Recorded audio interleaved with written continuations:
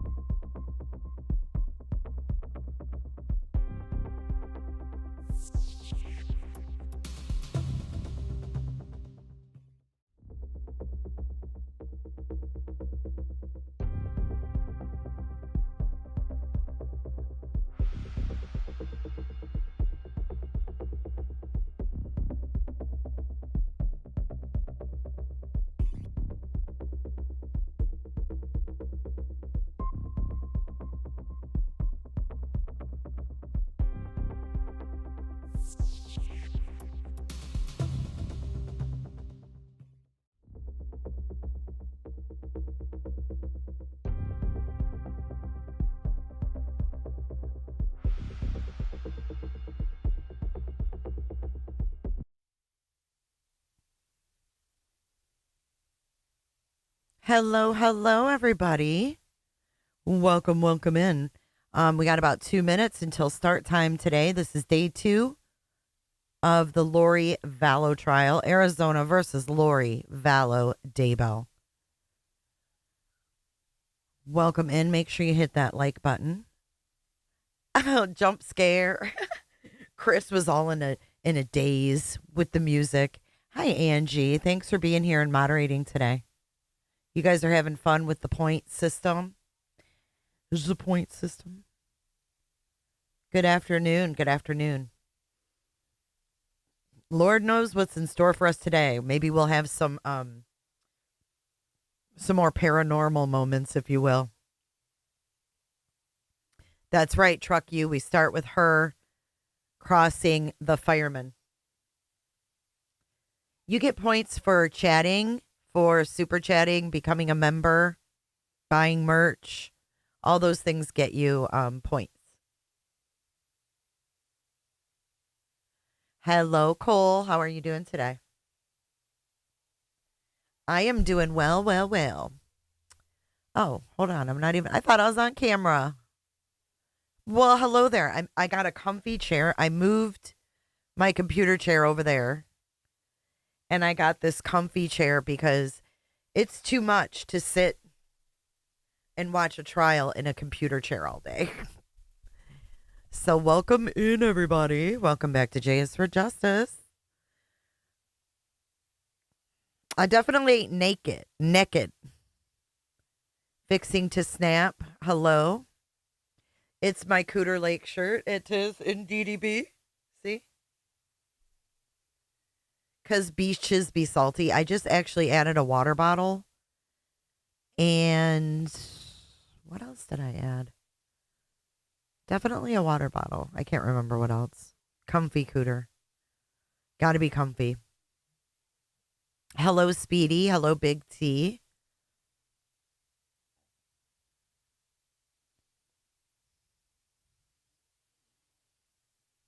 Do I need to refresh this? Did you guys see that the mob crew said I had no soul? No, I guess we're still waiting for the feed to begin. He said that. He said that in his latest stream. Hey, Jenny. I appreciate you being here. Oh, the shepherd's pie was amazing. Thank you. Your pizza was good. Oh, it's just through Streamlabs, Snazzy. You got your Cooter shirt? You love it, Katie baby? It's the softest tea. I love my Cooter Lake tea. It is. They are soft and comfy. What happened, Court TV? Look at our first paranormal moment. Video removed by the uploader? What the hell is going on? You guys. Pink. Thank you for Pink Cooter Cup. Has purchased the Cooter Lake mug. Thanks, Jay. Been a lurker for years and was a member during and after Summer Wells. Then life happened and I'm lurking. Thanks for your honesty in your streams, girl. Aw, thank you. What in the world just happened there? Go to Law and Crime. Okay, at least Law and Crime is working. Oh, there we go. God almighty. I don't know what's up, but here we are. We're on Law and Grime. Hey, Megan.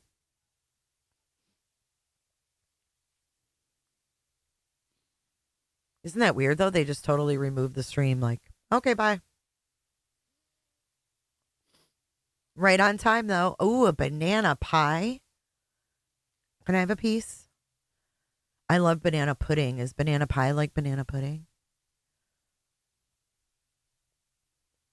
We're still muted.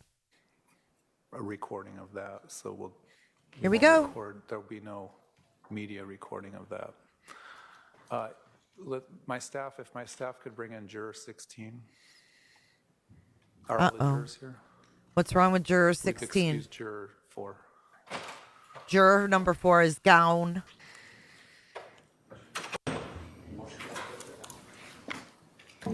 He wants number 16. I love banana pudding.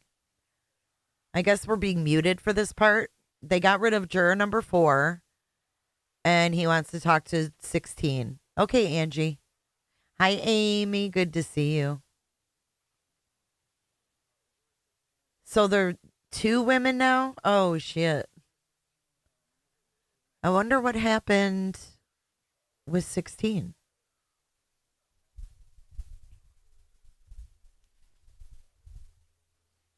I'm all cozy today. Comfy and cozy. I don't know what happened to 4 either, and they're not letting us, the public, hear that. So they've muted us. I don't know, Tempest. They do it. We don't see her come in. We don't see her leave. Oh, 16 is that makes sense.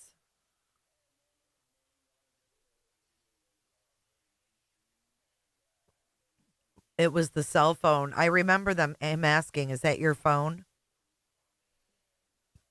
Hi, Sherry Rollins.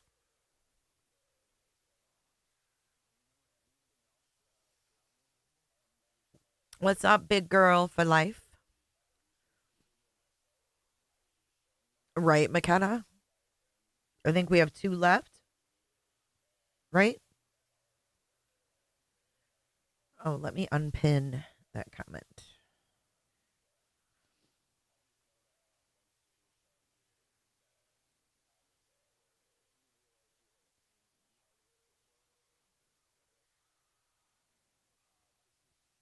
I wonder how long this is going to take. Angie B still has a sick child.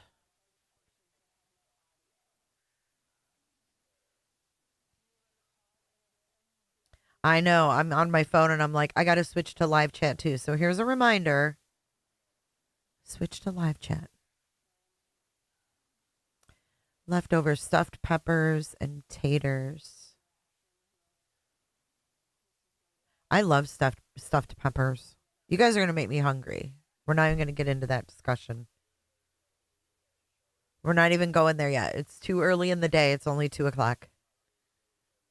Brendan, that might have been jury number 15 with the phone. Sherry, you missed Lori's opening statements in day 1. I'm not taking the bait, Music City. I'm not doing it. Not doing it.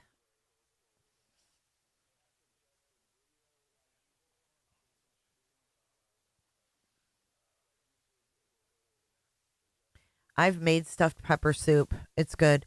It's a lot easier to make than stuffed peppers themselves. What's up, hurdy-gurdy? Everybody come on in. Get comfortable. We're about to start. Actually, we did start, but they're handling some housekeeping, if you will. I just had salad, mostly fruit and raspberry. I love raspberry vinaigrette. I had to order Easter eggs for the classrooms. Totally forgotten about that. It's creeping up. It's creeping up on us. Easter's on 4/20 this year, though. Did you know that? Random fun fact.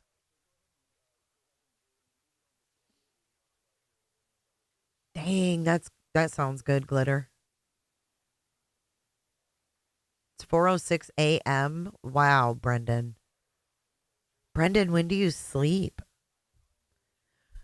When do you sleep, Brendan? Heather says there's going to be lots of green grass in her basket this year. 420 is my grandbaby's 3rd birthday. That's cool. Happy 3rd birthday. May order Chinese. Oh, man. 420 is my wife's birthday. That's awesome. Listen, hey, Crimeology. I haven't been able to eat Chinese. Gosh, Chinese was one of my favorite things.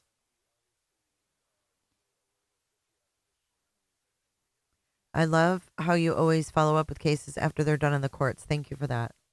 You're welcome, Jackie. I actually would love to go over some Sarah Boone stuff if we ever have like downtime. Because there is, I think it's Tanika's 10 cents or Tanika. I don't know her channel. I'm going to have to look it up. Tanika's 20 cents. Anyways, she's got lots of Sarah Boone follow-up, y'all. Tanika's 2 cents. Tanika's 2 cents. She has done awesome on the Sarah Boone. She's got text messages. Do you guys watch her? With this crazy, there's never die. No, we never have doubt. Diane.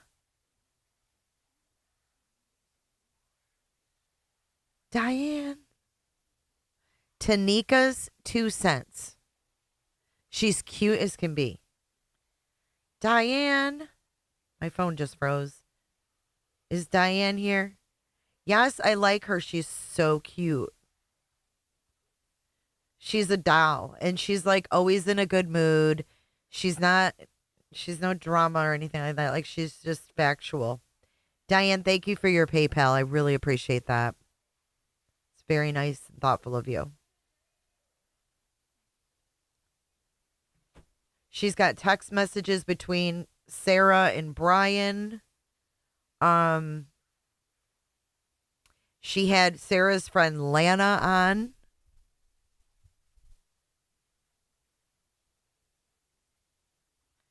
Okay, so then there's something going on with Sarah Boone and her husband and their alimony. So Sarah Boone is taking Brian Boone to court for $70K. She covers that. She's got her commissary, all kinds of shit. Like, she goes deep into Sarah Boone. So, check her out if you get a moment. We are back. It looks like we're about to start.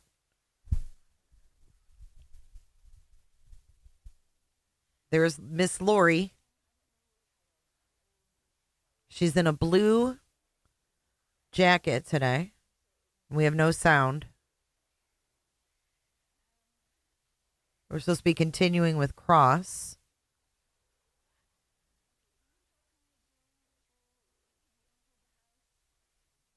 What? There we go. Walked into the house, proceeded forward, saw a patient on the floor to the right, proceeded to the patient to start an assessment and evaluation. And then Captain Kellar had already come in.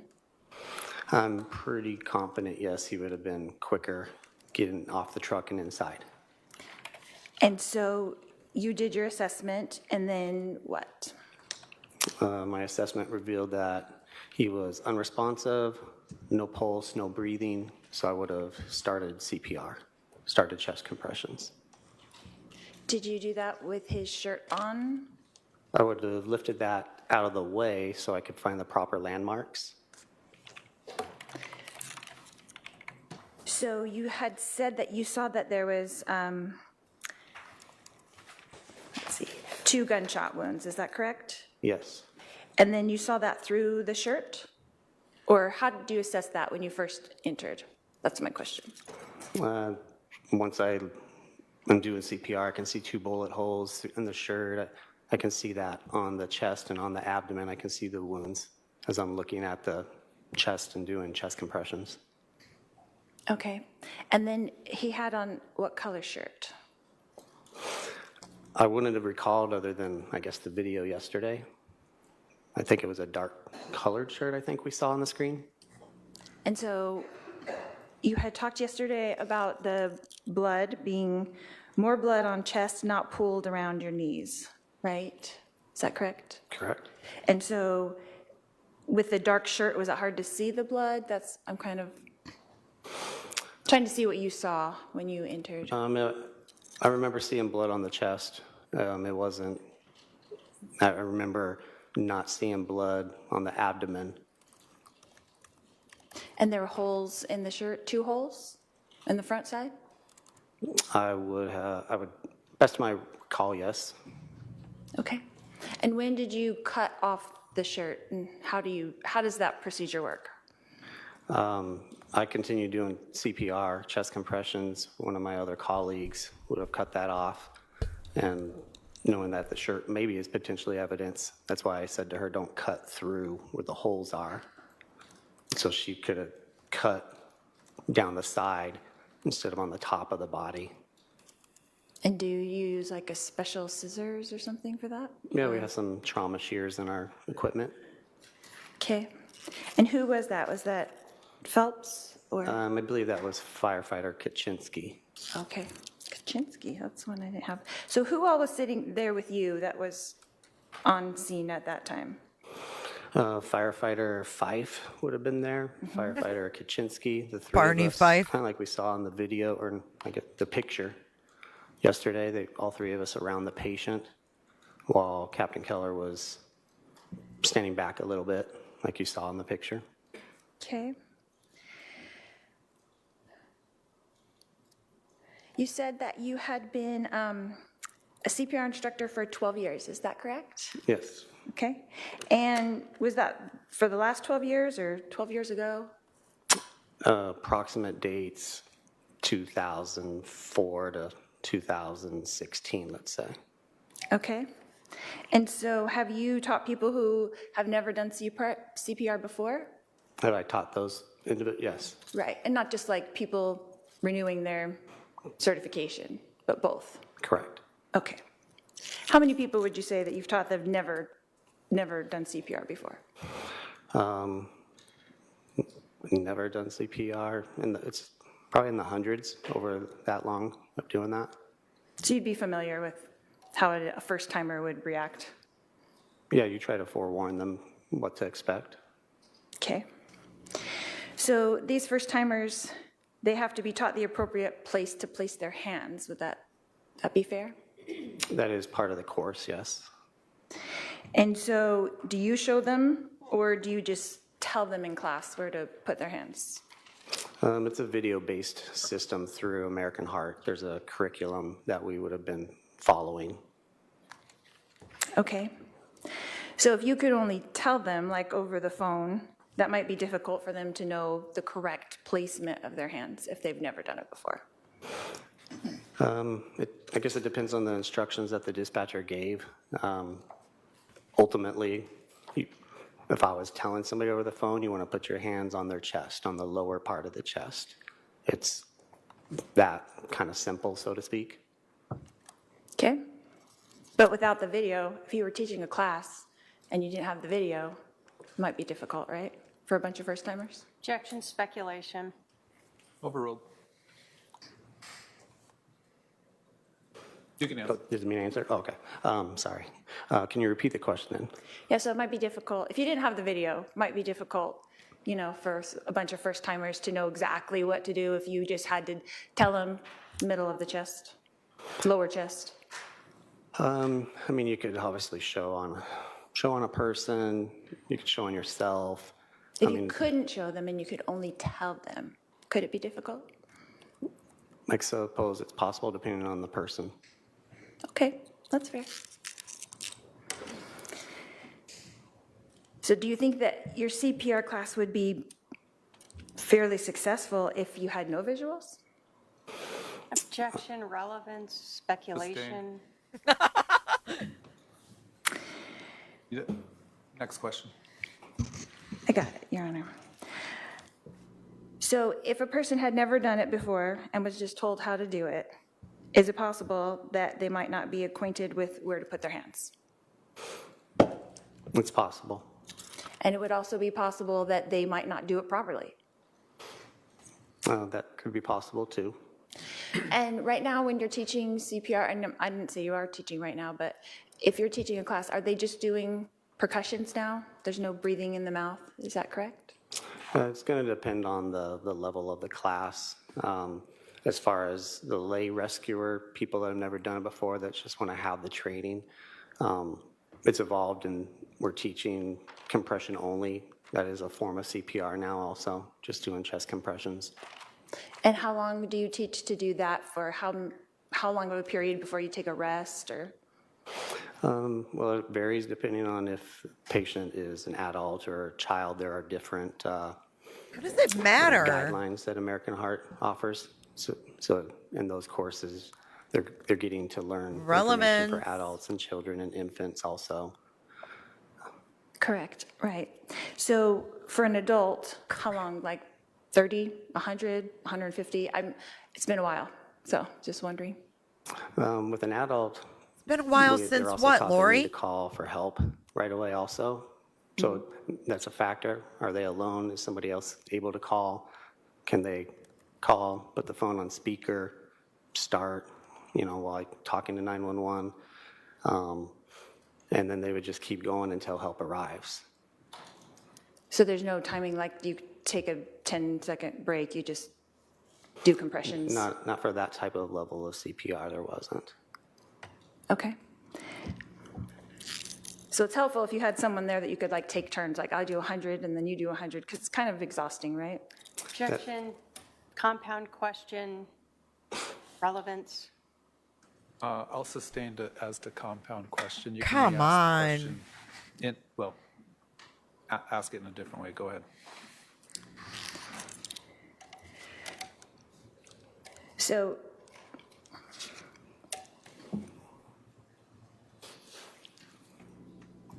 how long did you administer the CPR before you did the flip over? How long do you think that was? Before we rolled him to look at the back, is that what you're? Correct. Yes, that's correct. The flip of? I would estimate maybe up to a minute. Okay. And then were you counting compressions? Is that what you were doing during that time, or do you not count? You just do it for a certain amount of time? I don't recall if I was counting. I mean, I was doing the chest compressions while waiting for the rest of the team to arrive and for us to continue assessing, see if we were going to continue to work the patient and utilize more equipment. And there were 3 of you there? 4 total, but 3 by the patient. Okay. And then you could take turns, right? Like trade off if you needed to? If we needed to, yes. So that'd be a lot easier than when you're just there by yourself. Would you agree? Yes. Okay. Good Lord. And do you know how long,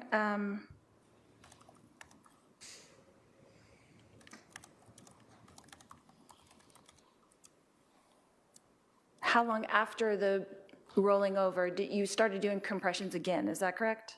Yes. That's what I had. Yes, I believe so. And how long did you do that for? I would estimate maybe upwards of another minute. So maybe 2 minutes total? During that sequence, yes. And was there another sequence? At some point, we would have stopped doing chest compressions so we could evaluate the heart rhythm.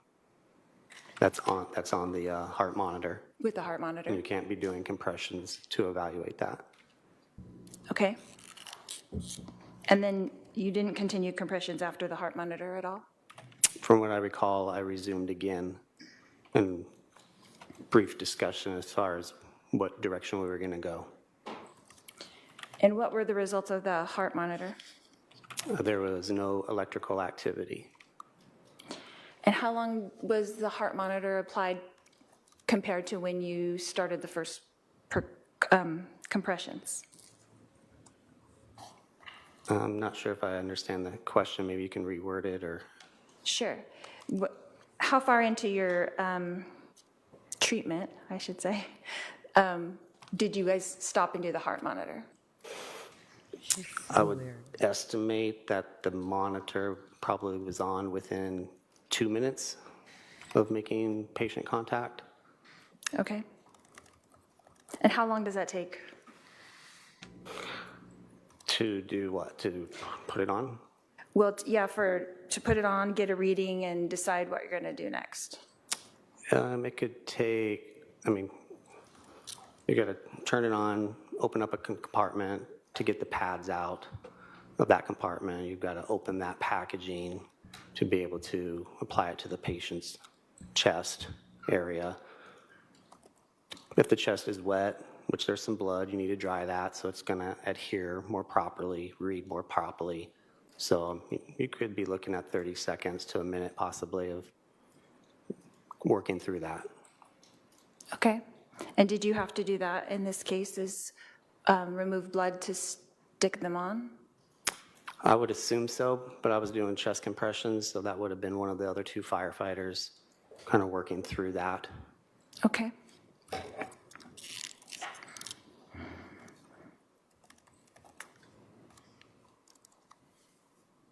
So I understand correctly, you said when you rolled him over, did you cut the shirt in the back also to see the exit wounds? Is that? No, we only had to cut the shirt one time. That was when he was still laying on his back.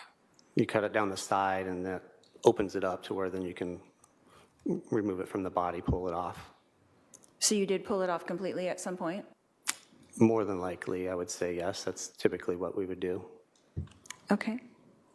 But you don't remember if you did that in this case? I know that I didn't do that He's because I was doing smacking. chest compressions, so I would assume one of my colleagues did that completely. That's typically what we do.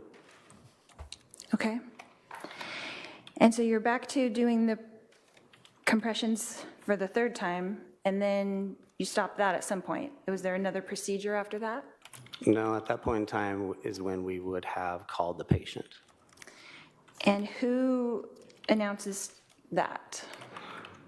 Ultimately, I remember our captain, since he's in charge of the crew, would be considered the lead medic. He has the most experience. He's also charting the call, kind of running it, kind of made that final decision.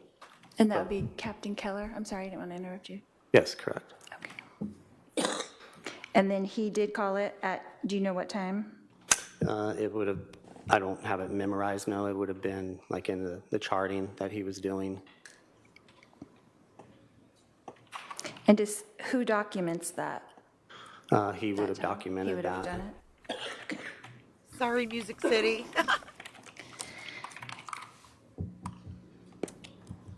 He's got something in his mouth, I think. In preparation for your testimony here today, did you review the 911 call at all? No, not in preparation for today. Not the actual audio, no. No. No, not today, not for this. What She did was you a review hairdresser in for Houston, today? Texas. I was able to look at the incident times were dispatched by Phoenix Fire Department. Uh-oh. What just happened? Are you kidding? At the incident times were dispatched by Phoenix Fire Department. I was able to look at the paper Oh, documentation. thank God. Does that chart consist of? There would be scene times, date, time, address, patient information, name, address, maybe medical history, things that we, a narrative of what we discovered, what we've done, treatments that we've done. The heart rhythm from the monitor gets attached to it.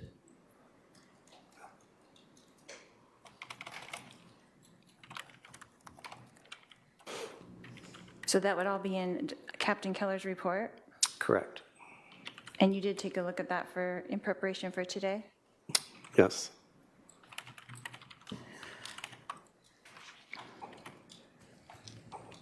And did you write a report regarding this incident? No. You don't have to document anything? Just one person documents the call. So for all of the people that were there from fire? Correct. Okay. So that's the total report, is you just give your input to him and he puts it into the report? Correct. And that's the same for the other two firefighters that were along with you? That's correct. Okay. So they don't have their own individual reports as well? No. Okay. And She is so annoying. what time were you dismissed from the scene? I mean, we probably only remained an additional 5 to 10 minutes. The chart would have that time. I don't necessarily have it by memory. So how long were you at the scene total? Like, If I had to estimate without looking at it, I would say approximately 20, 25 minutes. okay.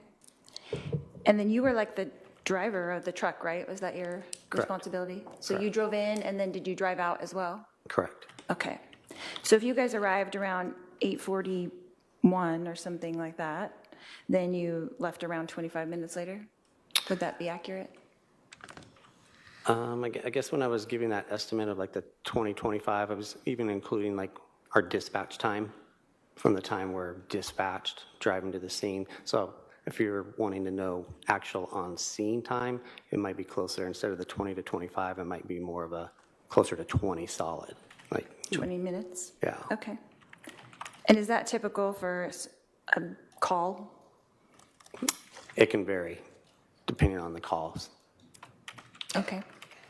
So what other things did you do in that 20 minutes besides administer to the patient?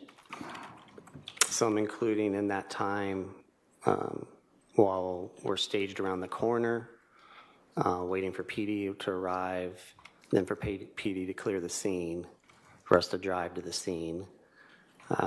There's the time with the patient, and then there's going to be the cleanup afterwards. Removing our equipment, going outside, maybe the equipment needs to be cleaned, restocked, ready for another call, so when we drive away, we're ready to respond to another emergency, and then drive away. Okay. So when you were done with the patient and you were going through that procedure of cleaning, were you in the house or did you exit the house? We'll remove all of our stuff, and we'll go outside, typically to the front bumper of the fire truck. And then what do you do?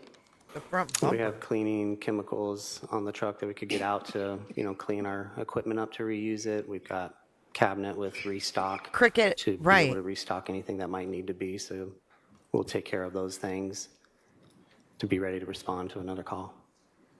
Okay. And while you were out front, did you see Alex on the curb? I did see somebody on the curb, or I don't remember if he was on the curb or standing, but I remember seeing somebody with an officer or officers. I don't recall how many people might have been together. Okay. And did you converse with those officers at all during that time? I don't believe so. I don't really remember conversing with any officers on scene. That would have been more Captain Kellar, charting, documenting, kind of getting information from them. He would be able to answer that question. Okay. So did you,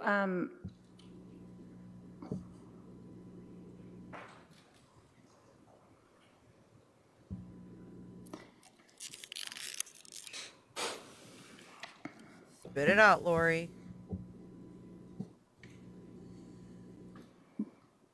was anybody in firefighting on your team, the four of you that were there, was anyone asked to take a look at Alex?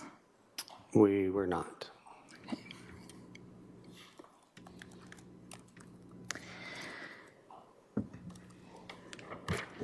Let's see. Have you spoken to the media about this case? Can I object? Relevance? Thank you. What's Finally. the relevance? What is the relevance, Your Honor? Yeah.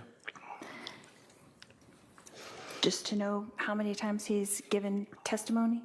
Your Honor, I'm Right, going I'm gonna to, maybe we can hold on. sidebar. Yeah, I don't want to, all right, let's go on sidebar. Sidebar time. BP time for us. Sidebar time for them. They need to get to the bottom of what is the relevance here. Oh, look at the blonde prosecutor. Her head's just swinging around. Come on, Lori. Get it together. Let's watch the prosecutor. She she looks spicy today. She's like, "Can we just have a sidebar?" Done with this lady.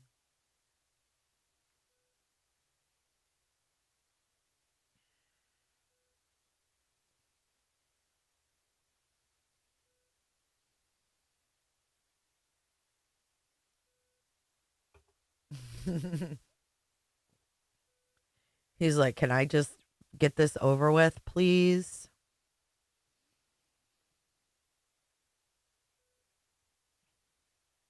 No, I guess because of her, she stays at the thing. So they have headsets for sidebars.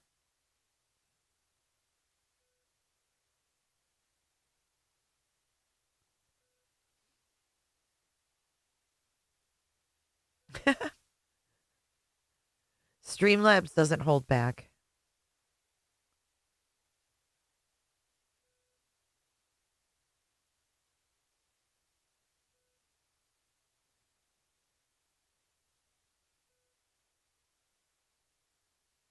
Oh, she definitely loves attention. I wish they'd show them, though. Heather, thank you for gifting a membership. Jenna, welcome in. Welcome aboard. For making it happen. I want to say thank you for making it happen. Thank you.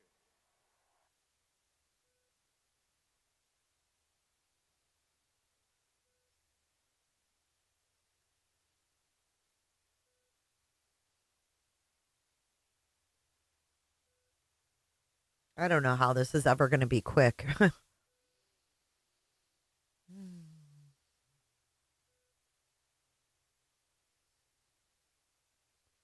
The tone of her objection.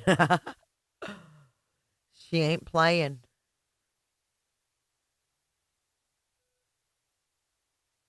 No, he doesn't want to be there. And this is just delaying things. Look at him. He's like, damn. She only wants to talk to me because I wear a uniform. Speaking of which, I'm doing my grocery shopping. So have you guys ever had the soft baked Nutty Buddy cream pies?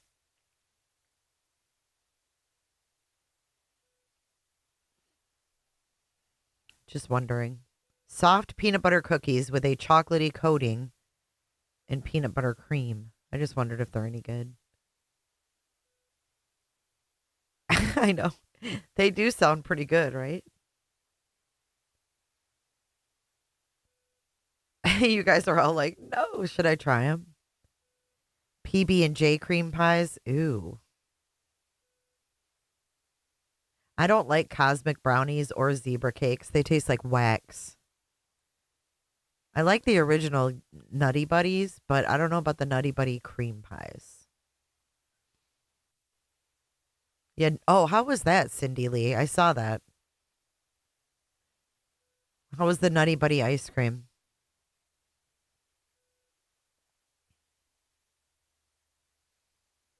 They have them at Walmart.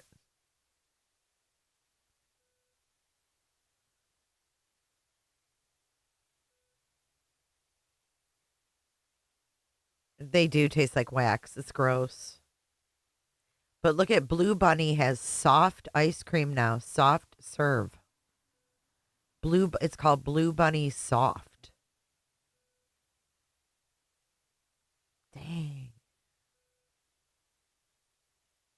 They have Blue Bunny soft vanilla and chocolate. Zebra cake ice cream. Ugh, it's probably got that zebra wax in it. No, I do not like cheese. that much. Blue Bunny soft. It actually looks like soft serve in a thing. You've had it, Kimberly? I've had the soft serve. It's just more air in it. They do, Betsy. I'm with you. It's nasty. And then imagine it frozen in ice cream. Blit. It'd be even more waxy once it's frozen. Star Crunch. Ugh, I don't like those either. I don't like any of that because the chocolate's so gross. It melts fast. I'll probably like it because I usually let my ice cream sit on the counter.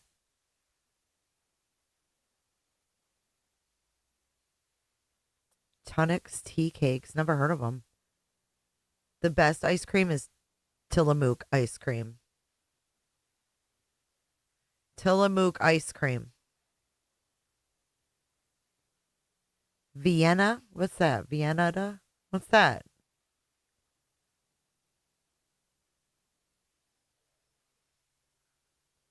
Do we heat up our moon pies? Heather, I don't eat moon pies, but no, I've never heard of them heated up.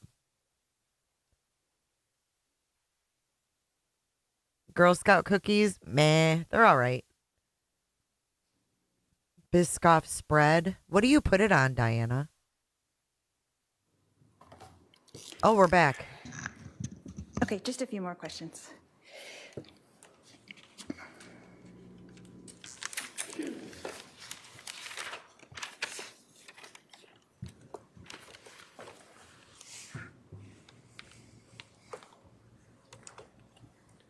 I didn't know you were supposed to microwave moon pies. Weird. Y'all crazy. Just Mr. over here Cadden, buying junk food.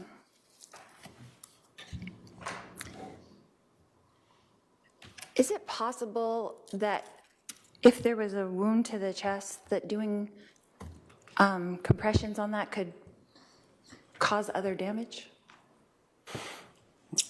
I suppose it's possible, but ultimately it doesn't matter. If the heart isn't beating, it's what you got to do. It's the appropriate treatment. So would a common person who doesn't know how to do CPR maybe hesitate about pushing on a bullet wound? Objection, speculation. Sustained. But you wouldn't. Can you repeat the question? You wouldn't hesitate to push on the bullet wound if the heart was stopped? No, I wouldn't. And you would have to assess if the heart was stopped in order to do that? Yes, you would check a pulse like we did. We would, use our equipment like we did. Okay.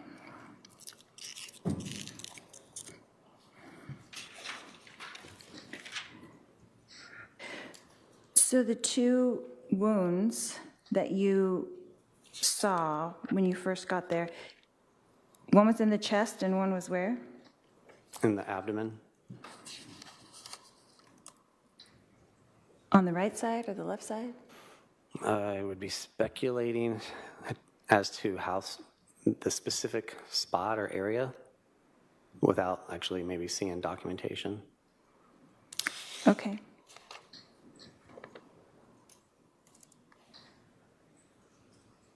And can you tell me about I think there's a word for it, but I'm sorry, I can't remember what it was.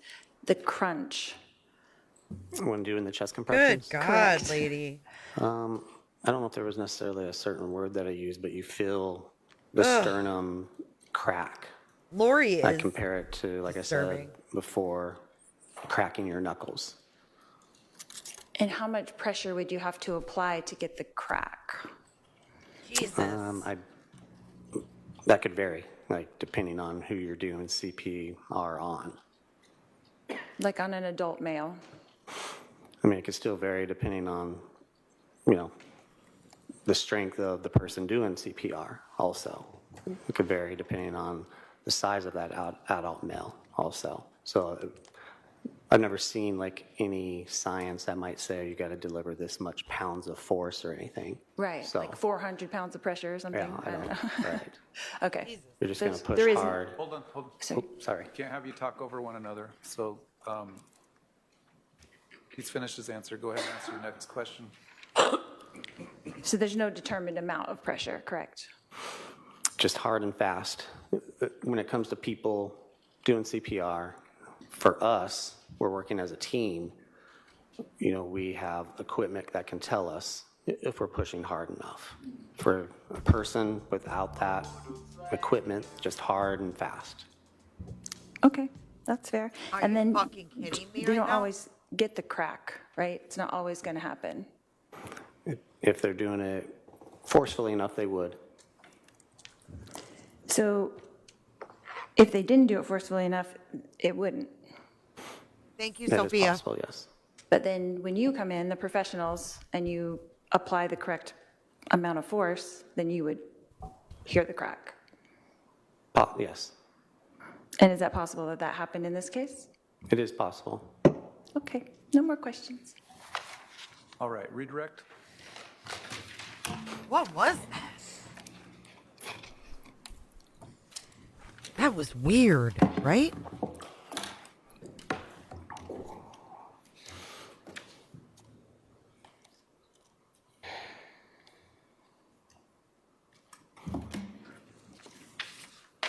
Does 911 have to regularly instruct people on how to perform CPR? I don't know if I can answer that since I don't, do that since I'm not 911. Have you regularly heard while listening to a radio, 911, instructing people on how to do CPR? We have had PTI information when we're responding to a call that will tell us that they are either performing CPR or being instructed to. So you've seen in the past that 911 is prepared to handle individuals who may not know how to perform CPR. Yes, And that's to help try to keep the patient's blood Hey, moving Spitfire. while you're en route. correct. You were asked a lot about trading off and other people doing compressions. At this scene with this patient, Charles Vallow, did you ever trade off and have someone else do the CPR compressions? No, You were the only one doing the CPR compressions. yes,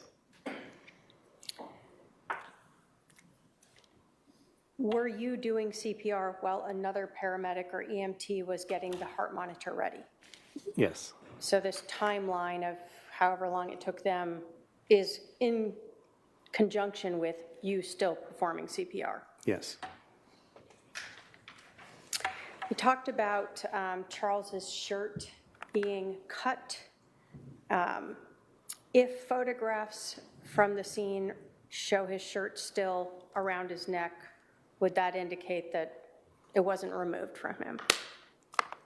after the cutting, Yeah, so if police, let me ask you this. When you guys are done and he's called deceased, do you put his clothing back on or modify him in any way? no, we would just take our equipment that's necessary to take. So if his shirt was still around his neck, then that's how it would have been left. Correct.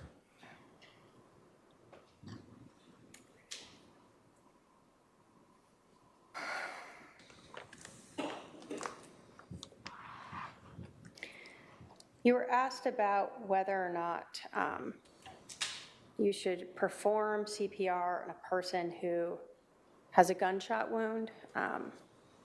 Is there any reason why a person with a gunshot wound would not need to have blood circulating through their body to bring oxygen versus some other type of injury?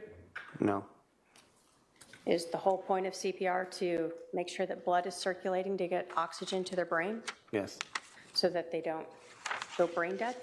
yes, And you said that ultimately it wouldn't matter if you cause more injuries because if they're brain dead, who cares, right? correct.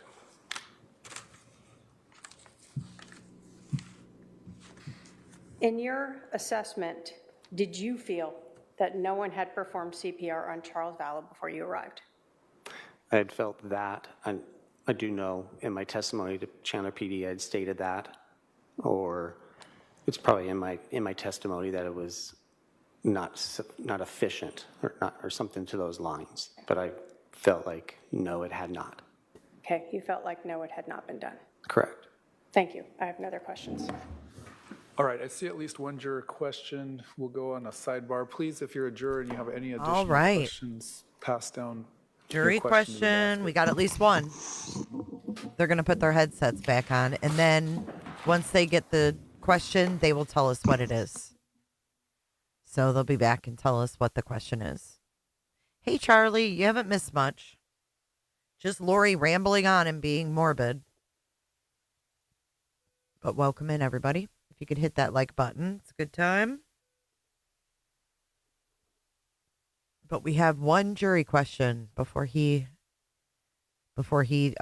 steps down. Welcome in, Agent.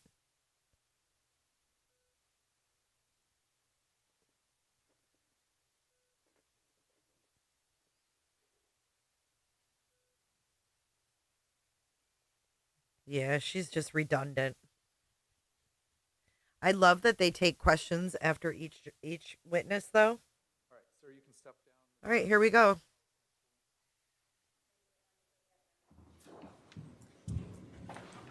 Did they ask it, or what happened?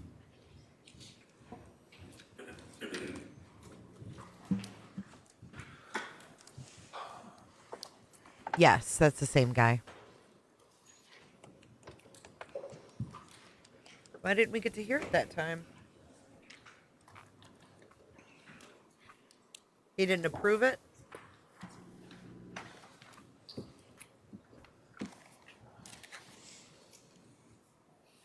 Judge likely ruled it was already answered. All right, who's going to be up next? The insurance person. We've got the life insurance person. Probably more cops. State calls Kent Kellar. All right, sir, you're going to come on up here. Kent Kellar. You're going to stand right here and be sworn in.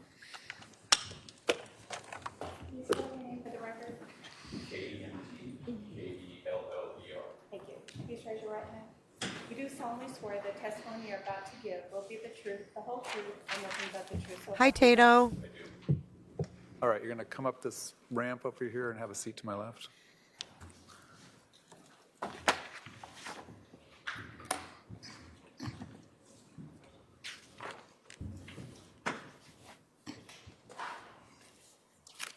Go ahead. Thank you. Sir, would you please introduce yourself to the jury? My name is Kent Kellar. I'm a recently retired captain with Chandler Fire Department. Another When did you fireman. retire? April of 2022.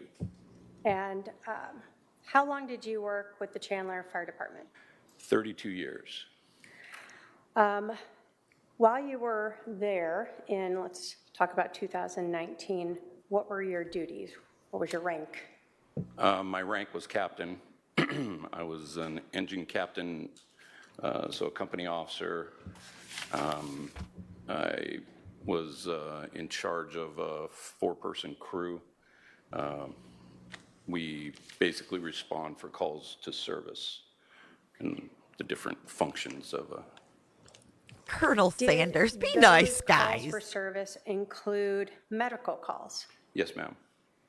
Did you have any training in the area of, I guess, medical treatment yourself?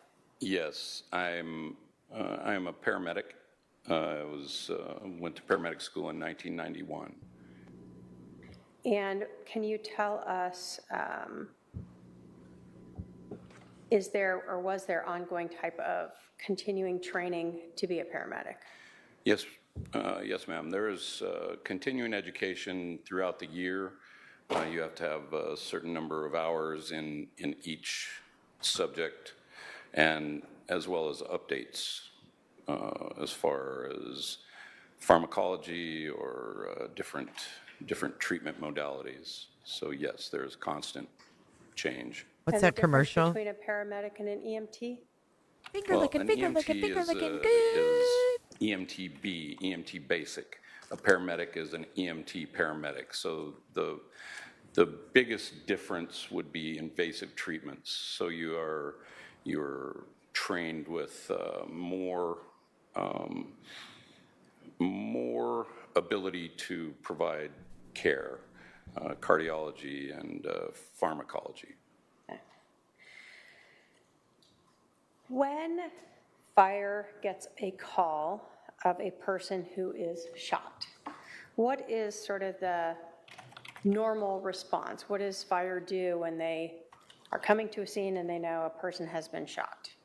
Well, what they normally would do is you get the dispatch, you look on a map, you route yourself in, and then you would determine a safe place to stage while the scene is secured by PD. Okay. And then how do you learn that the scene is secure? In Chandler, anyway, we have interagency communication. So you're on the radio both with Phoenix Dispatch and Chandler PD, direct car to car or to Chandler PD Dispatch. So you're actually then told by Chandler Police that it's secure and you can come in? Yes, ma'am. They will give you a scene safe or code 4 and cop talk. Get it, Jenna? When you arrive on scene as the captain, what is your role when you get there? My role is scene safety, primary scene safety. That's rule number 1 in everything that we do. And in other words, as I arrive on scene, I'm going to make sure with PD that there are no more threats for our crew and get direction to where we need to do treatment. When you have this team of 4, how do you determine who does what? Well, I mean, that's individual crew training, and some crews might have specific jobs. Ours is more of a fill and flow. As you come to, I guess I should say, one person is charting, one person is going to be the paramedic in charge of the call. So he's running the call. His job is bigger picture. And then that'll leave 3 people for hands-on treatment until a 2-person rescue would arrive, an ambulance would arrive to help, if that were the case. Does fire ever respond to a scene and then advise that a person is deceased? Certainly. And if fire responds, determines a person is deceased, and this is potentially a crime scene, what does fire do at that point? Well, fire then would pick up their gear and leave without disturbing that scene as much as possible. I mean, we have gear, we spread out our gear. When we get to a patient, you know, we have monitors and drug boxes and trauma treatment boxes. So as soon as it's determined that the patient is not viable, then you would pick up that gear and leave the scene. What you don't want to do is interfere with any investigation going forward. And even when you are working on a person, are you trying to limit impacting the scene itself to the best of your ability? Yes, our job would be to determine if treatment is necessary and then do that treatment regardless. But yes, what I should do, what the captain or whoever that paramedic should do that has the larger picture would be to try and minimize any disturbing of the scene. But obviously, taking care of the patient is the primary focus, even if that causes the scene to be disturbed. Yes, ma'am. Were you working on July 11th of 2019 around 8:30 in the morning? Yes. Do you recall responding to a shooting at 5531 South Four Peaks in Chandler? Yes. When you responded or first went to the scene, did you guys stage like we've discussed? Yes, ma'am. And you advised that you're being provided information from two different sources? Yes, our primary source is Phoenix Dispatch. But yes, you are able to monitor Chandler PD as well. Is Phoenix Dispatch 911? Yes, ma'am. Okay. So you're getting what's coming in from 911. Are they relaying information to you? Yes. Are things like whether or not the patient is receiving CPR something that is very relevant to you? Yes. In this case, did you receive any information regarding that? Yes. We were told that CPR instruction had been given and CPR was in progress. Does 911, in your experience in over 30 years, are they able to provide instruction for lay people who may not know how to do 911 or not know how to do CPR compressions?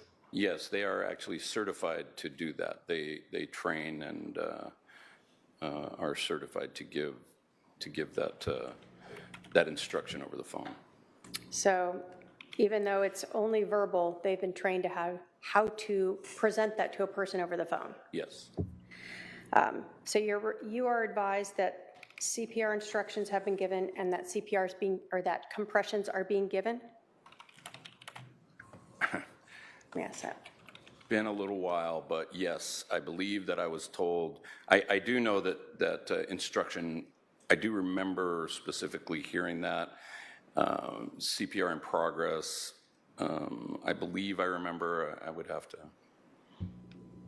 But definitely the CPR instructions had been given. Does knowing that a person has been receiving CPR impact the way you view a patient when you enter a scene? Yes. How? Well, because it would make the patient more viable. If adequate CPR were given prior to our arrival, then you would hope that good CPR was given and that oxygenated blood was being pushed around the body, which would mean that make the patient more viable at that point. When you go to a scene where you believe CPR is given,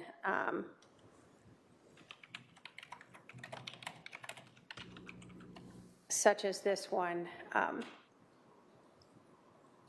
was that one of the things, I guess, that was part of your decision-making as you are assessing this patient? Yes. Can you talk to us about when you entered this residence, what do you recall? When I entered the residence, I recall thinking that the house seemed empty, like it was either being moved into or moved out of. So there was no furniture or anything. We had a clear path to where the patient was. And I remember thinking that there's very little in this room other than the patient. Okay. Did you notice at any point some items around the patient? The only thing I remember being around the patient was a baseball bat and a ball cap. And do you recall at this point where those items were in relation to him? Yes, I believe the baseball bat would have been on the patient's right and the ball cap above him somewhere in the room. I think the baseball bat was against a wall on his right. Do you recall ever seeing a bullet near the victim? Once we started assessing, I did see a bullet, a spent round on the floor. So that's sort of a little bit into, you're in the Yes, ma'am. scene, Yes. wasn't something you initially recognized? No, no. While you're in there, was there any officers in the room with you or inside the house? There was at least one officer still clearing the house, I believe, or at least going through the house. I only recall for sure one officer being interior. Can you describe for us how the patient, how Charles was laying when you first observed him? Yes, ma'am. He was laying supine. He was laying on his back. As we entered, his head was towards us, so geographically, I think north.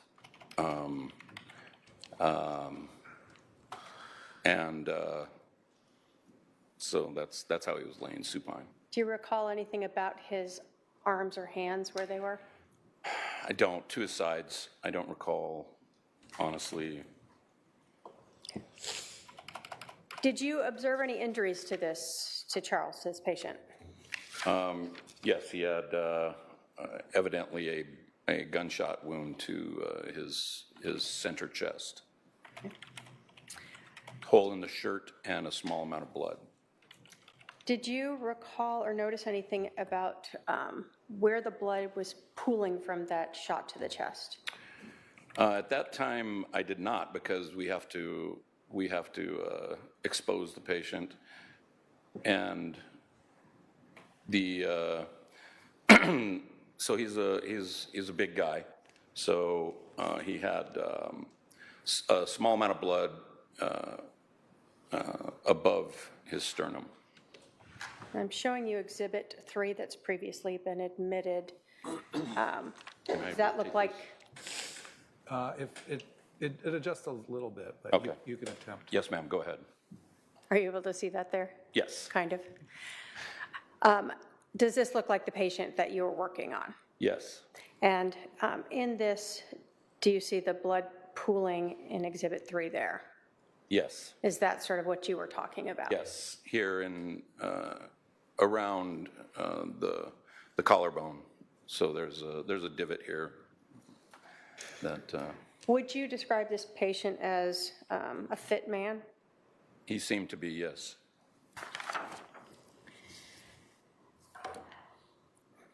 When you saw that pooling like that, did that stand out to you or seem at all impactful in your decision of whether or not CPR had been given prior to your arrival?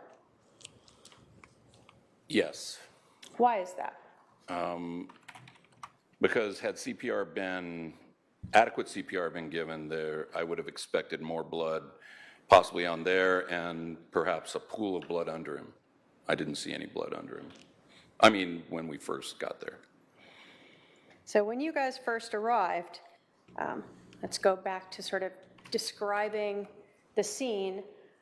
You said that you didn't notice any blood pooling under him. I did not. And is that something that you guys are cognizant of since you're going to have to get down and around him? Yes, but we're more cognizant of it because it would indicate an exit wound.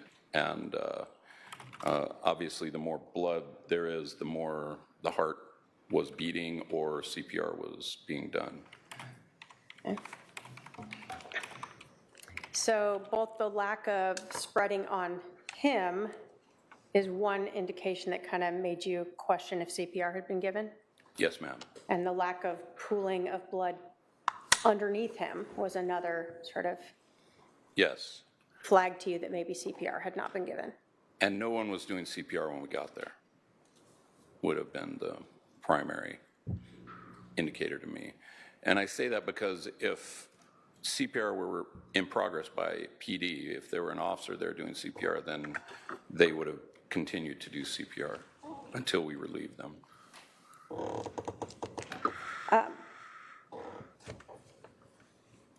If a person is shot and deceased, and you start giving them compressions, can you still push blood out of those wounds?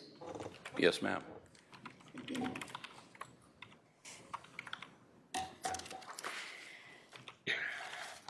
Now, at some point when fire arrives and they are assessing a patient, do they, I'm going to put up Exhibit 4 here, do you need to try to remove any garments that might be around those potential gunshot wounds?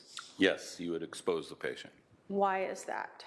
Well, because you don't know for sure how many gunshots there are. You check for exit wounds.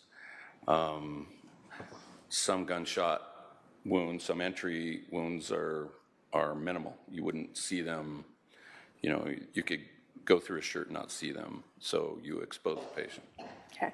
I have Exhibit 4 up here from body cam from a officer that's previously been admitted. Do you recognize who these people are and where this is? Yes, ma'am. And is this you? It is. So in this case, at some point, was Charles's shirt cut in any way to allow access to those gunshot wounds? That would be the norm. Is at this point they would be cutting his shirt. Do you recall from this scene how many gunshot wounds you observed to the front of Mr. Vallow? I believe 2. Okay.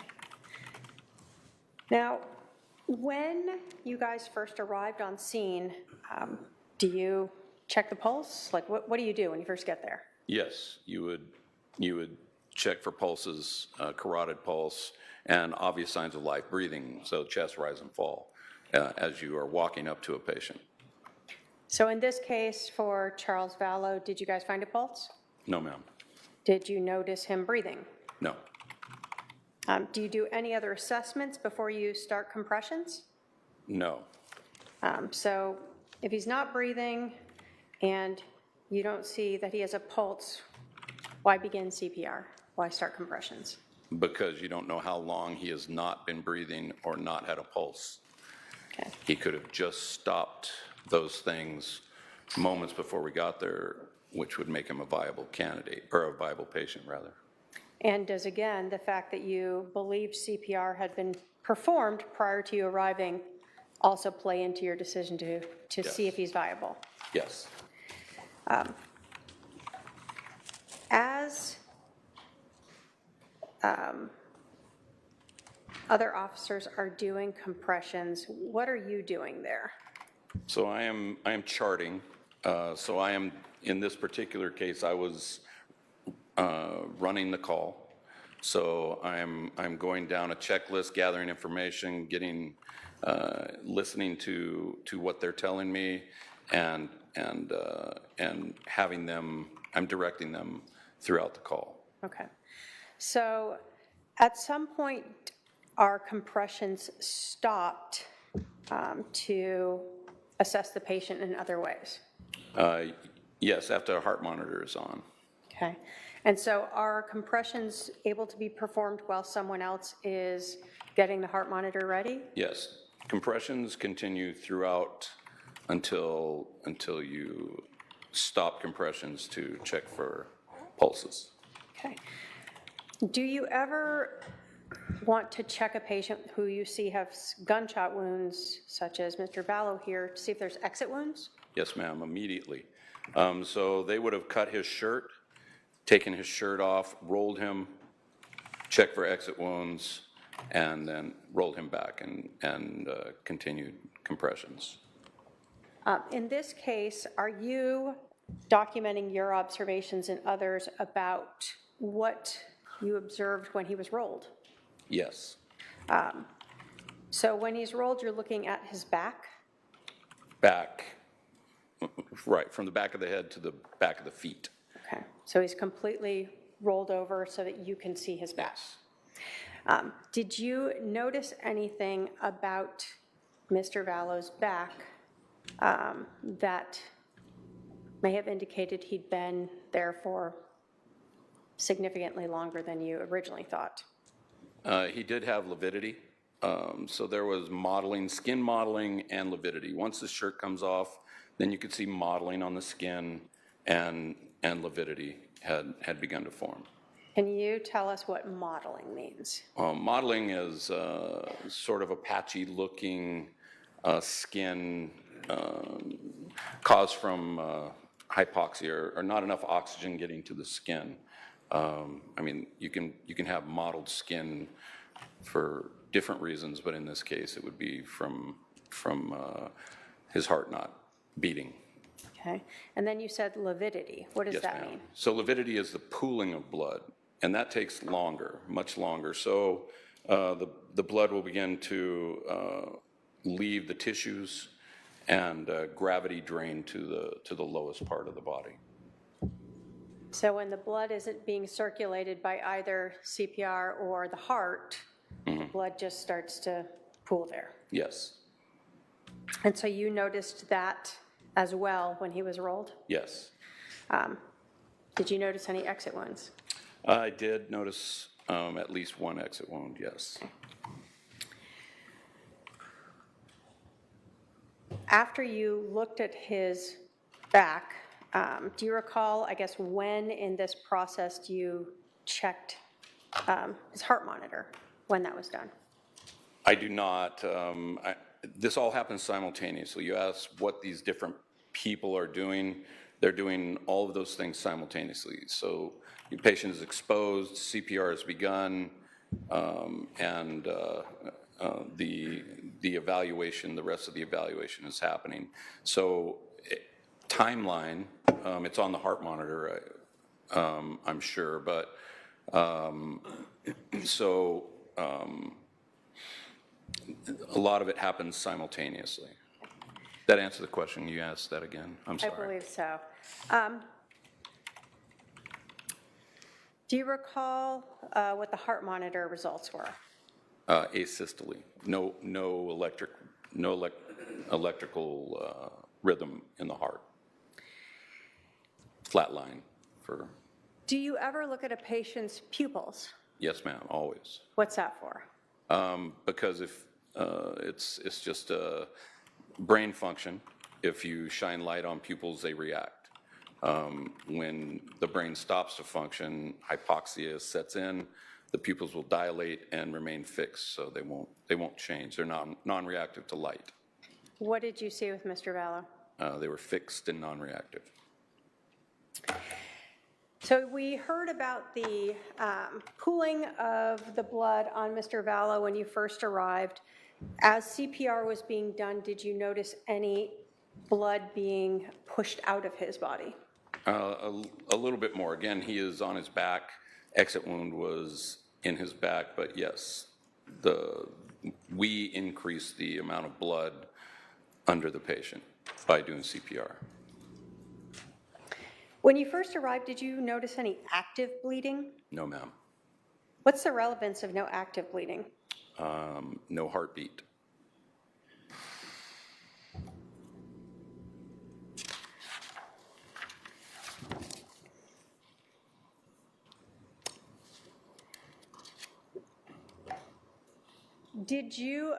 Were you advised of Scott Cowden's information about when he started CPR, hearing the crunch, or feeling, I guess, the crunch of him performing CPR? Was I advised of it? Yeah, did he let you know that? No, but that would be expected. And is that expected if CPR hadn't been performed? No, not adequately. Again, big guy, so that the sternum will, the cartilage holding the sternum to the ribs breaks. It gives way, so, and that actually makes CPR much easier. In this case, you came in, he wasn't breathing, he was pulseless, his pupils were dilated, the heart monitor said there was no activity, correct? When you looked at his back, you noticed both modeling which meant that the blood wasn't moving through his body? Yes, and modeling was on the front as well. Okay. So as that blood pools, so it leaves the tissue, you know, that's gonna hasten the modeling part of it, so. So you noticed that when the shirt was then cut and Yes. he was exposed? Yes. As well as when he was rolled? Yes, And then you also noticed on the back the lividity of the blood pooling there? yes, When you, I guess, obtained all of that information, did you end life-saving measures? yes. Who decides to end life-saving measures? I do, as well as the rest of the crew. So Scott Cowden is also a paramedic, and he concurred. So then we call that in, and we cease life-saving function, or attempts rather. When you cease life-saving measures at a scene where someone's been shot and is now deceased at the scene, do you leave sort of any attached medical devices with him? Well, as little as possible. So what would have been left on him would have been defibrillator pads, probably EKG electrodes, and probably a CPR puck. Okay. Now, when you arrived on scene or when you were exiting, did you ever notice any male outside that might have been with some police officers? Oh, a person? Yeah. Yes. One person, one male. And did you notice him when you arrived or when you left? Well, when I arrived, my job in particular is to kind of get a larger overview of the scene. So I did notice a person talking with PD. And when you observed this person, did you notice anything that he appeared to be injured in any way? No. So no obvious injuries to you? No. If you had been asked to treat him, would you have? Of course. Did you see that same person outside when you left? Yes. And when you left, did you observe anything about him again that he appeared to be injured in any way? No. Did you ever see a female and a female teenager at the scene? Yes. Where did you see them? They were across the street from the house we were at. Do you see that person in the courtroom today? I see the adult, yes. Can you point her out and let us know what she's wearing? Dark blazer at the defendant's table. Dark clothes, I'm not sure what it is. Okay. State will ask the record to reflect the witness has identified the defendant. Mitchell?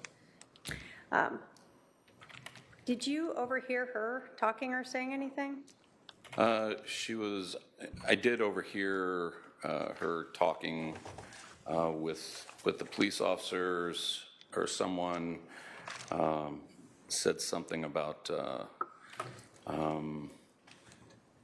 not getting invited to a pool party because of the commotion at the house or something, so. What? Did you have any formal interaction with her? No. When you sort of completed and left this scene, looking back and assessing it, based upon your training, your experience, what you observed, and what was done to Mr. Vallow at the scene, would you agree that Charles Vallow was dead before you entered the house? Yes. Based upon your training, your experience, what you observed, and what was done to Mr. Vallow, would you agree that it was highly unlikely that anyone had performed CPR on Charles Vallow prior to fire arriving? Yes. I have no other questions, Your Honor. All right, Cross.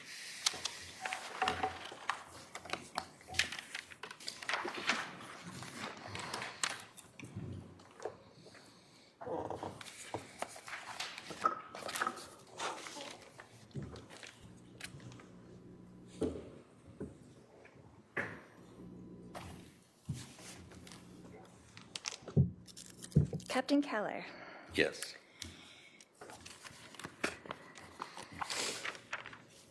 You were first on the scene?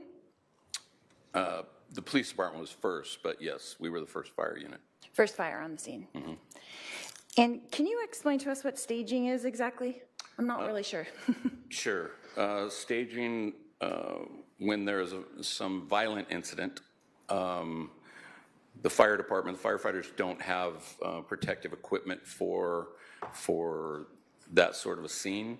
So we will go to a place where close to whatever the dispatched address is, that we would be a place of safety, but close so that as soon as the scene is made safe by the police department, then we would enter into the scene.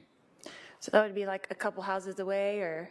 Could be a couple Really? houses, could be behind cover. In this case, it was gunshot was the call, so you want to make sure that you are a little ways away, you know, Okay. in case there was more gunshots. Right. So you parked somewhere on the street, but a couple houses down from the house, is that correct? Yes. Okay. And then part of that staging is you stay there until you get the all clear? Yes, until the police department says that it's safe to enter the scene. Okay. And you were wearing body cam that day? No, we don't wear body Oh, cam. you don't wear body cam? Okay. You were just that was a picture from you on the body cam? On one On of the someone police else's officers, body cam? yes. Okay. Okay. Do you use any instruments to obtain current body temperature? Do you guys have an instrument for that? No. No? Would that help you give a more approximate time of calling a time of death? It wouldn't help me. I'm not trained to do that, so we don't have that. It's not within our scope of practice to determine that. It's not part of paramedics training? No. Okay.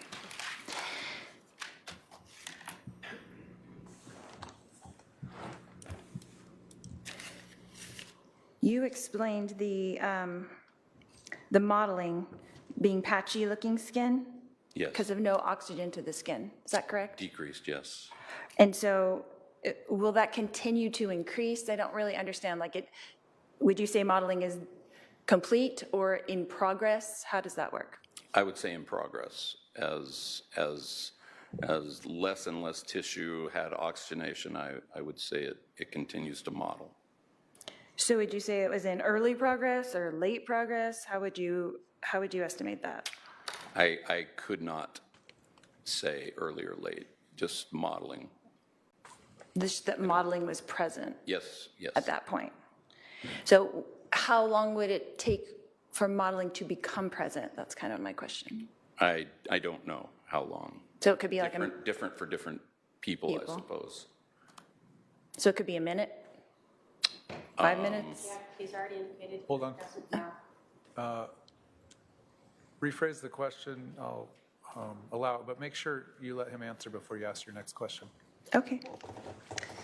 So it could be just a few minutes, possibly? Possibly. I don't know. Okay. And then lividity, you explained as a pooling of blood. The blood leaves the tissues and goes to the bottom. Is that correct? Yes, Okay. And you saw that as well? yes. And in your estimation, would that have happened soon? You know what oh, that's not a good question. In your estimation, that had begun? Yes. And was it advancing how far? He had lividity on the back of his torso, So does lividity, backs of his arms. start immediately after the heart stops? Is that what you were saying? I suppose it does. Okay. And if you were on any kind of medication, would that affect that as well? I couldn't say.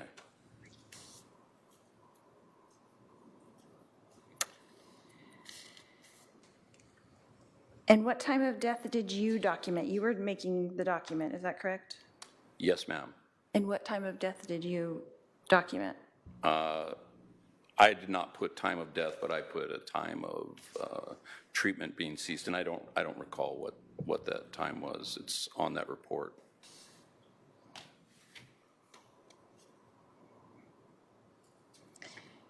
And you had stated that you were listening to dispatch on the radio, is that correct? Yes. So were you listening to the actual 911 operator speaking?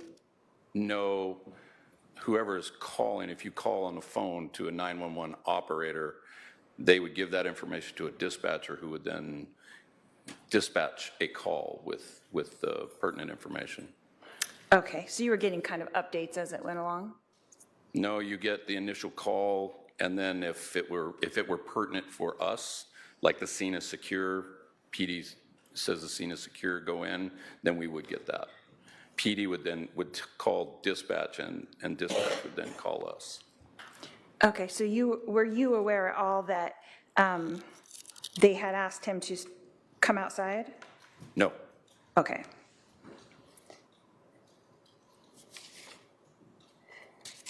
You just saw that he was outside, but you didn't know that the 911 operator had told him to come outside, is that correct?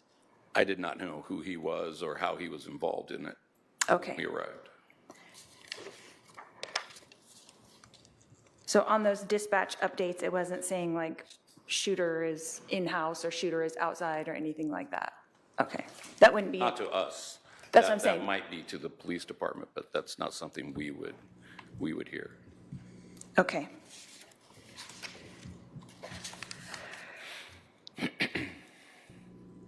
In this case, Captain Kellar, do you know for a fact that CPR had not been given? I do not know for a fact.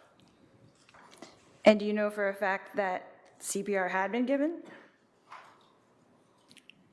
I know for a fact that we gave CPR. Prior to your coming in? No. No further questions? All right, redirect.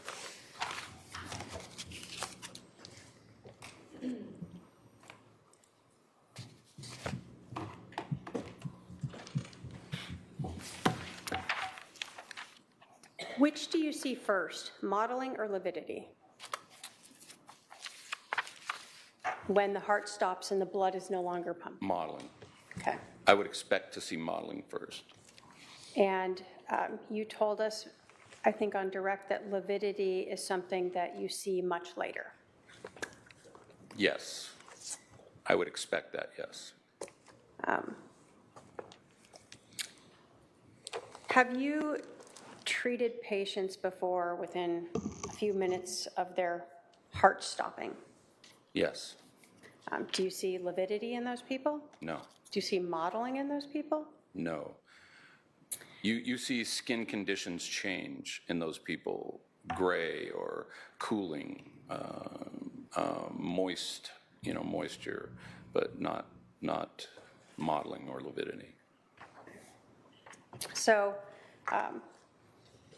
you're not here to tell us how long it takes for those to form, right? I don't know.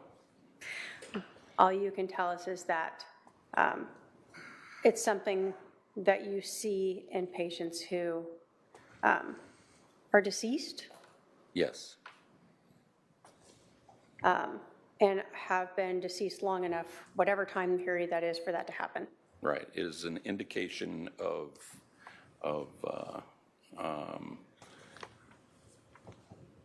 the patient no longer being a viable patient.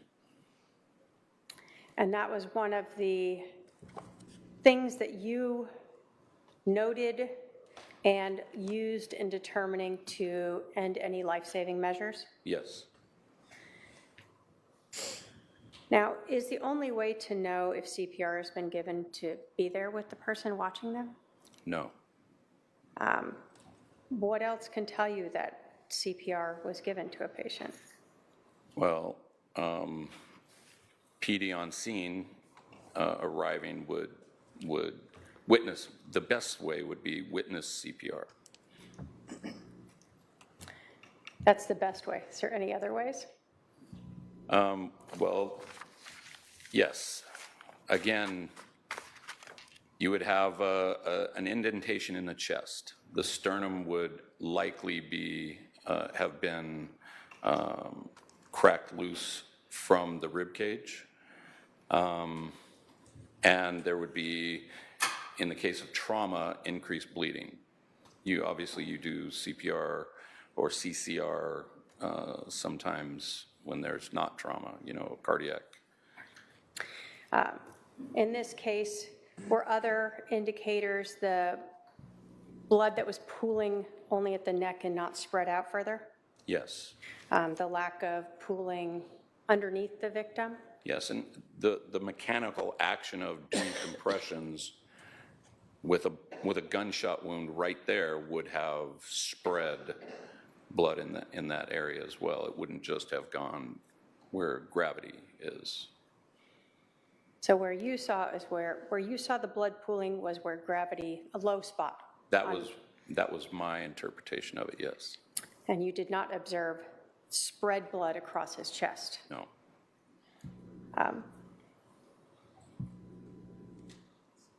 Would ongoing CPR movement of the blood through the body have also limited the modeling you may have seen?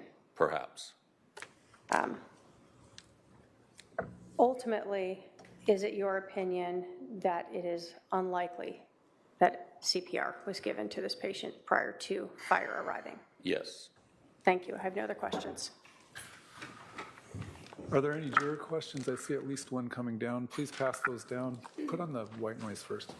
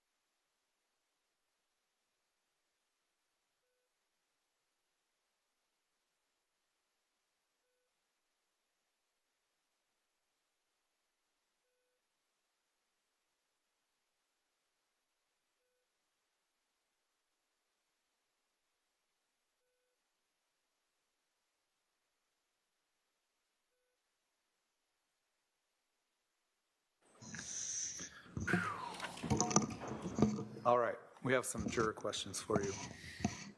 Was there any attempt to gain venous access to administer medications to aid the heart and functioning, i.e. ephedrine?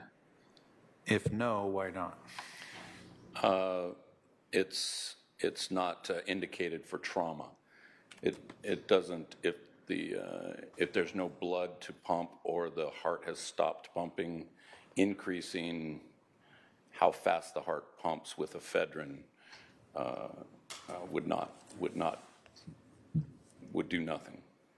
So in trauma, it is not indicated. Was ACLS protocol followed? Yes. Was there a physician patched in? No, there's no patch required for cessation of treatment. It is part of our ability and part of our training to determine non-viability. Are fire department personnel allowed to call a patient's death? Yes. However, time of death is a different thing if that's what you're asking. In other words, we are allowed to stop attempting to do life-saving treatment if it's merely a recovery. So does that answer? Well, what I'm going to do is I'm going to have if the defense, first of all, let me check. Are there any other juror questions for this witness? I don't see any. The defense can follow up based on those questions if you want. No questions, Your Honor. All right, how about the state? Just a couple. Sir, when would you use ephedrine? Well, if you had just asystole, but it was a cardiac-based code. If the heart had stopped due to some disease state, electric shock, for instance, you would use epi. Are you saying epinephrine Yeah, is what yeah. you're saying, right? So when you're looking at whether or not to push drugs to try to get the heart to restart, you're looking at the type of trauma that caused the heart to stop. And how long it's been since the heart stopped. So in a place where you said there is trauma, meaning like a gunshot wound? Like a hole in the vessel, yes. So that is treated differently than if someone has a heart attack and Yes, yes. you were asked about... These are all algorithms, protocols that are given for us to operate on scenes under medical control to whoever asked about the patch. What is then the ACLS protocol? Advanced cardiac life support. And it's just, again, it's a flow chart. Are there obvious signs of death? Yes. Stop CPR. So here, you followed that protocol and stopped CPR. Yes, ma'am. CCR technically, but yes. You were asked about contacting a physician, a patch or something for a cessation of treatment. Right. Are there times where you do patch in with a physician? Sure. You would patch en route, not for a code.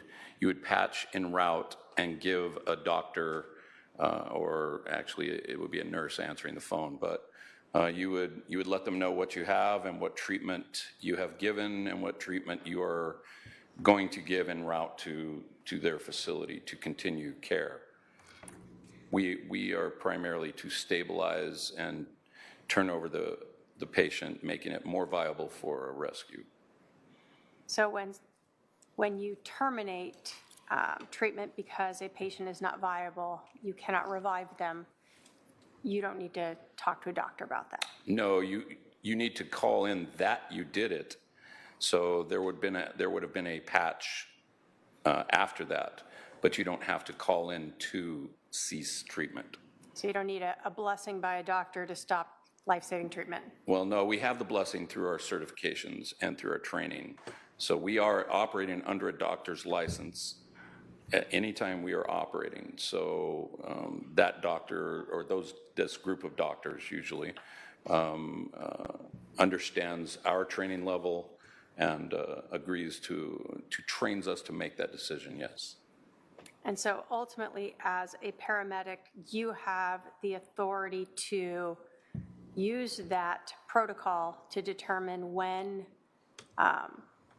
you are no longer able to revive or save the life of a patient. Cease life-saving functions, yes. And that's what you did here. Yes, ma'am. Thank you. I have no other questions. All right, you can step down. We're going to take our lunch recess. I'll remind the jury of the admonition. We will resume at 1:30 p.m. All rise for the jury.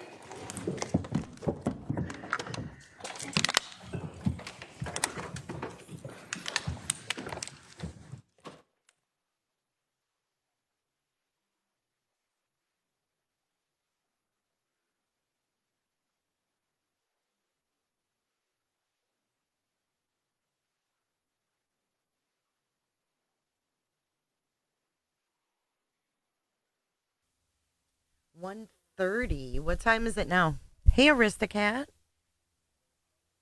Hey, Aries. What's up?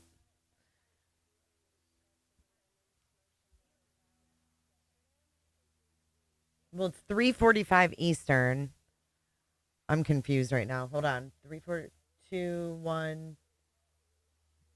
So is it 12:45 there? The state disclosed what it had available to it at the time, and advancements in technology may change what was able to be extracted, but that's different than the state withholding information.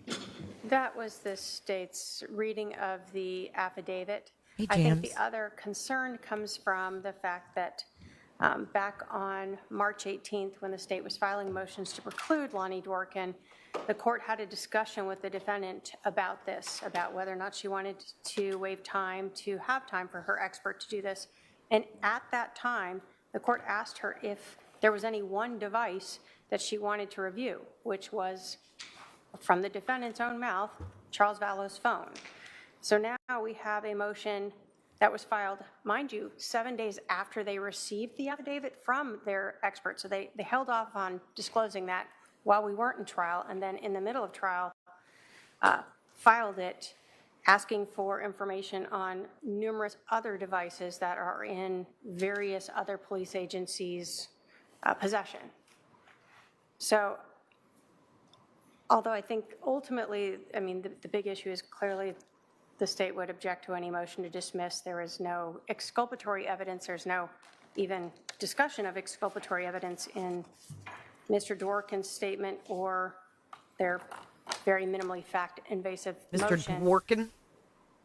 Let alone any prosecutorial misconduct. But I think we're back to the issue of Mr. Dworkin and what he's going to be permitted to bring in or talk about at this point in this trial. Who's Mr. Dworkin? All right, did you want to argue that motion right now? Not right now. Well, when do you want to argue it? Well, the main problem, do you want me to argue it right now?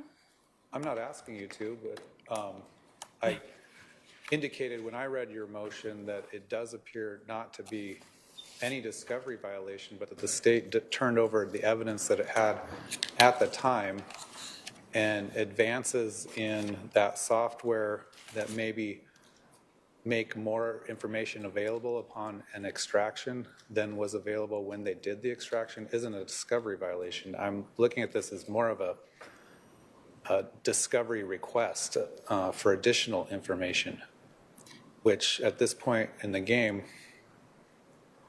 I'll allow you to do your discovery requests, but I don't know that any information that's discovered between now and the end of trial would be coming in because it's so late. In reading that affidavit, I would agree with you that that was my initial thought as well. But the problem is that, the problem that we have here is that that software was available and those things were available and they were not handed over from the state. They were never handed over from the state, and they've had that information for years.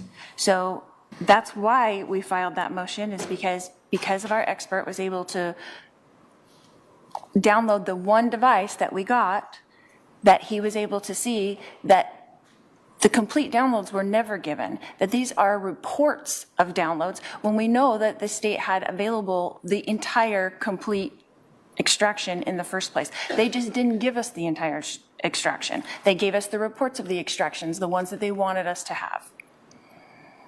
So those were available according to the technology. They just didn't give them to us on all of the devices. But we only have proof of it on one device because that's the only device that we were able to do in a timely manner. All right. I want to clarify a little bit. They gave you the full extraction that was available to them at the time. No, they pulled a report from the full extraction and gave us that. That's what they gave us. State want to respond? Your Honor, when you extract data from a device like a cell phone, it is put into a formula where it is not readable by anyone, which is why then you use the Cellbrite technology to basically parse that data into areas that we can read and view and review.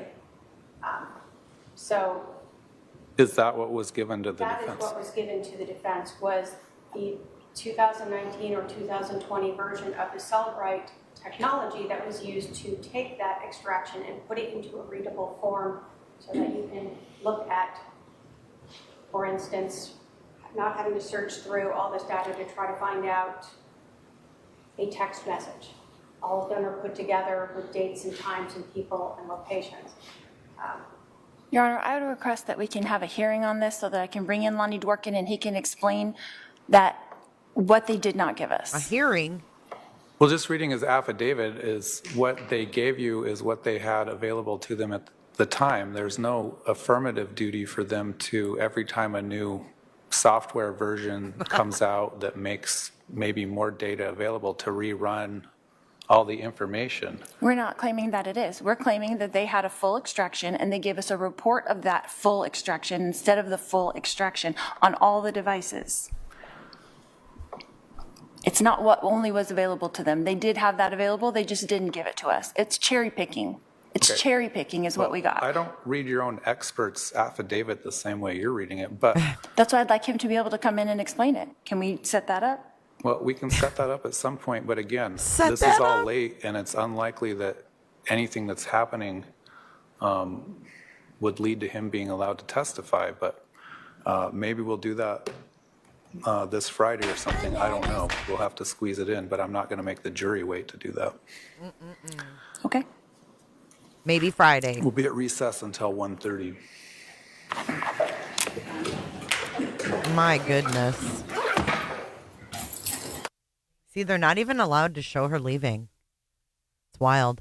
All right, we'll be back at 1:30. Jesus Christ. Jesus.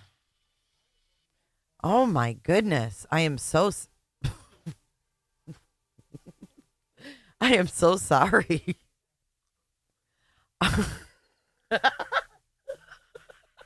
All right, y'all. I need to go touch some grass. We'll see you at 4:30 Eastern Standard Time. Say bye to Ann Jeanette Levy. We're going to our recess page. See you at 4:30 Eastern, 3:30 Central.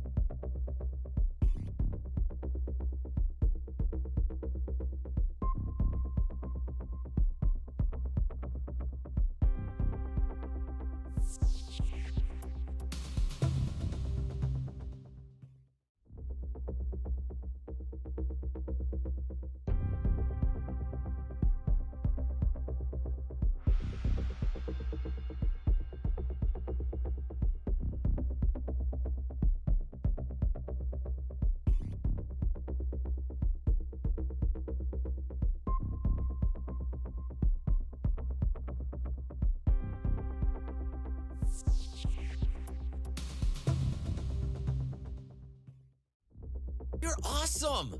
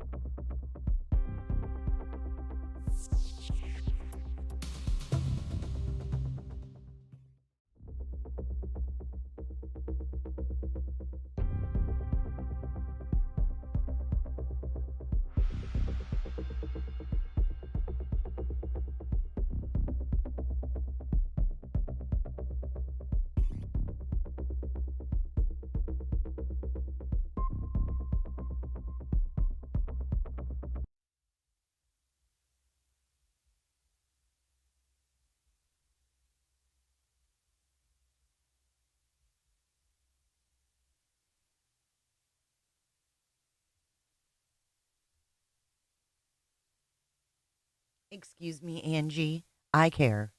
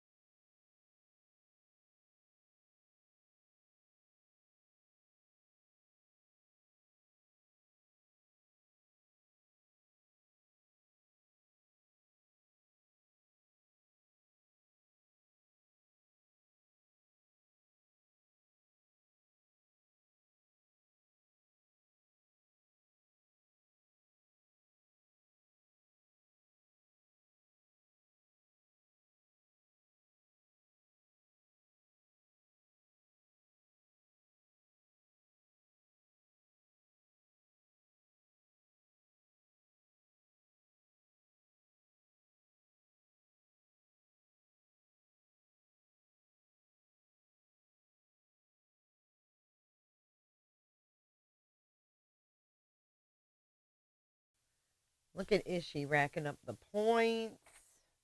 What are you guys doing?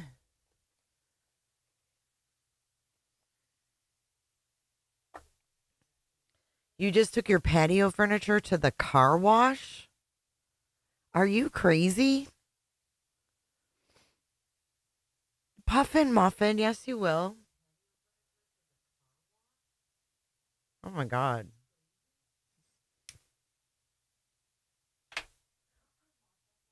Hold on, I gotta go turn down my TV. I can hear myself friggin' loud as hell.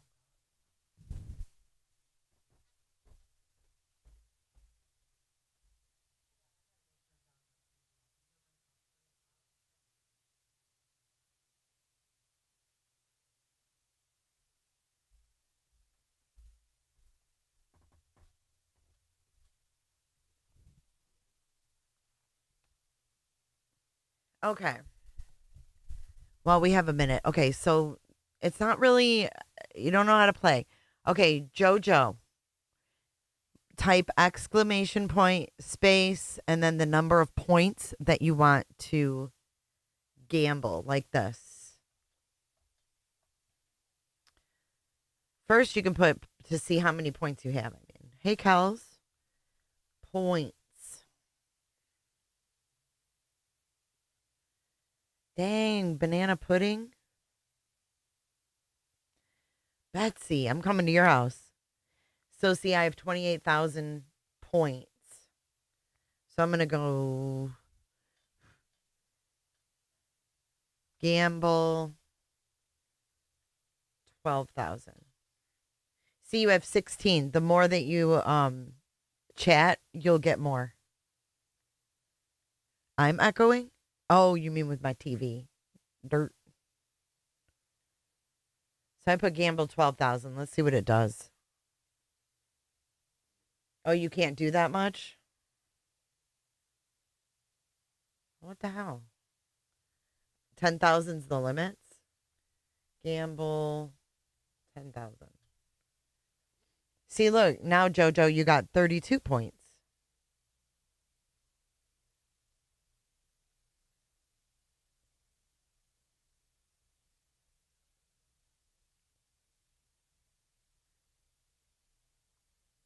Idaho Charlie, you have 2,000 points. Hey, Nicole. So go heist. Go 10,000. Y'all are all gam. Look at you. Roll 48. In the Pines, won 1,000 points.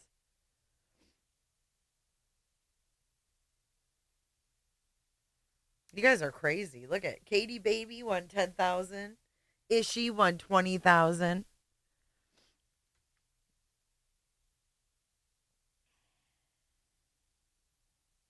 Let Streamlabs catch up. Y'all got them all overwhelmed and ish. Kels has 2 million points. Chatty Cathy. If it was money, you wouldn't gamble one? Why? Why not, Potato? Potato, you need to come here. We need to go gamble. She wouldn't even bet one, she says. All right, I'm going to duel Potato. So you put exclamation point duel and then the name at Potato. Watch.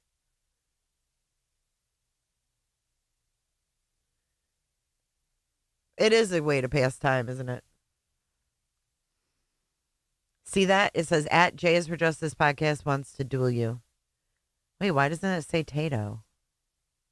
I know, but don't you like to get, like, what if you could double that cash? Like, what if you could double that cash? That's what I like about it.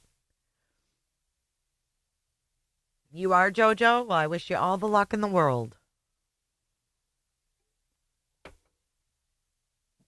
You duel for points, I guess. So just put exclamation point, duel, and then a space, and then at whoever. Pretty in pink here. I'll duel you.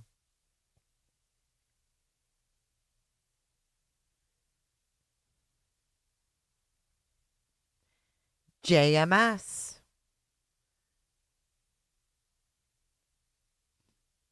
I think we have them overloaded right now.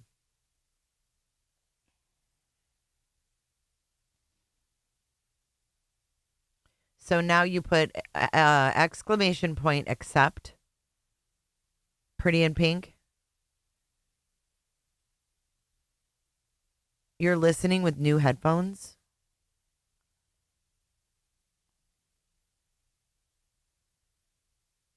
Yeah, people lose points. Sometimes.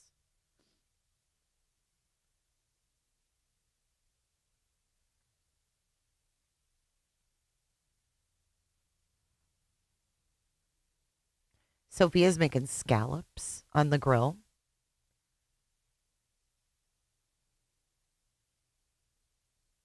What's up, Newfie? What kind of headphones did you get, Kels? Are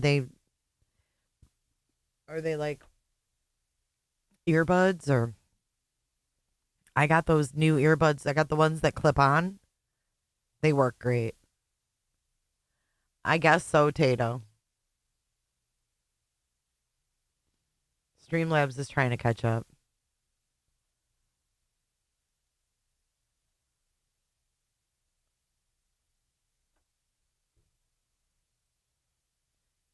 Good deal, Newfie.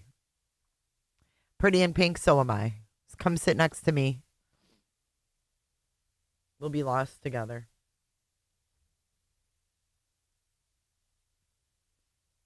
Why are they still on break is the question, though. Are they going to... Oh, I know, because we're a half... Fuck. Okay, I got to get used to this half hour. So if they're on break for half an hour, that means we have to wait an hour? I'm getting it now. Is that right? If they take a half hour, or if they take a half an hour, we have to wait an hour. So we have to wait 30 more minutes. Oh, so it's 45 plus 45, 90 minutes. Oh, for fuck's sake. Okay, so we're not going to be back until 5:30? Oh, Chris. Accept.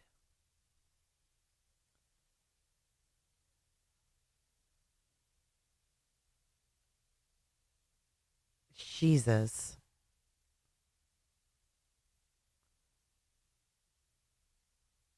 What is that, Kels?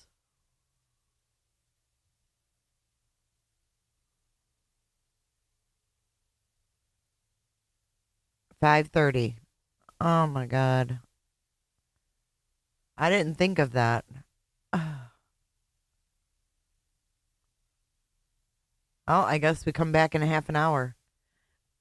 It goes till 8 p.m. So when we come back, we'll be straight. 45 minutes is is 90 minutes.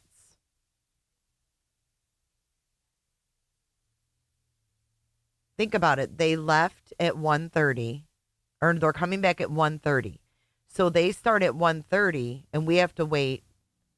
They should be back at, oh fuck, I don't even know.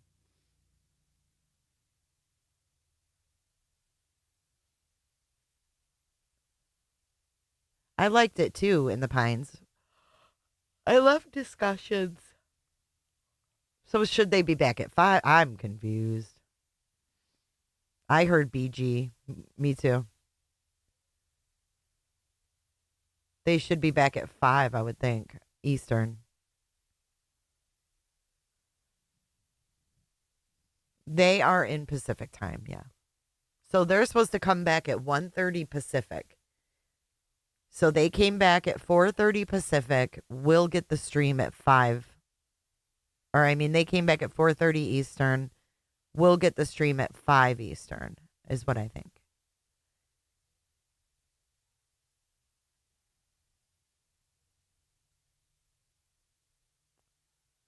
Right, so about 6 minutes.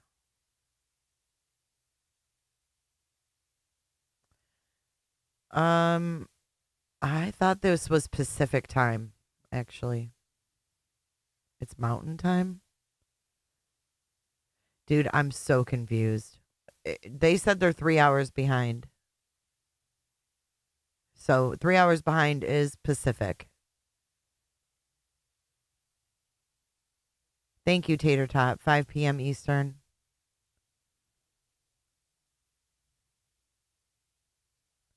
I'm really confused. You're going Monday, Ryan?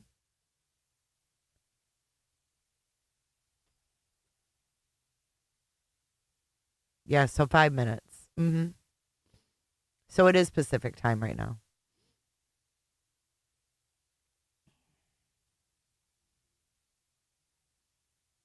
I don't know. I don't know. I'm confused. I hate the time zone thing. I hate how it changes. It should just always be the same.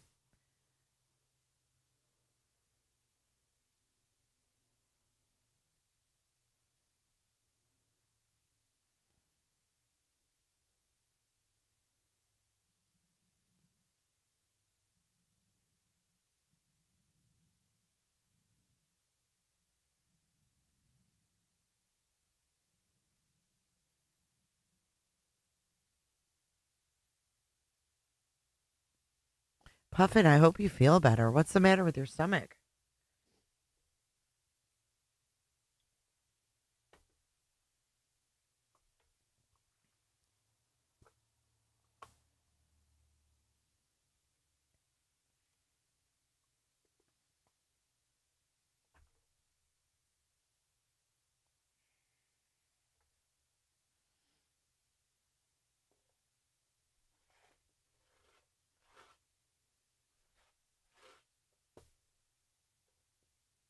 Oh no, I'm a puffin.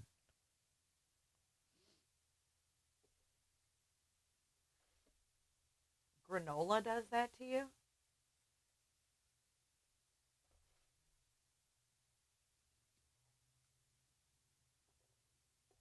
What is it, like an allergy?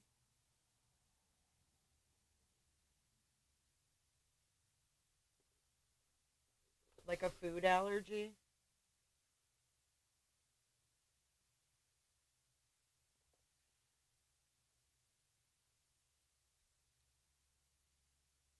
Can you eat yogurt?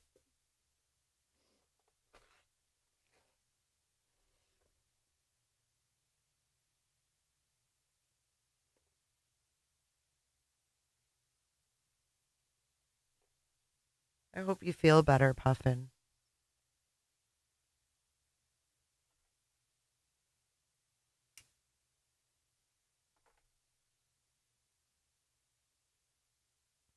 I think a lot of people like say they have IBS. Hey, Sunshine. So if you'd like to join in, you just play, you type exclamation point, space, points to see how many points you have. You gain points by super chatting, just, participating in the chat, super chatting, memberships, buying merch. The more you chat, the more points you gain.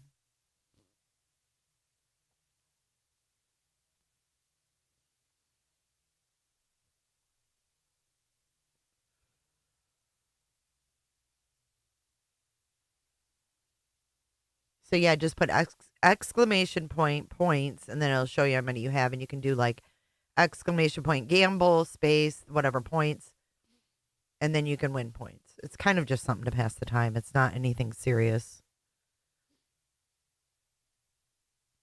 It's nothing. It's nothing serious.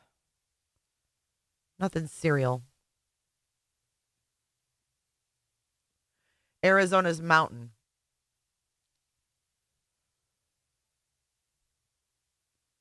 Duel's not working. Well, maybe he's just overwhelmed right now.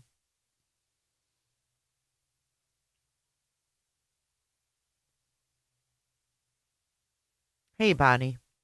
Bonnie Watson. No, it's not serious, Evelyn.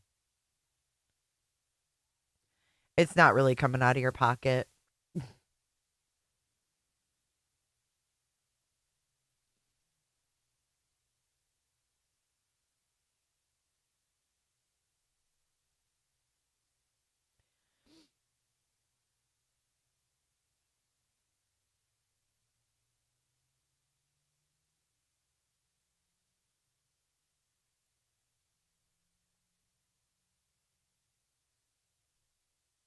Okay, so after someone puts heist, put exclamation point heist space how many points you want to risk.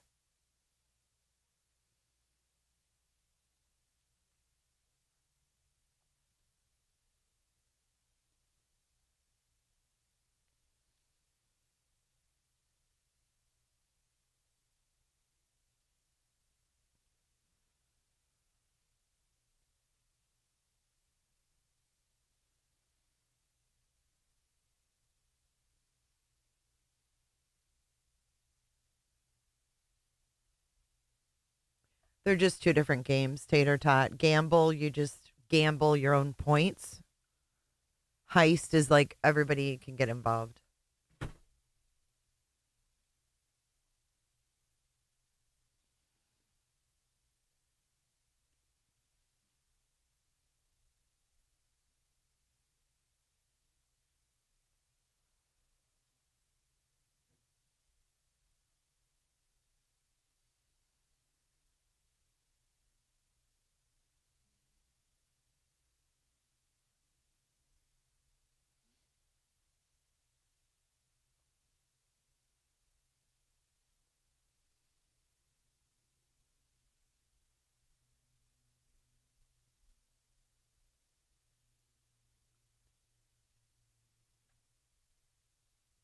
It's 5:02 Eastern, so hopefully we start in a few minutes. And then it goes until 8 p.m. Eastern tonight. I don't know if we'll have any breaks in between there. But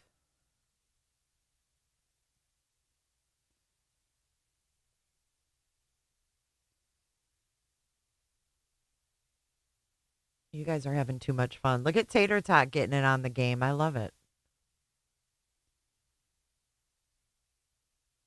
Look at Snazzy.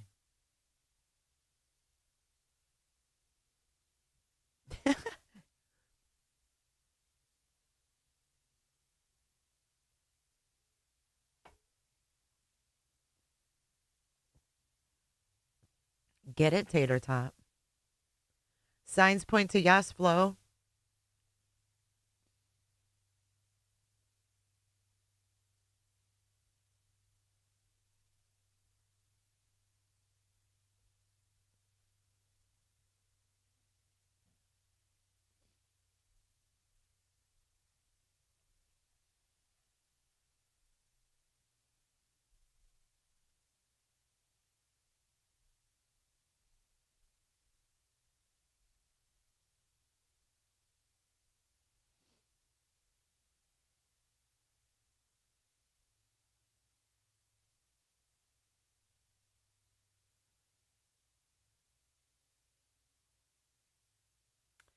After you join the treasure hunt, you just wait.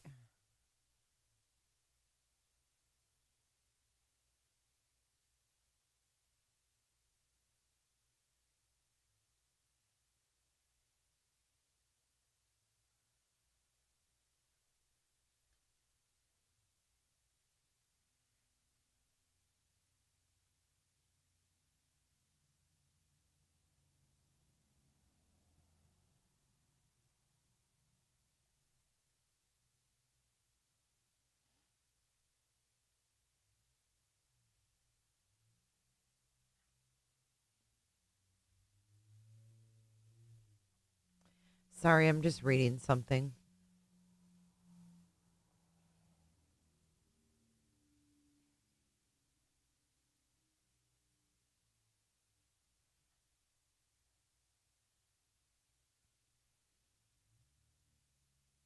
It should be Nash. I don't know. We got all confused, but it should be starting up any minute. As far as we know.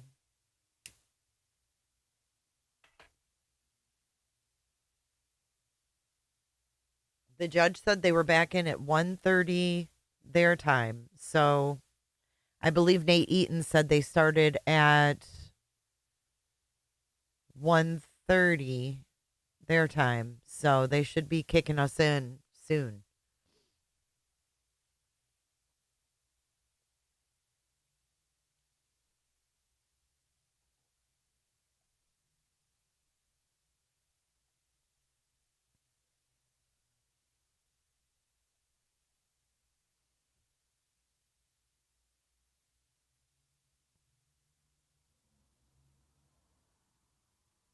Aw, Kels. What are you guys up to this afternoon?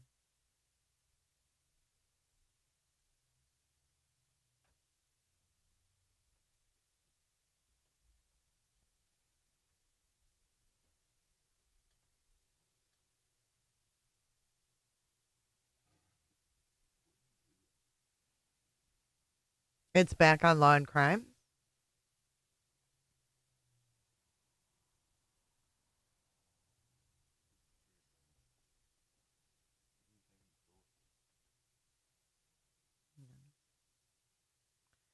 Wow, it's not back on here.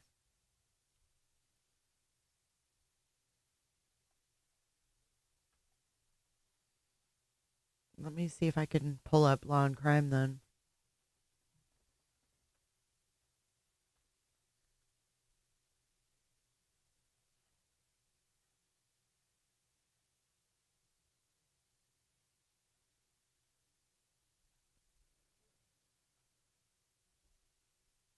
No one else is back. Oh, here we go.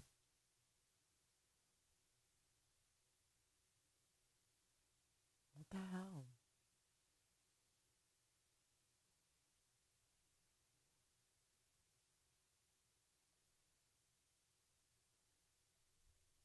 We're missing shit. Sorry.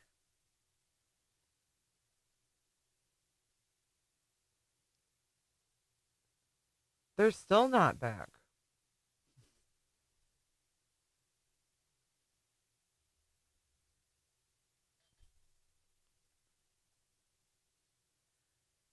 Court TV has just really not done good lately.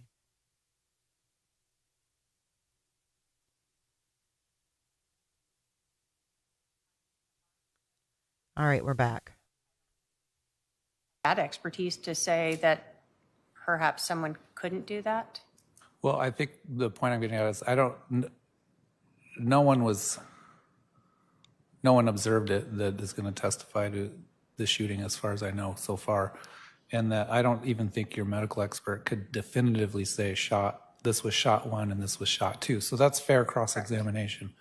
But other than that, I'm going to allow his testimony. If you have a foundational objection or any other sort of hearsay objection or evidentiary objection, you can make it depending on what the question is. Okay. I don't really understand how the trajectory is relevant to conspiracy, so I would like to make that objection. We're stipulating that there was 2 shots. Okay.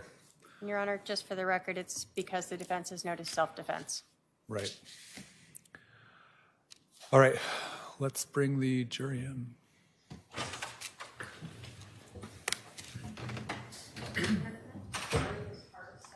Yeah, why don't you do that? What you are witnessing is real.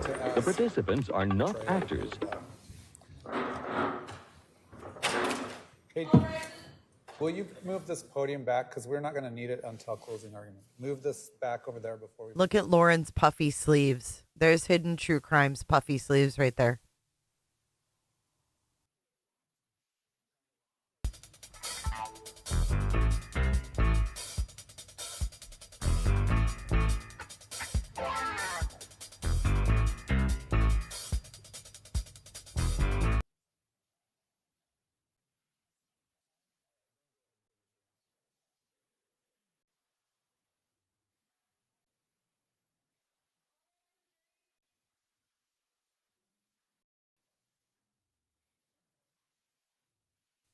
And we're gone again.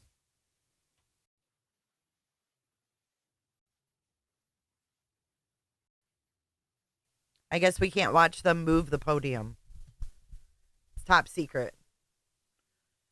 Top secret podium moving.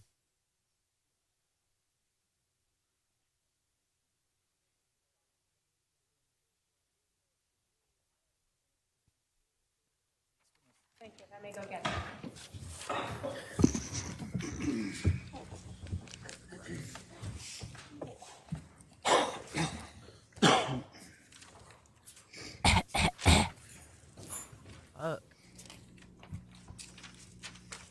All right, we back. Listen, Granny's typing it in court. Hear it? Daniel Coons. All right, sir, come on up. You're going to stand right here and be sworn in.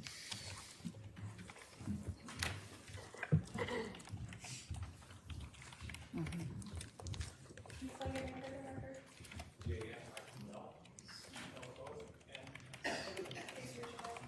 do solemnly swear that the testimony you're about to give will be the truth, the whole truth, and nothing but the truth, so help you God. All right, so sir, go ahead and come around here, have a seat to my left.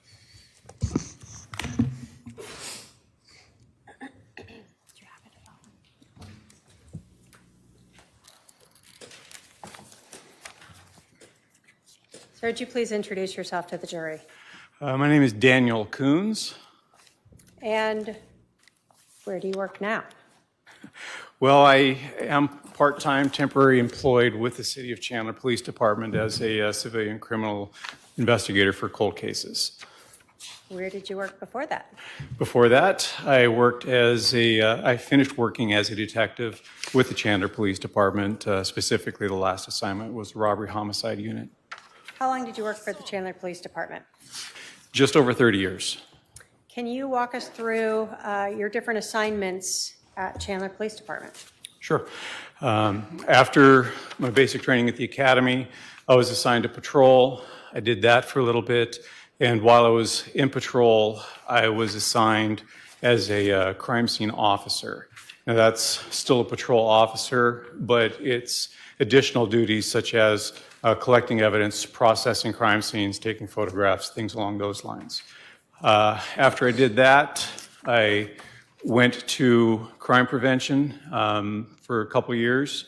I did that and came back to patrol, found a calling to go into detectives. I became a family crimes detective for 5 years, and from there I became a homicide detective. During that time, I was also assigned part-time. We don't have a full-time SWAT team, so I was on that for just about 20 years. Can you talk to us a little bit about your training to become a SWAT officer and what a SWAT officer does? So there are many jobs within SWAT. There's regular officers that typically will do entry. There's some that specialize in breaching, some specialize in grenadiers, and then we also have the snipers. So I was cross-trained to do the regular basic entry officer stuff, as well as I became a sniper, and eventually I became a sniper instructor. Okay, so what kind of training did you have to go through to become a sniper and sniper instructor? So the sniper training was a basic 40-hour course. I attended that with the FBI. And as time progressed, I would attend advanced sniper trainings so that I could enhance my skill set. And eventually, after having been on as a sniper for a while, I attended a 40-hour sniper instructor course. Who is that with? That was with the American Sniper Association. As a trainer for snipers, what did that entail? It entailed having to have a good working knowledge of the actual job, the ballistics that the rifles need to perform, knowing how to train new snipers, knowing how to keep snipers that have achieved certification to keep their skill sets up, and to keep meeting the mandates of what would be expected of a police sniper. Did you ever become a shooting reconstruction expert? I did. Can you tell us what does that mean? It means that I attended a course, it was a 40-hour course, where it was completely hands-on. There was classroom, a lot of hands-on with you not only see the results of different impacts and things like that, but you watch it happen, and then in some cases you actually get to make it happen. And then after that, you, as a class, you work together, putting things back together. And at the end of the 40 weeks, there is a test that you have to pass to get certification. You said 40 weeks? Or, sorry, 40 hours, sorry. So what does, I guess, shooting reconstruction mean, if you had to explain that to us? It means being able to take information from a scene and being able to put it together to reconstruct as best as possible or humanly possible what happened. For instance, you have bullet strikes. In some cases, you can actually get a good angle or ballistics information so that you can backtrack it and get an approximate area where the shooter had to have been. In many cases, you can help articulate whether information given to you was factual or if the information given to you was not. And this is very handy when there are no witnesses and you only have basically the person saying what happened. Is there any type of certification process to be a shooting reconstruction expert? Yes, at the end of that course, I had to successfully complete a test in order to get certification. And when did that occur? That was in, I believe, early 2017. Who is that through?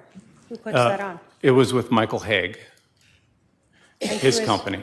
Who is Michael Haig? He is part of a duo, father-son duo, that have become quite renowned for their ability to do ballistics and then teach it and train other people with it. Okay. And have you utilized those skills that you learned in that shooting reconstruction course as a detective since then? Yes, many times. I assume you passed the certification test? I did. Okay. So on July 11th of 2019, were you working as a detective at that time for the homicide unit at the Chandler Police Department? Yes, I was. During the weekdays, what were your, I guess, work hours normally?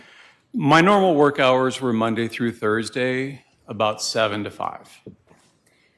When you are working as a detective, we've heard a patrol is out driving around. What are you guys doing? Well, we carry a caseload. So many times we are working on the cases that we've taken previous days or weeks ahead of time. We're trying to come to a conclusion for those particular cases. But many times we also will have our radios on, just kind of listening to what's going on. So are you at the, like your office is at the main police station? Correct. Okay.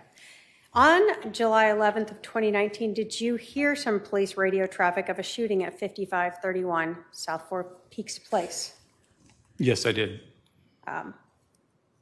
Did you respond to the scene? After collecting some equipment and putting it in my vehicle, yes. Is that normal then for detectives with homicide to go out to the scenes? For the unit at the time, yes, it was. Can you describe for us what the scene looked like when you arrived? There were police vehicles around. There were officers that had established a perimeter. Some crime scene tape was already put in place. And they basically had frozen the scene. Do you recall about how far away this scene was from the station where you were located? 15, 20-minute drive. When you arrived there, were other detectives arriving? How does that work? There were several of us that had self-deployed, and we were in various stages of being on our way there. So other detectives did arrive. How do you decide which detective is going to do what at a scene when you all just show up there? Well, a lot of times it's just a matter of who speaks up first saying, I'm going to take case. If it's after hours, then the person that's on call will usually be the person to do it. But if it's during regular business hours, it's kind of like a little wrestling match to figure out who's going to end up taking it. What role did you get? I got assigned the scene. Okay. What does that mean to be assigned scene? So the scene work, assigned scene, means that you're responsible for making sure that the scene is processed properly, accumulate whatever evidence is necessary, report back to the actual case agent your findings so that they can stay aware of how things are transitioning and being learned, and then they can start making informed decisions on what the next step is going to be. Do you do that alone or do you have help? It depends on the scene. In this particular case, I had Detective Duncan along with me. And do you have any, does Chandler Police Department have any like crime scene specialists or people that come up to help as well? Yes, when I left the crime scene officer program, they had actually started a civilian program so that they could free up the officer's responsibility. So Chandler has several crime scene techs that will respond out when called. And was someone called out to that scene? Yes. Do you sort of, as the scene agent, help, I guess, tell them what to do? Are you the person who's overseeing the whole scene? It's more of a collaborative effort. We do provide direction on things that we're specifically interested in, but I've worked with them for many years, so it's pretty easy for us to just understand some of the basics that have to be done, such as overall photographs. Before we even think about manipulating anything or marking anything, we want to try to capture the scene as it was that we walked into it. As the scene agent, did you create a diagram to just reflect what the scene looked like? Yes. And is that to scale? It's not to scale. It's close, but it's not to scale. Your Honor, if I can have my paralegal approach with Exhibit 5.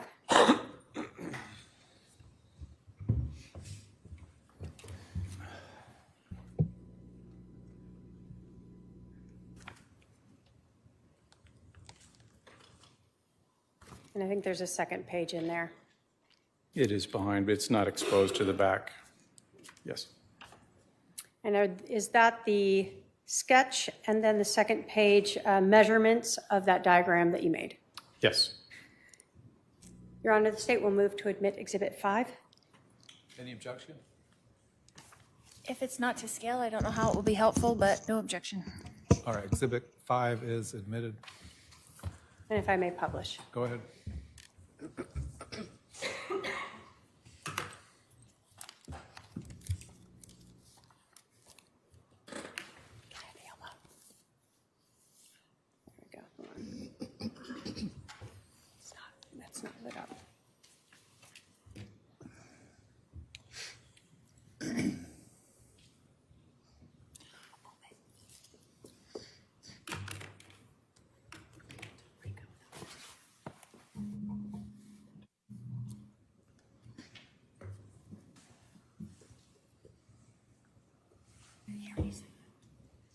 Exhibit E, EXHIBITY.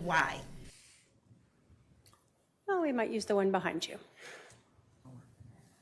Right. All right, can I have the detective? Oh, never mind. There you go. Okay, so this is Exhibit 5, the first page. Is this sort of an overview of the entire residence as well as the items of evidence that you collected? That is correct. So we understand where we see these little yellow placards. What do those indicate on your diagram? On this diagram, they indicate the items of evidence for that particular room. Okay. And do they each have a number associated with them? Yes. And is the second page of your diagram a reflection of what each of those numbers refers to? Yes, it is. We see in this A, B, and distances. What is that? So the reference points, for this particular purpose, we did a triangulation method. So we take measurements from 2 known points in that room, and then we measure out to the item of interest. And then that was how we get a point A and a point B measurement. All right, so at the first page here, that's the actual diagram. What is the reference points that you are using to make these distance measurements? So the reference points are not depicted on this diagram, but in this particular room, if you look at the wall where items number 2 and 12 are, the upper or the left upper corner is B, and if you go straight down towards the kitchen area, that along that wall, that corner is A. Okay, so when we see a reference measurement from A of 21 feet to the bat, we're talking 21 feet this way should be where the bat was? No, you're talking 21 feet from that corner, straight line to the bat. Okay. So whatever the closest measurement or closest way to get there would be? Correct. So for the bat, it would be something like that? Correct. Okay. And then when we see reference point B for the bat, then you're talking from this point to the bat? Correct. Okay, just so we understand that.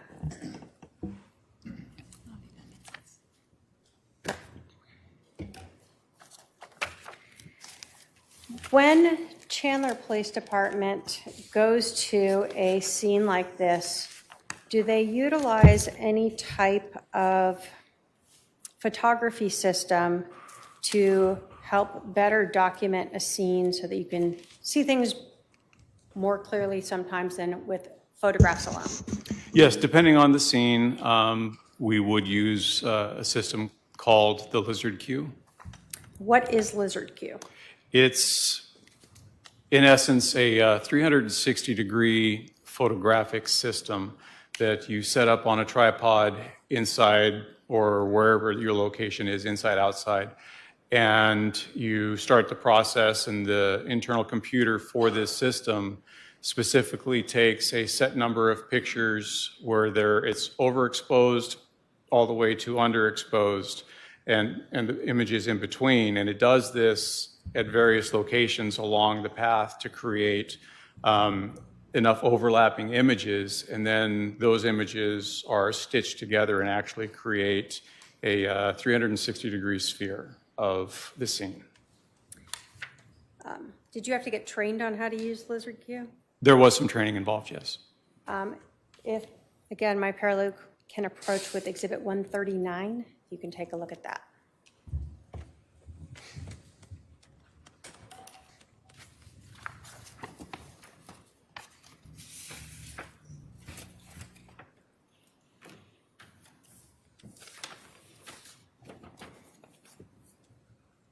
Okay. You recognize a thumb drive that is in Exhibit 139. Yes. What is on that thumb drive? On this thumb drive will be the Lizard Q spheres. Okay. And is there a reader on there so that you can actually view it? Correct. There's a piece of paper in there as well. What is that? The piece of paper is a set of instructions on how to use the LizardQ viewer so that you can view the spheres. And did you initial the thumb drive to indicate that you had viewed it and you recognize that as the LizardQ that you created on July 11th of 2019? I have, Or did you actually create that? I created the thumb drive. And that's your thumb drive that you put it onto? Yes. All right. State will move to admit Exhibit 139. Any objection? No objection, Your Honor. 139 submitted. Judge, at this point, might I ask the witness to come down here to utilize the LizardQ? I can sit at the table, but it needs to be put into a computer to do that, and I don't think we can hook it up there.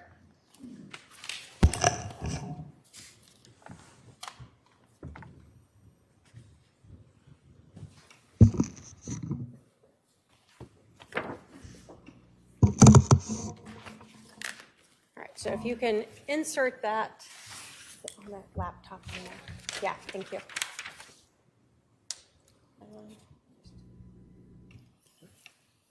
Sure, I might have to log in. I just might have to log into my computer, sorry. Oh, no, still like.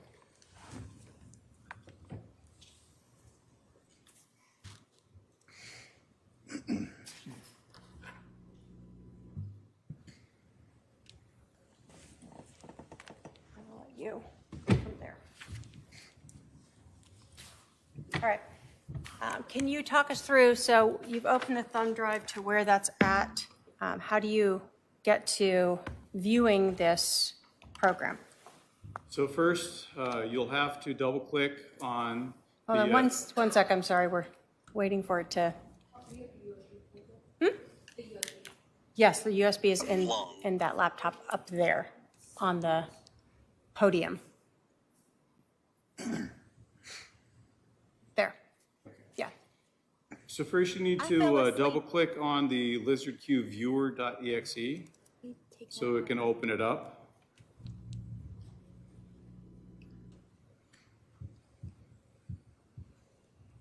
And then it's going to ask you where to look for the spheres. That's going to be D.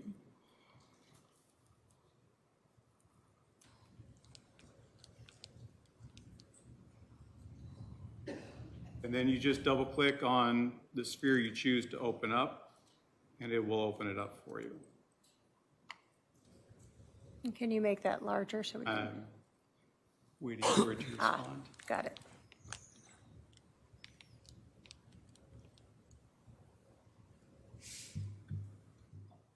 Okay. So once you have the sphere open, you want me to just? Yeah, if you can just tell us how to work that first, and then we'll ask a few questions. So once you have the sphere open, if you depress the left mouse button, you can actually move the images around.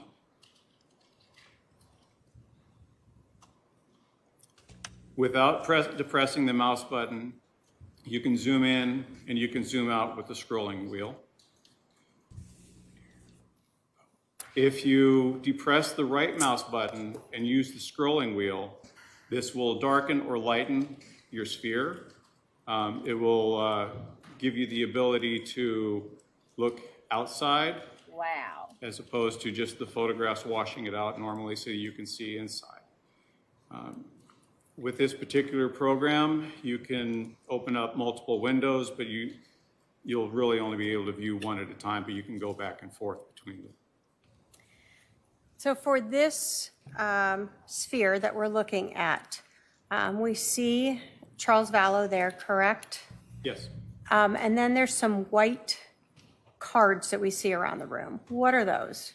Those are 3x5 cards that officers have dropped in the scene. A lot of times they'll do that to help identify to detectives items that they observed and to be a warning to other officers to watch out for these items as you're either moving through or exiting the scene. Is the LizardQ program then used prior to the scene being documented and, let me say this. We saw in your diagram, Exhibit 5, that there were little yellow placards or numbered items. Is that something that's actually done in the scene? So we were looking at the bat, for instance. Correct. So in this particular moment in time, we just merely left it with the placards there. Again, it was attempting to capture the scene as we as an investigative unit found it. There can be times that we'll do this first and eventually go through putting evidence placards down and then maybe do another sphere showing all the evidence placards. So would it be fair to say that this is done to document the scene prior to police going through and having, maybe digging through areas to find potential evidence? Right. It's much like when we do overall photographs with the 35 millimeter camera. This is just another enhancement of that. For this room where we see Mr. Vallow, do we have two different spheres? Yes, in this particular room, I did a lower sphere, and then I raised it on the tripod that you can see in it to another height, and then I did a sphere there. So we have a program that we can combine those and make it a measurement sphere. So we could do measurements linear, but not to and from the camera because of its limitations. So what is provided here is without measurements? That is correct. Okay. And without anything being marked yet? Aside from the 3x5 parts. Okay. Can you show us the lower level sphere as well? This is the lower level. Okay, then the upper level one, sorry.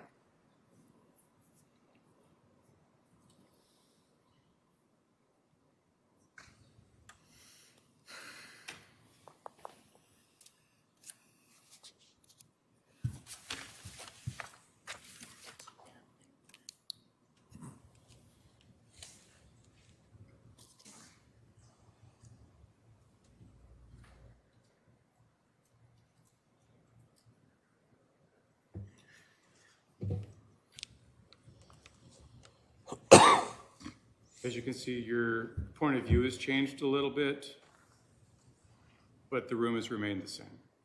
Okay.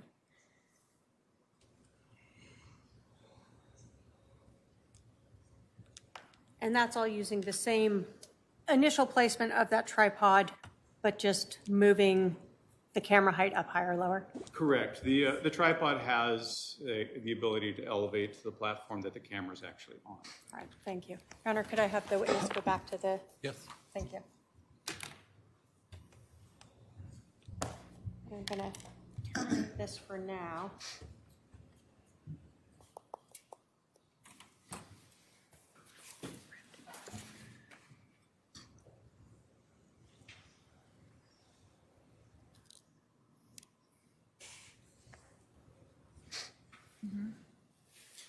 So, although that documents what the scene looked like that we saw prior to the marking of evidence, as a scene agent, do you still utilize photographs? 100%, yes. Why? It's just an added failsafe. The lizard queue can, if you do the lizard queue, then you're restricted to just the view from where that camera is at. When we do overall photography, we actually move around and get it from different perspectives.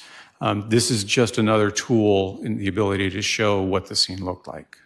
Oh my gosh. Did you also photograph rooms where the lizard queue was not used? Yes. When you photograph a scene, what is the process for that?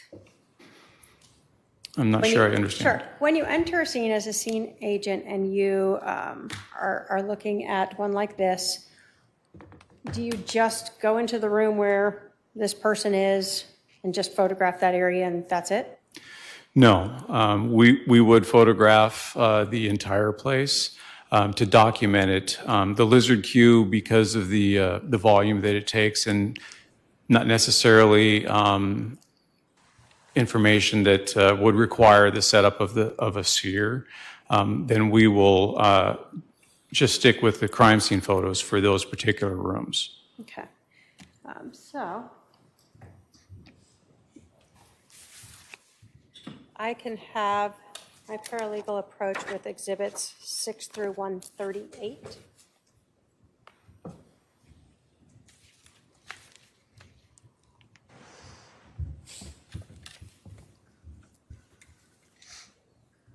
You can look at those and let me know if you recognize what those photographs are.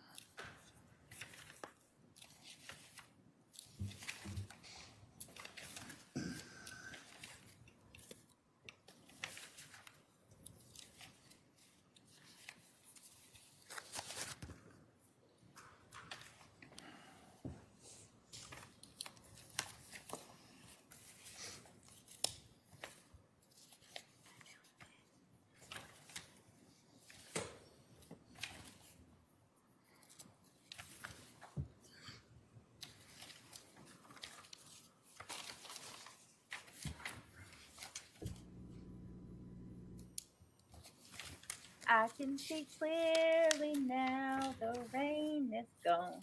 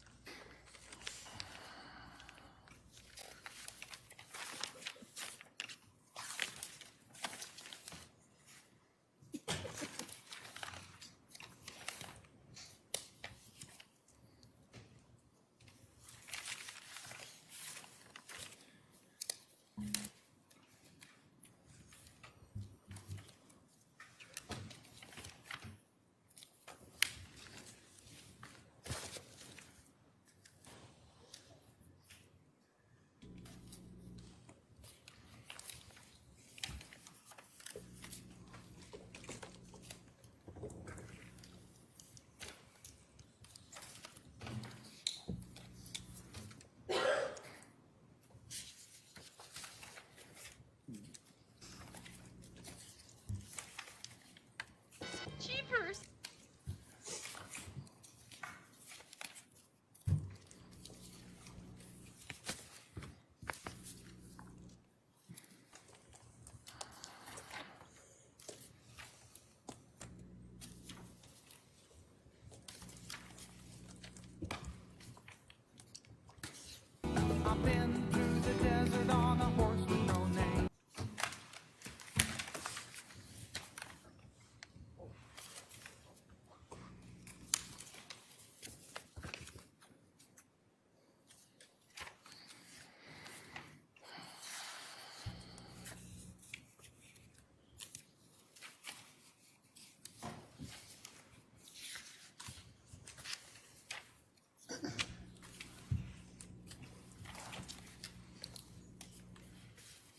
Jennifer loves horses.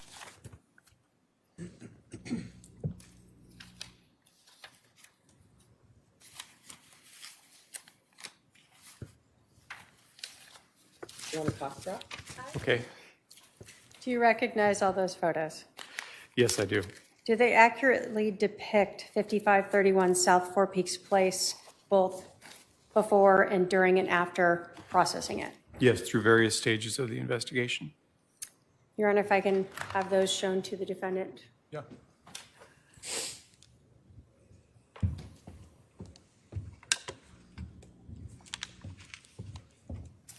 Now, Detective, when you guys are processing a scene, in addition to photographing it, are you also looking for items that you may want to collect and actually bring back with you?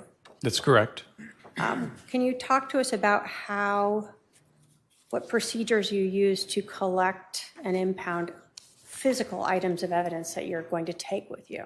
Sure. It depends on the type of physical evidence, what the circumstances of the offense are. So the type of collection method can vary, but inevitably we'll identify it first, then we'll document it with photographs, and then we will come up with the plan that we're going to recover the evidence. And typically on scenes, I like to work in a particular direction collecting evidence. Others have their own method, but that's the method I typically use. And then I work along with the crime scene tech, and we'll go through exactly what we talked about. We'll have the overall pictures taken. We identify things that we believe are going to be relevant, and then we'll, for identification purposes, we'll usually affix some form of evidence tag, a marker, things along those lines. Not all items are actually taken. Some are actually just documented because it's impractical to remove certain things, such as a slab of concrete or something like that. So depending on the situation. So after it's documented, first with photograph, placard, photographed again, and then we will collect it.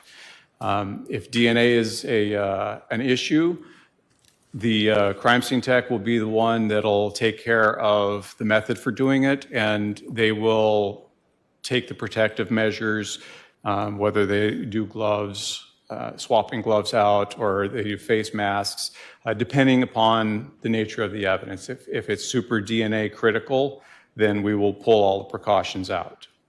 In this particular case, it was not DNA critical.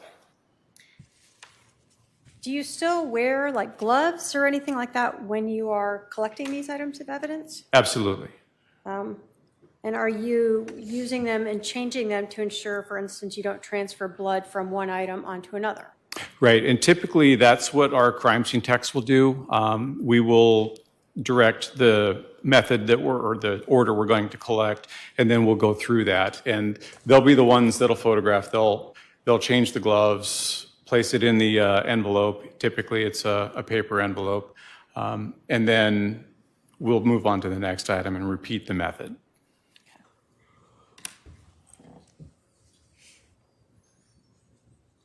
So in this case, I'll put 5 back up if I can have the Elmo. Thank you.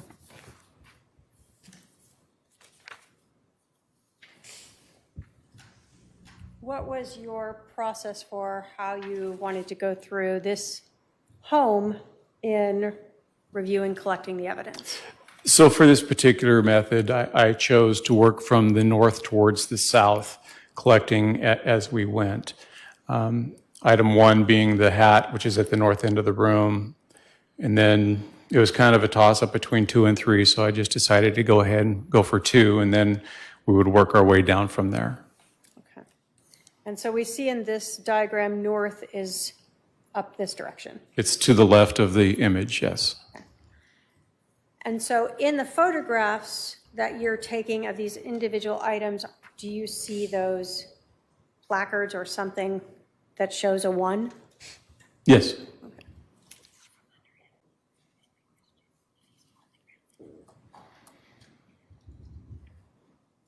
Now, you talk about in this that there are scenes where you may have difficulty collecting an item.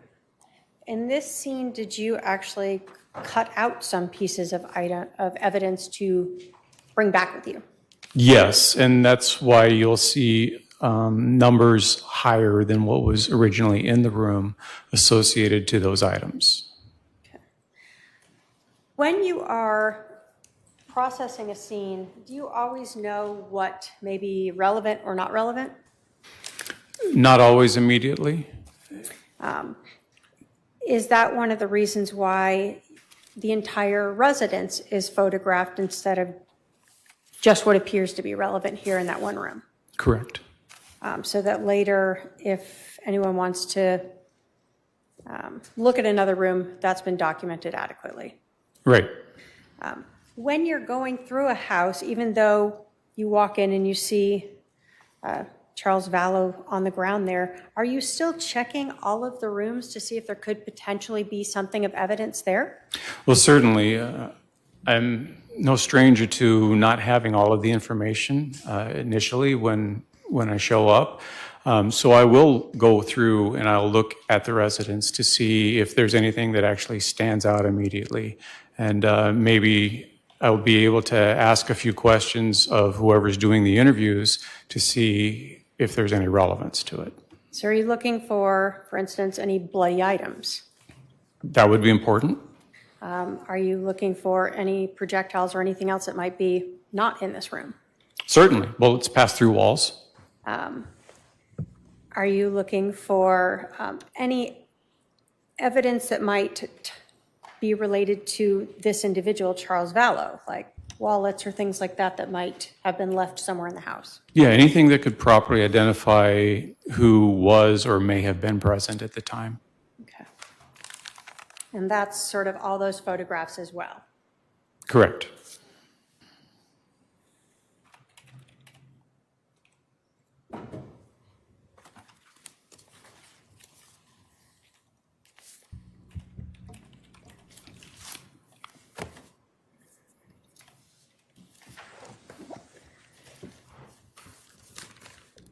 When you photograph a scene, do you start at the outside of the home? Yes, we will typically start at the outside and work our way in and carefully avoid the items of evidence that have been readily made identifiable. So Exhibit 6 here, what are we seeing here? So this would be the front of the residence. It faces west. And we're looking at the main entrance that's just off to the right of the closed single garage door, and that door is open. Your Honor, we're going to have to object. We haven't agreed to admit any of these pictures that are being posted. I'm sorry, I did show them. The state will move to admit exhibits, 6 through 38, or 138. Any objection? To some of them, I mean, they're very similar, and I don't think that they all need to be put on there. So your objection is that some of them are cumulative? Yes. Yes, Your Right. Honor. Let me see them. What numbers? Yeah, which number, sorry? 6 through what? 138. Do you have specific ones that you believe are cumulative? Yeah, I'd have to go back through to get them specifically. I have some. Well, let me browse them.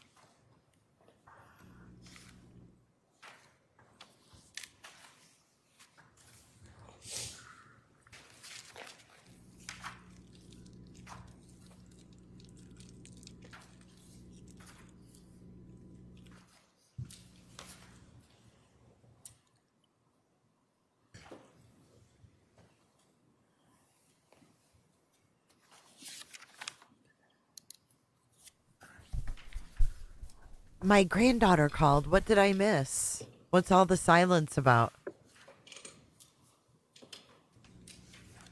I see you guys saying cheese and crackers. God almighty.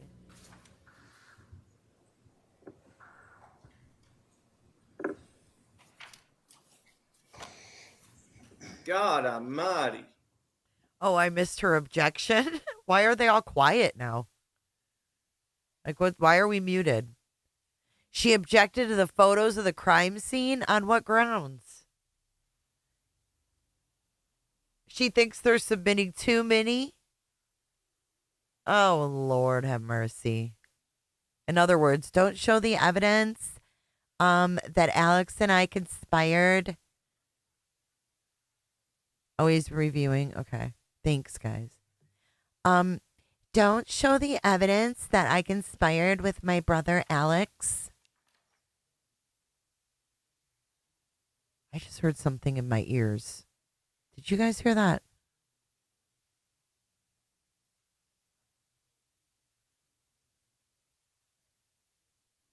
$138 photos. Oh my God. Are you freaking kidding me? He's freaking grinding his teeth right now. You're awesome.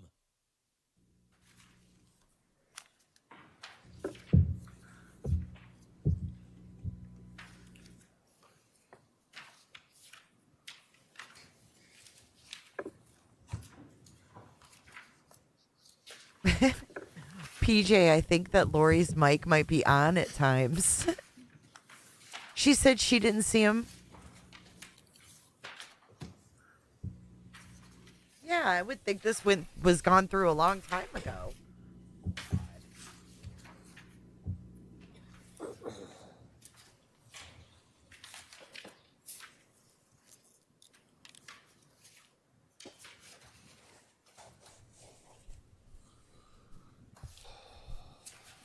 Who's sighing?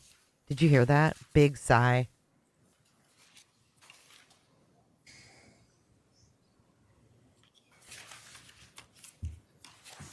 Look at you, JoJo, with 965 points now.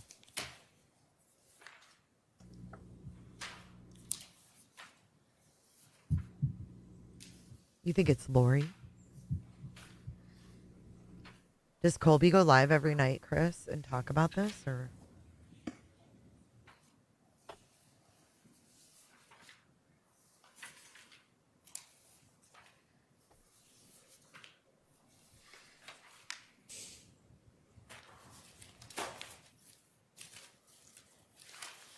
All right.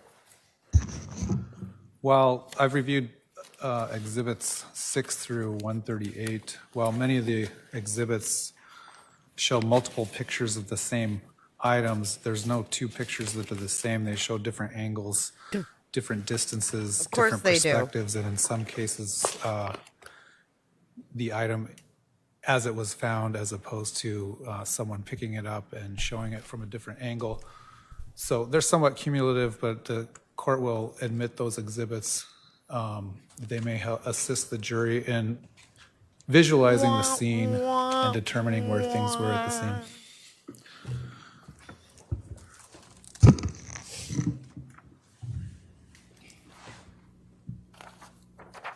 So we had talked about Exhibit 6 being the front of the house. The door that you were talking about there, is that the door we saw in the lizard queue that was in that front room?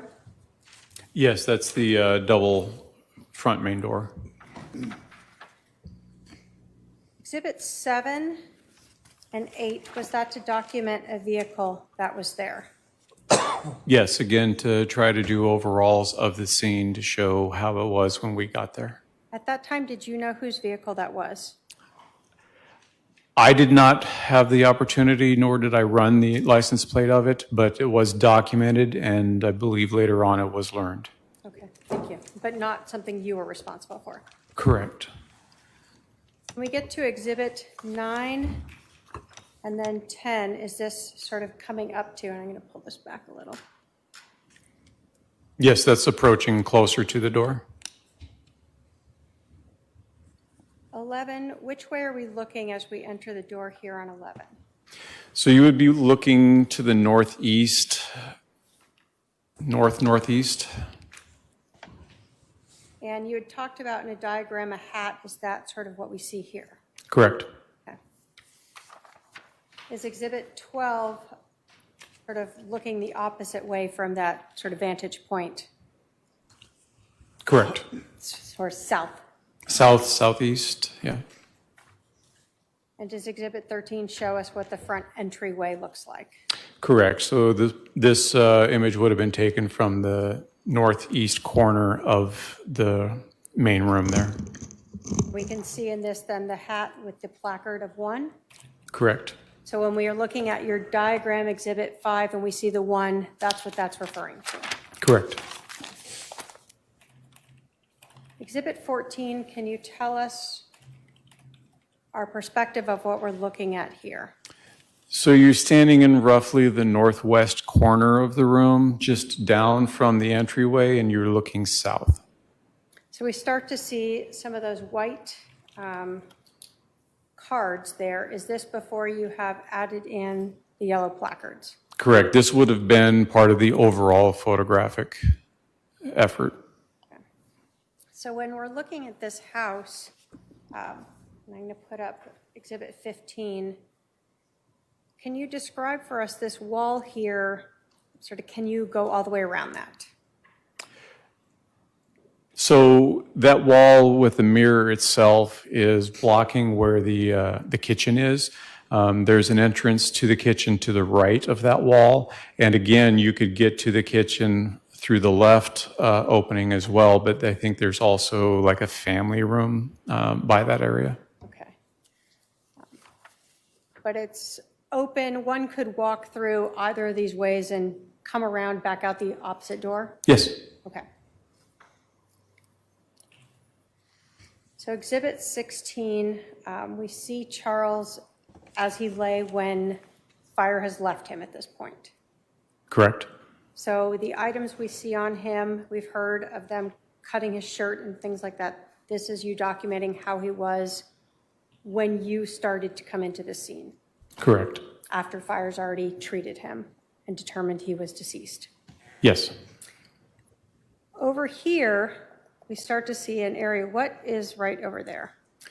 So just past that most southern index card is a hallway that extends to a bathroom and I believe at least 2 bedrooms.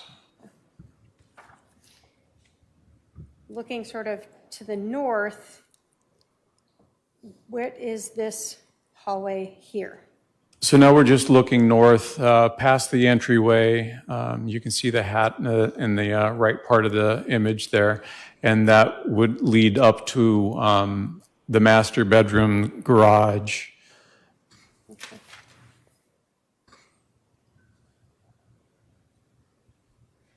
When you are looking at a scene like this where you have a shooter, are you wanting to document all the different views of the items and the victim where they lay in the scene? Yes, it's important to establish where things were at when we found them. Okay. Now, are you able to tell us, for instance, if a casing rolled or a bullet rolled as fire is there or initial officers coming through? Having not been present to see it, I would not be able to tell you if any item happened to have been manipulated. Okay.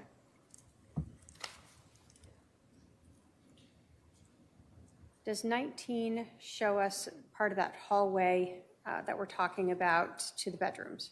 Yes, it does. And then right next to it, would that be the sort of doorway into the kitchen?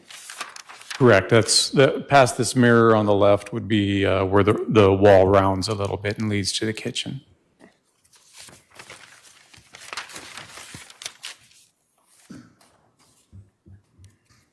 So Exhibit 21 here, we see this hat. Why, in 22, that you marked as number 1, why do you collect something like that? The indications to me, initial assessment, was that there was some kind of a struggle that took place.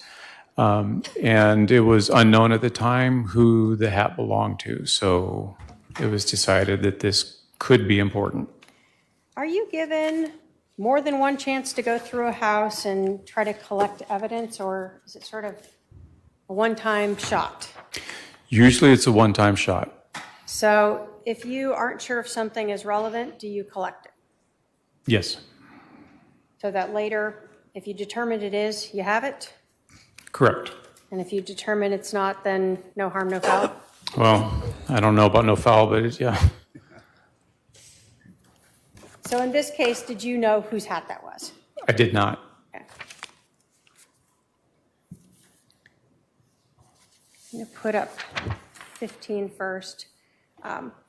In the diagram, we had seen a number over in this area. What was that? The item should be marking a baseboard, and there is a bullet strike in the baseboard. All right, I'm putting up 23 here, and then I'm going to put up 24.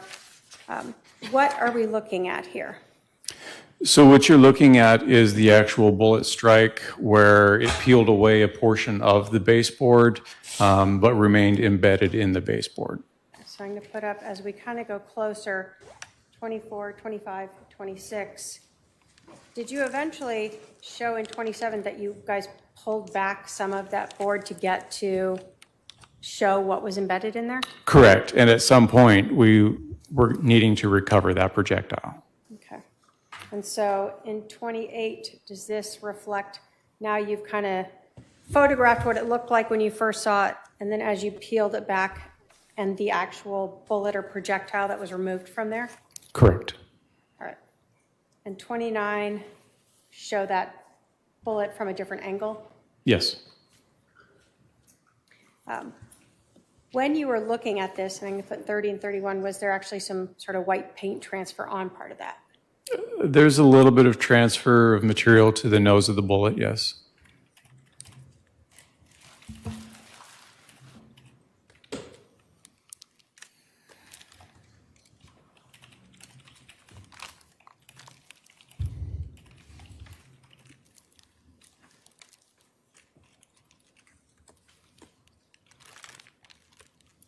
If I can have my paralegal approach with 243 and 245, or, sorry, 243 and 235.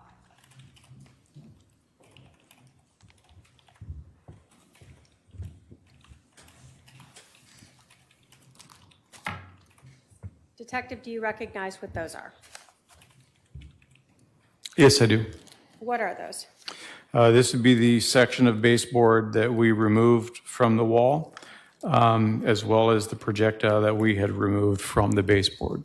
All right, I'm going to put up 34 here. Does that show sort of after you pulled out that section of that baseboard? Yes, after it was cut out. Okay. And then it's the projectile that you recovered in there?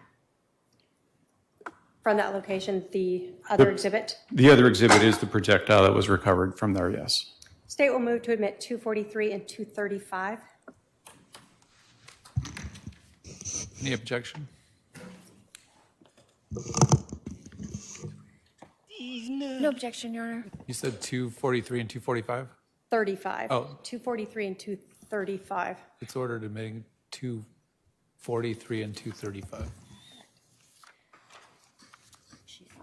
If I can have my paralegal go retrieve that. So I'm going to put up, to give us again a different perspective, 17 here. We've talked about, as you're kind of working your way down, you told us you started with the hat, then you went over to the baseboard, and then you went back to the west wall. Yes. And so we see in this photograph, Exhibit 17, what you have marked as item 3. What was that? That was the baseball bat. I'm going to show Exhibit 35. Is that a closer up of that bat? Yes, it is. Were photographs taken of the sort of edge of the bat itself? The fat edge, I guess. The fat edge. Sure, It's I called don't know bat. nomenclature of the bat, so, yeah, Not the handle. How's that? yes. When you were looking at this, were you looking for any blood? And I'm going to put up 37, 38, 39, or any biological material? We were looking for visible evidence, yes. Okay. Did you observe any yourself? I did not. Did the edge look pristine and clean to you, visibly? Visibly, I did not see any sort of biological evidence on it. Did you note any biological evidence anywhere on the back that was visible to you? I did not. With my parallel approach with 249.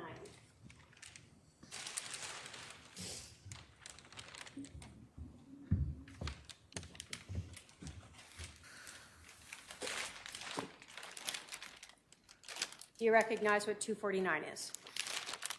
Yes, I do. And is that the bat that we have seen in these photos marked as item number 2 that we see here in Exhibit 35? Yes. State will move to admit 249, Your Honor. Any objection? 248 and 249 are admitted.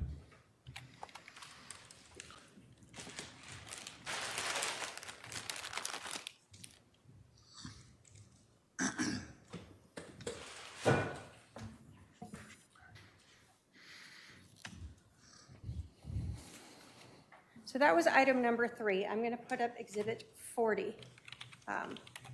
Do we see a placard there for number 4? Yes. And what was item number 4? And I'm going to put up Exhibit 42 here. It is a full metal jacket projectile.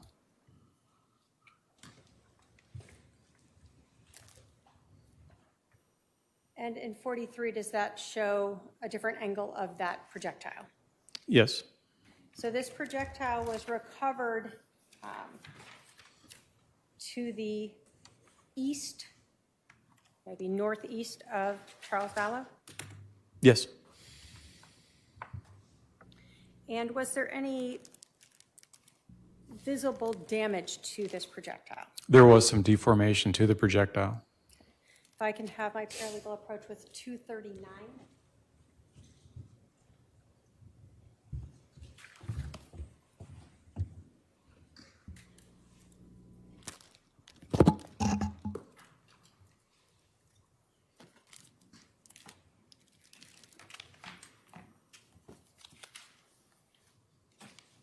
Do you recognize 239? Yes, I do. And what is 239? This would be what's identified in the picture as item number 4. The projectile was found close to the body. State will move to admit 239. Objection? No objection. 239 is admitted.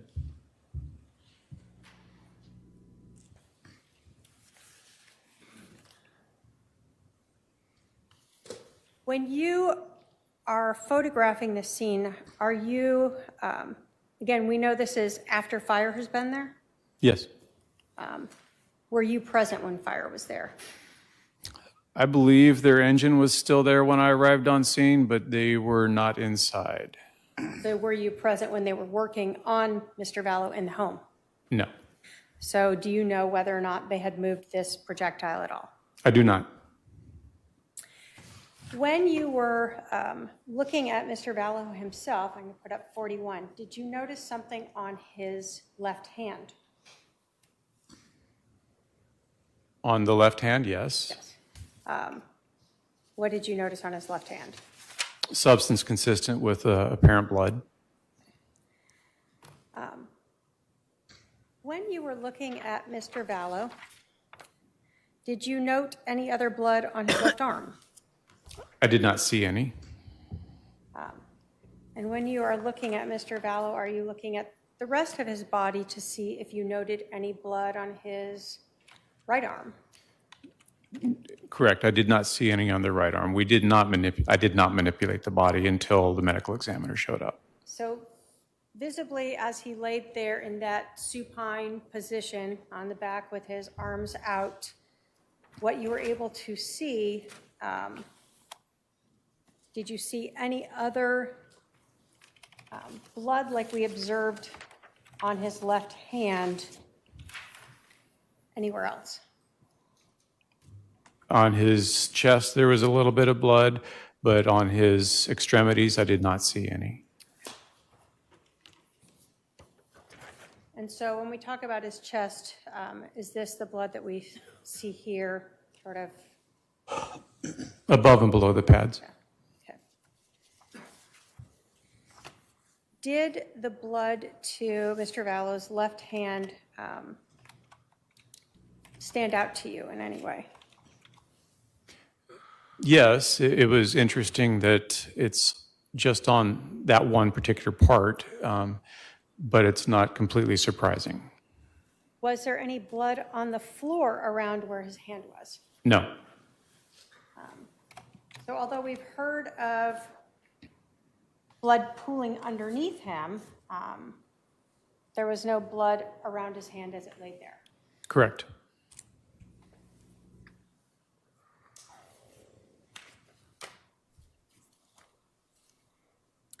So going back again to Exhibit 17, we've now talked about 1, 2, 3, and 4, correct? Do we see Yes. a placard number 5 there? Yes. What was placard number 5? And I'm going to put up Exhibit 45 now. There's a shell casing. And I'm going to put up 46 to be closer of it. And 47. Were you able to determine what caliber that was? Yes, it belonged to a .45 automatic pistol. Okay. Now, as a police officer, do you have a semi-automatic pistol yourself? At least one. Okay. And I guess as a reserve officer, do you still have some? I'm not a reserve officer. I'm just retired. But yes, I still possess firearms. All right. So in terms of a semi-automatic handgun and seeing this type of casing, can you tell us when you fire a gun, where does this come from? What is that? So in this particular image, we are looking at what's commonly called a head stamp. That's going to be the opposite end of where the actual projectile would be inserted into the casing. The circular ring that you see in the head stamp there is actually what's called the primer, and that's what the firing pin hits to initiate the primer charge, which ignites the powder and then sends the projectile through the barrel.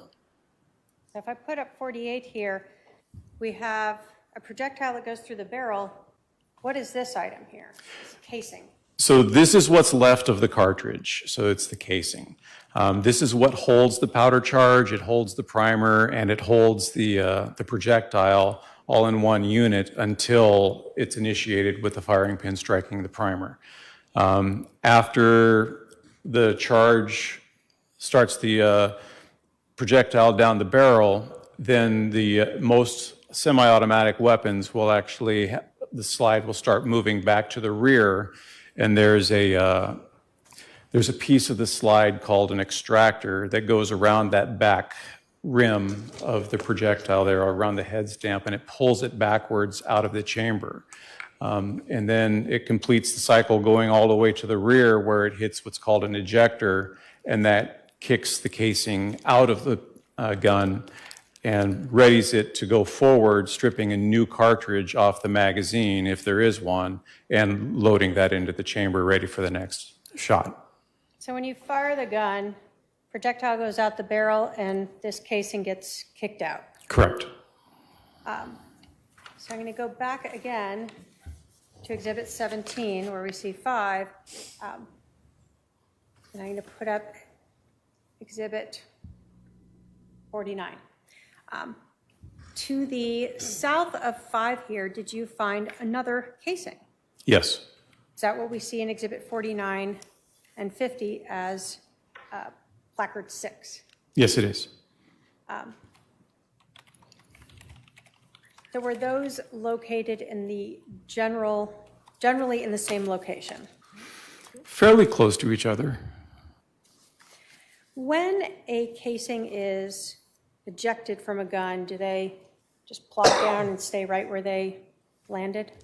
No, there are many different types of firearms out there, so the casings can eject in different directions. Some will, or most will eject out to the right. Some will go farther back towards the right, some will go forward, some will go center, some actually kick higher up in the middle. It really depends on the manufacturer, the process, how the person's holding the firearm. So there are a lot of things about it, but there's usually sufficient energy designed in it so that it kicks the casing out so it doesn't interfere with the feeding of the next cartridge.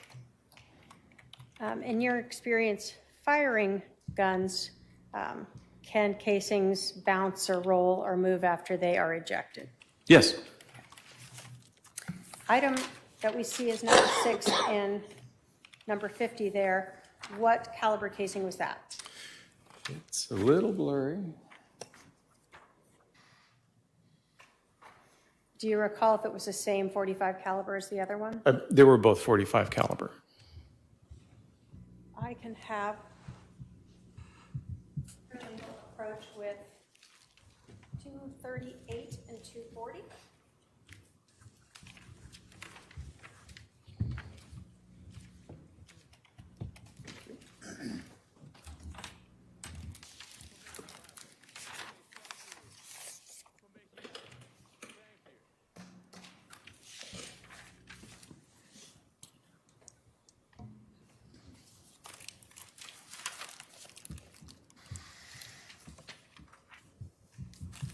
That's funny, Sophia. She's probably doing better than Betty could ever do, though. I hate to say that, but...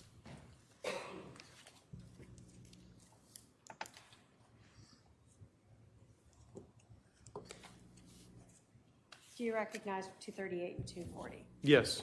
What are those? These are the casings recovered from the main room where the body was. What we saw as 5 and 6 in the exhibits? That's correct. State will move to admit 238 and 240. Any objection to 248 and 240? No objection. 248 and 240 are admitted. 238 and 240. Oh, I'm sorry. 238 and 240? Okay, they're admitted.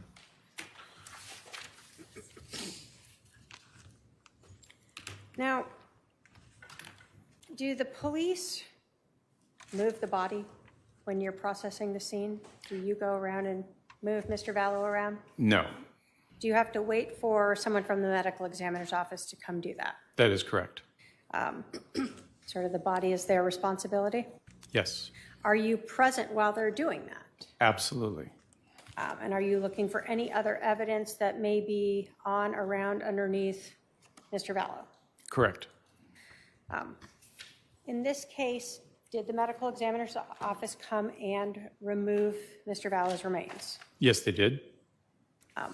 Once his remains were removed, did you document by photographing, we see here in 53, the blood that was left behind? Yes, typically we would call this the void image to show what it looked like after the body has been removed. Now, is the blood been moved somewhat by the body itself being moved? Correct. Part of the process is the medical examiner's investigator will manipulate the body by rolling it from one side or the other to get a good look at the side that's not visible with how it was laying. And then they'll work on manipulating the body into the bag for transport. So looking at the void or the blood pool that we see here, has it been altered somewhat from what we saw or observed while Mr. Vallow's body was there due to the movement of his remains? That would be safe to say, yes. Okay. Did you and other officers clean up that blood pool? Yes. And in doing so, did you observe anything on the floor? Yes. Underneath, well, once the blood was cleared off, we could actually see a defect in the wooden floor that was consistent with the projectile strike. All right, I've put up Exhibit 56. There's a placard number 13 there. Is that far away so we can see the location of where that is in perspective to the room? Yes. Having seen Mr. Vallow's remains in the room and then having them removed, were you able to determine approximately where this defect that we see marked as 13 was located in relation to Mr. Vallow's body? Yes, it would have been consistent with being under his left shoulder. Did you take closer up photos of that defect? Yes.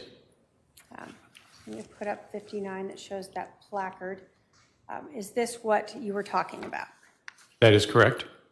How did you, well, let me ask you this. Did you look at the rest of the floor to see if there were anything else that looked like that? Yes, that was consideration, so we did look at the rest of the floor.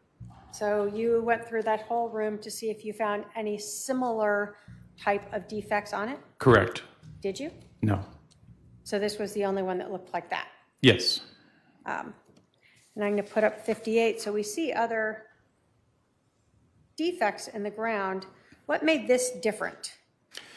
The size of it, the directionality, the fact that it was directly underneath the shoulder where we observed an exit wound, and the fact that there was a projectile found on the floor in proximity to this defect.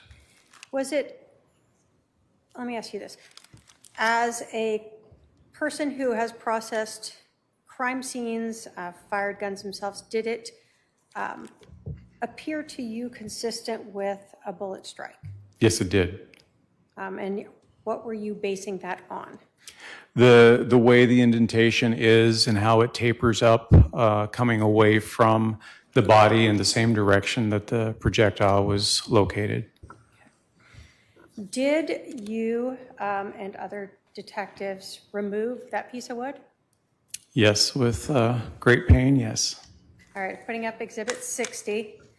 Is that to show the piece removed, and Exhibit 61 to show the actual piece? Correct. And did you write on it so that you would be able to later look at that piece and know how that fit into the puzzle? Yes, it was important to make sure to establish directionality on that piece. If I can have my paralegal approach with 240. Oh, I'm sorry.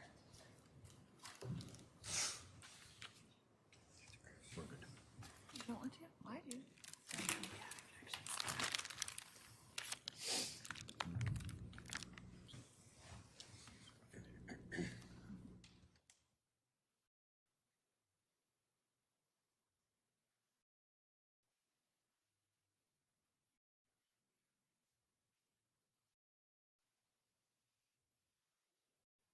I can have my paralegal approach with 244.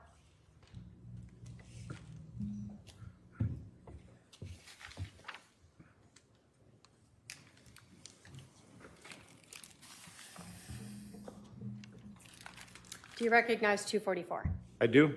And is that the actual piece of floor that was removed from 5531 South Four Peaks Place? Yes. State will move to admit 244. Any objection? 244 is admitted. And is that what then we see here in Exhibit 61? It is. Obviously, this is inside plastic, but this is the piece you're talking about. Correct.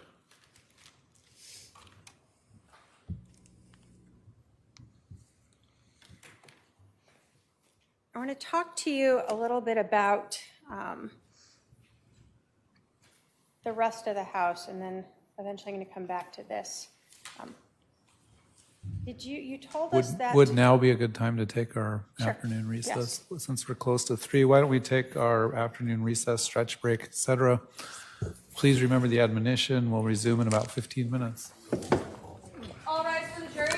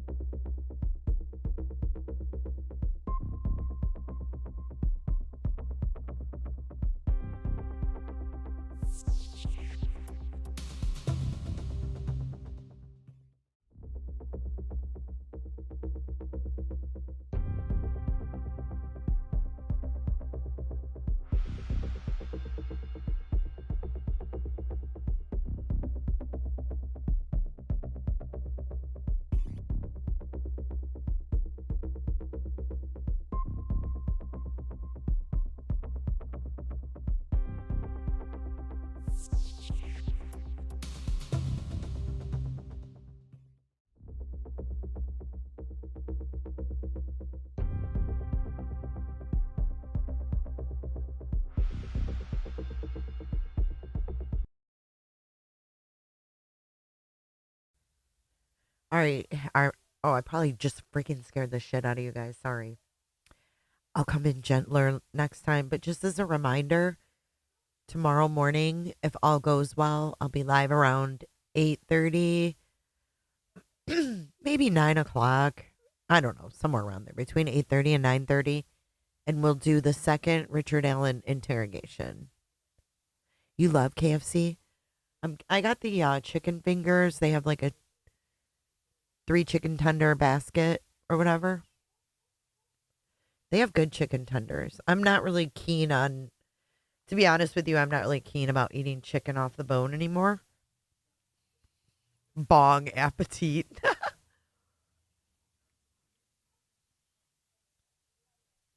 I have a hard time with it. I saw that Puffin said she felt weird after making the hamburger patties, like after the talk today of bleh, you know.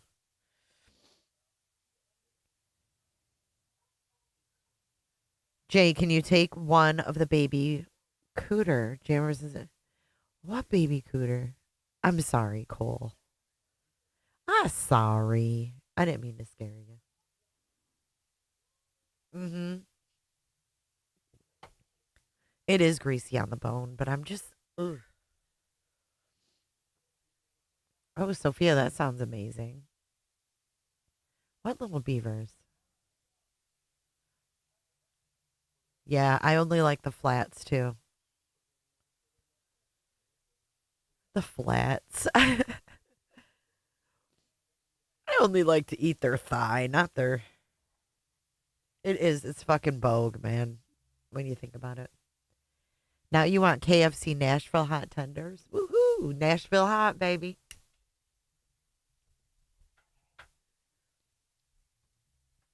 I just can't stand that little tendon, you know? Oh no, Jammers. I hope she feels better soon. Excuse me. Damn. I've been trying to fix something while we were waiting.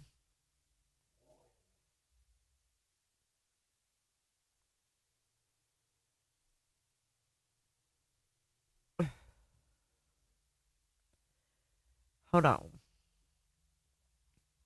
Oh, we are back on the screen. I was like, let me go back on the screen so we don't miss anything. And here we are. We're already on the screen. Never mind. Already on the screen.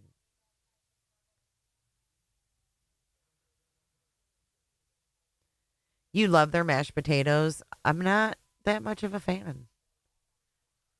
I like their special. I said special. I like their special recipe fries or whatever.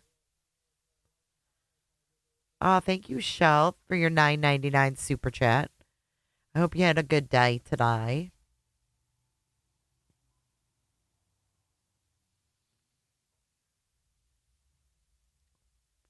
The coleslaw is good. A lot of people love their mashed potatoes, though. The coleslaw is good. I like their coleslaw a lot. I like their seasoning. So, like the chicken fingers. See, I'm trying to make it transparent, but look. The pin chat, look at it's white. The transparent option doesn't work for me. See that? It's supposed to be like the background is supposed to be transparent instead of white.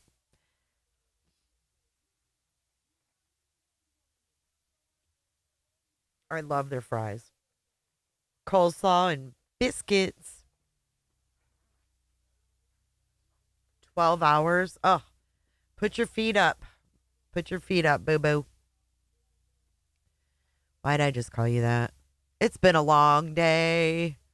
So earlier this morning, we went over Richard Allen's phone calls with his mom and his wife and one of the interrogations, if you want to check that out. It's pretty wild.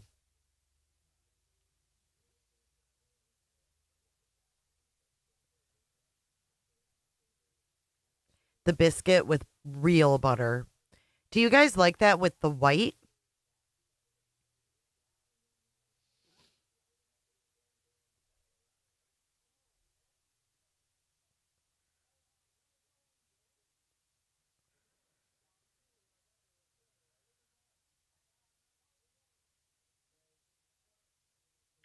Oh, it is going to be aired. 16 hours.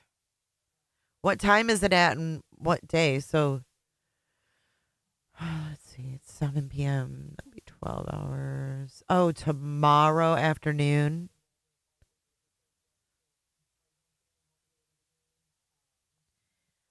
Brian Koberger will be in court tomorrow, Wednesday, for a status hearing. Investigators, da-da-da-da. All right, so tomorrow, Brian Koberger. Can I make the font bigger? Let's see. Let me see what I can do here.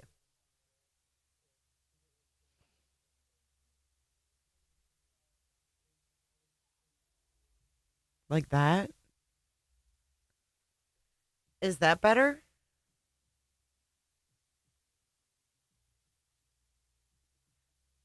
I hadn't seen it yet, but thank you, Shell. I don't think I can dual stream because my laptop is not working. My laptop is broken. You like it better like that? Okay, cool. One thing resolved.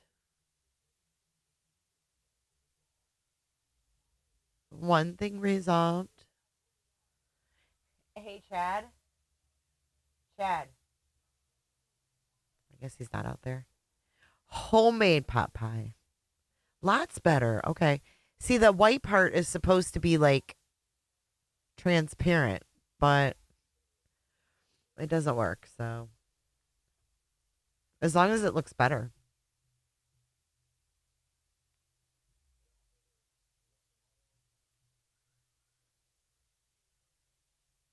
Lots better. Yeah, and I can see your pictures better.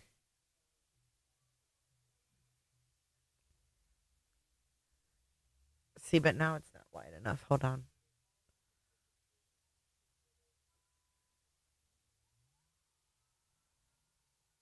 Oh, I forgot about Kramit's song.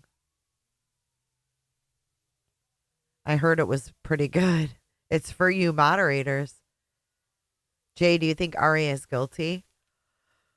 I can't say 100% that he is, but I would say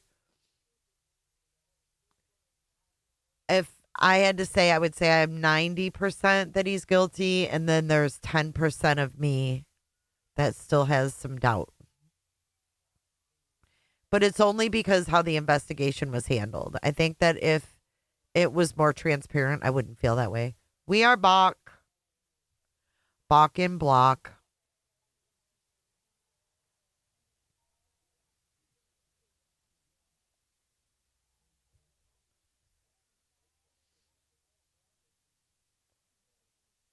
No audio yet, though. Hold, please. On Friday, I will be live on the second channel. We're going to be doing a frickin' marathon to catch up on everything we've missed.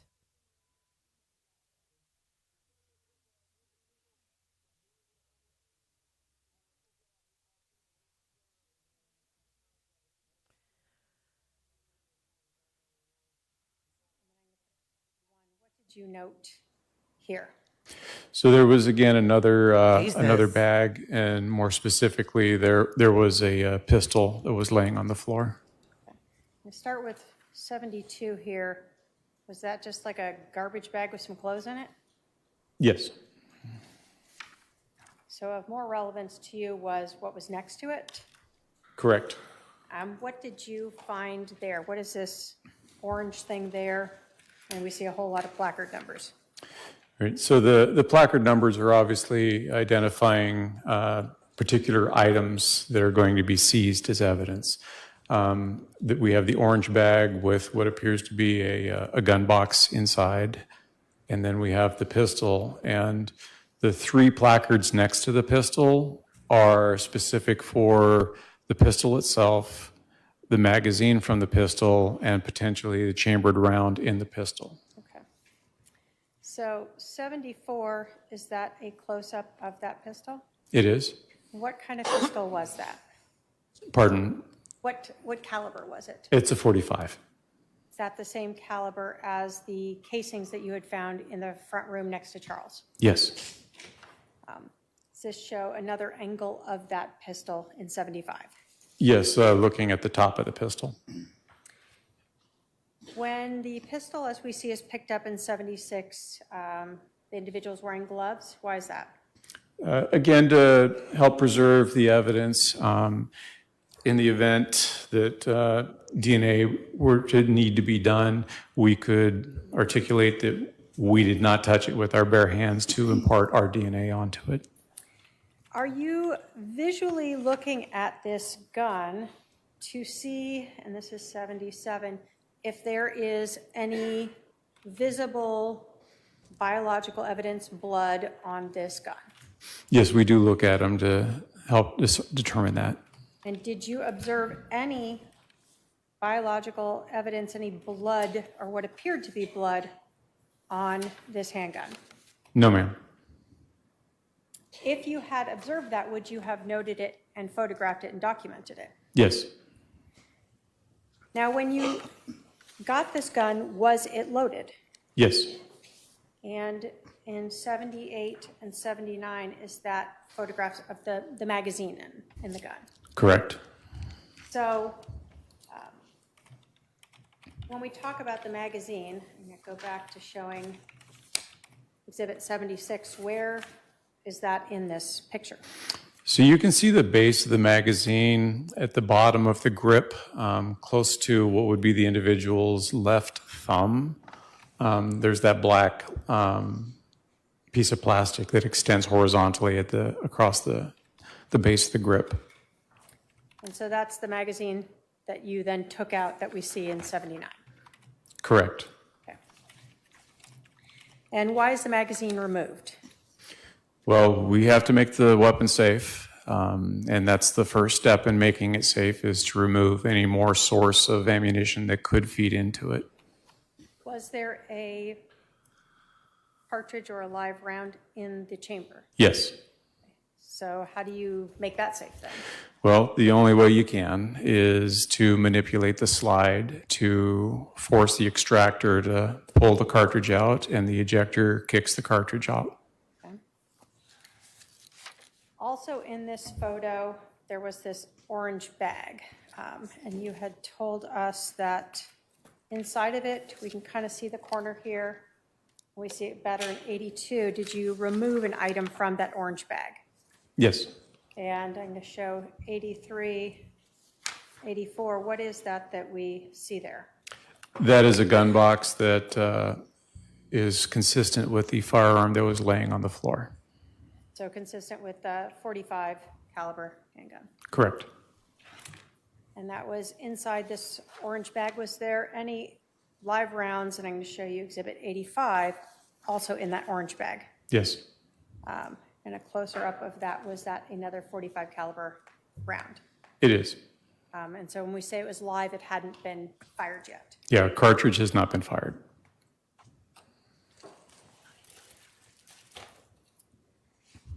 I'm going to start then by having my paralegal can take up exhibits 237 and 246.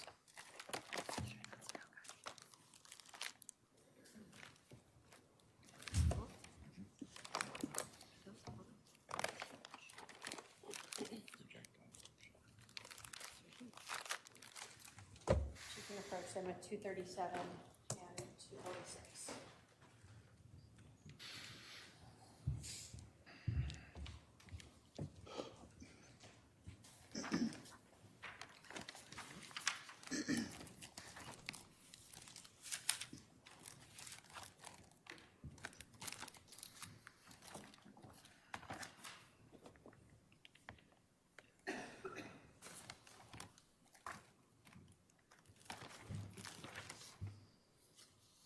Do you recognize 237 and 246? Yes.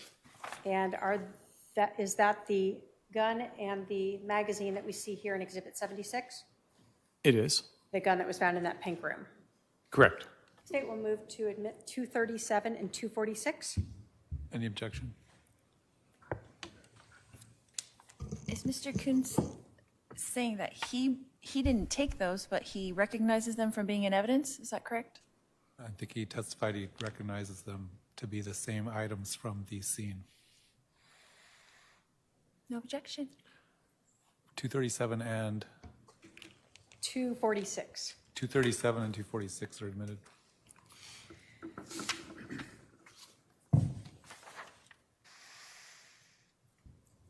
Now I have my paralegal approach with 247, 248, and 236. Sorry.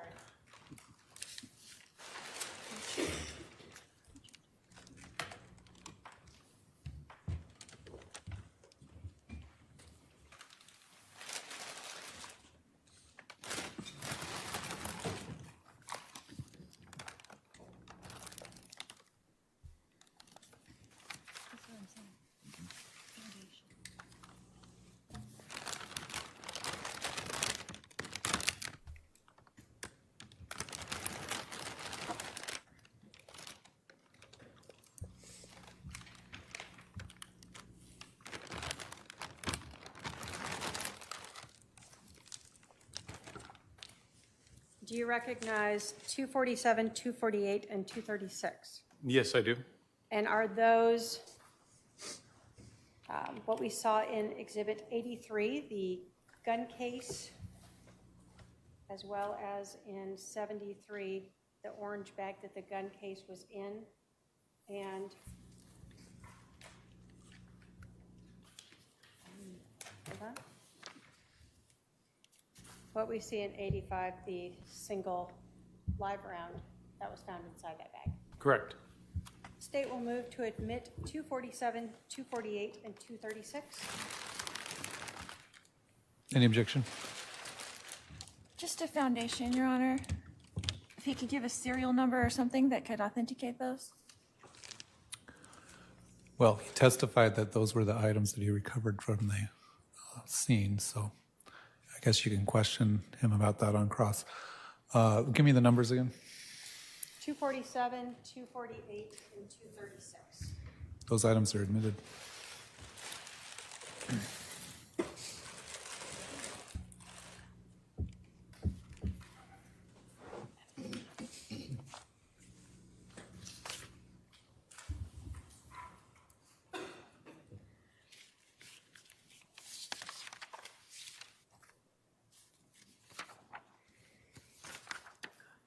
I'm going to show you, as you continued sort of in this hallway, Exhibit 88.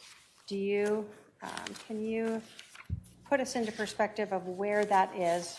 I'm going to put 19 sort of back up. Where is what we see, this room with the blue on it, Exhibit 88? So those two doorways would be on the south side of the hallway that leads up to the pink or maroon room. Specifically, the blue one would be the most southwestern bedroom of the home, and then the other doorway is to the hall bathroom. Okay. So again, did you go into this blue room, and look for any potential items of evidence? Yes. So in the room with the sort of child themes on it, did you find anything bloody in there? No, ma'am. Any ammunition in there? No. In the pink room, we saw the gun. Did you look in the floor of that room to see if there was any blood drops in the pink room? Yes. So I'm going to go back 1 second to 87. So on this floor and the bed and around here, did you notice any blood in that room? No. No blood swiped across a wall? No. No blood on that orange case? The orange bag? Correct. No. No blood on the black case for the gun? No. Or the extra magazines that were in there, any blood on those? No. None seen. Okay. So then in the blue room, did you do the same sort of thing? Look to see if there was any bloody clothing, any blood swipes, any blood drops, that sort of thing in there? Correct. No items of bloody anything was discovered in there. Okay. And nothing on the floor either? Correct. When we go to 92, you said that was the hall bathroom next to it? Yes. Do we see that in 93 and 94 here? Yes. Did you look in everything, like even the sinks, to see if you saw blood there? Yes. Along the countertop to see if you saw blood there? Correct.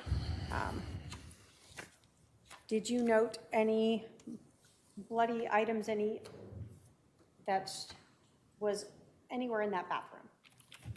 I did not.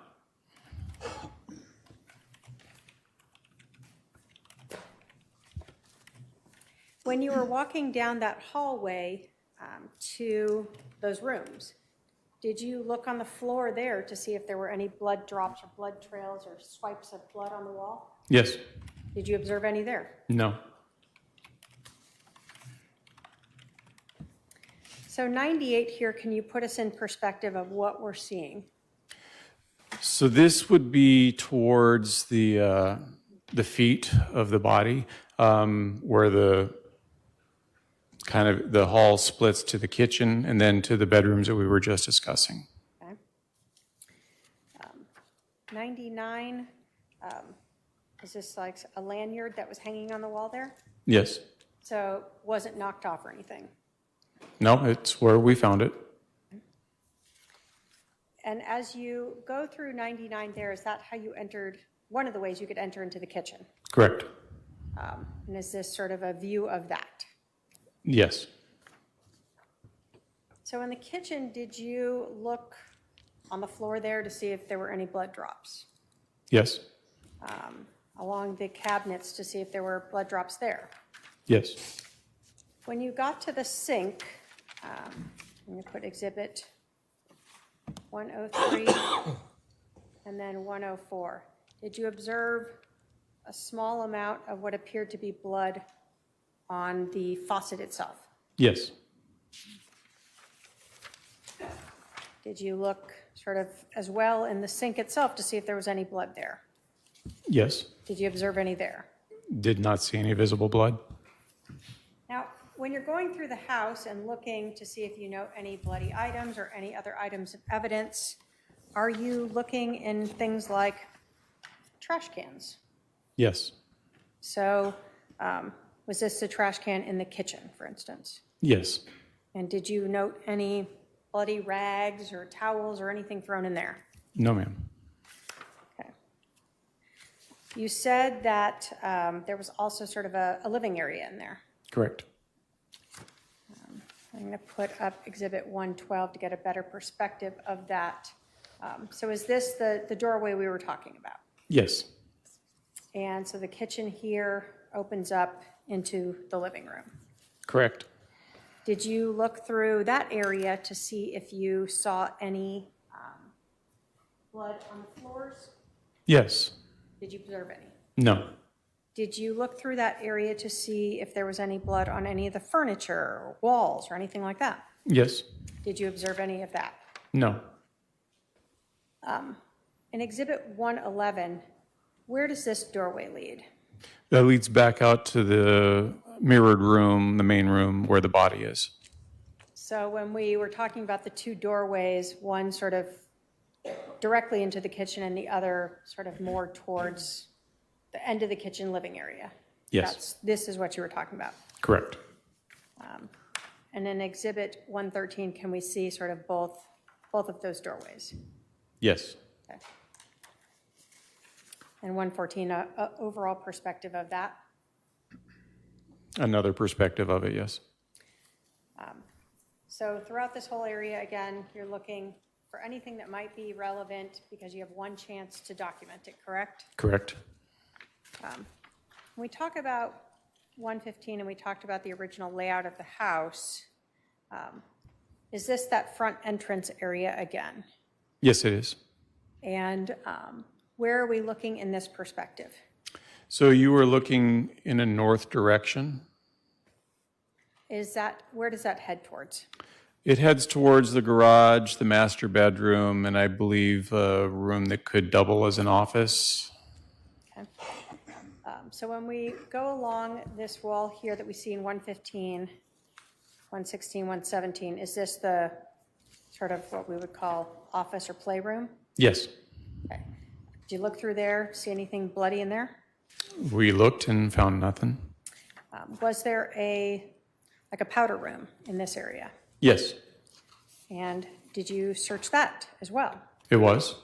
And again, you're looking in sinks and in trash cans? Correct. And did you observe in 121, 122, the trash can and toilet and sink, any bloody items there? No, Was there a laundry room in this area? there was. And I'm putting up 123 and 124. Did you look through the laundry area to see if you saw any bloody items in here? It was looked through, yes. So although there's some clothing and some folded towels, none of those had blood evidence on them. Nothing that stood out with blood evidence, no. And then again, even looking in the trash cans that we see in 126 and 127, Correct.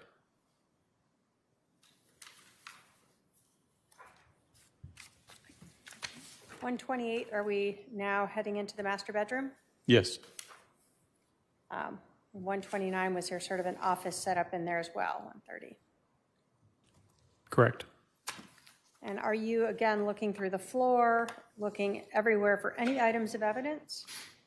Correct. Anything to indicate that what happened in the other room transferred into this. Okay. Or any cleanup from after it? Correct. As you went through this, did you do the same sort of thing, looking through the floor and walls, 132, 133, for any blood evidence? Correct. Did you observe any in the bedroom? No. Do you go into the master bathroom and check there as well? Yes. So 134, 135. Did you observe any evidence, blood evidence in the master bathroom? It did not. And again, checking even the toilet itself as well as the trash can Yes. that we see in 137 and 138. So other than the one drop or whatever smear of blood on the kitchen faucet, did you see any other blood evidence at the scene? No. Let me put that in a different way, other than what was around Charles's remains. Correct. No trails, no swipes, nothing that other than the sink faucet in the kitchen and the area where the body was. Okay. So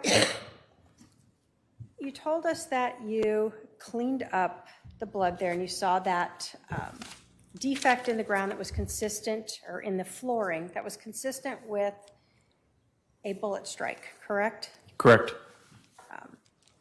When you were looking at this scene, actually I'm going to start with 15, did you note injuries to Charles Vallow himself? Yes.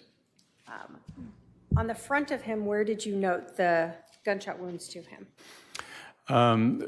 Immediately before the medical examiner arrived, the only visible gunshot wound was in the lower left abdomen area. Did you learn one was in the chest underneath some of the medical debris? Yes.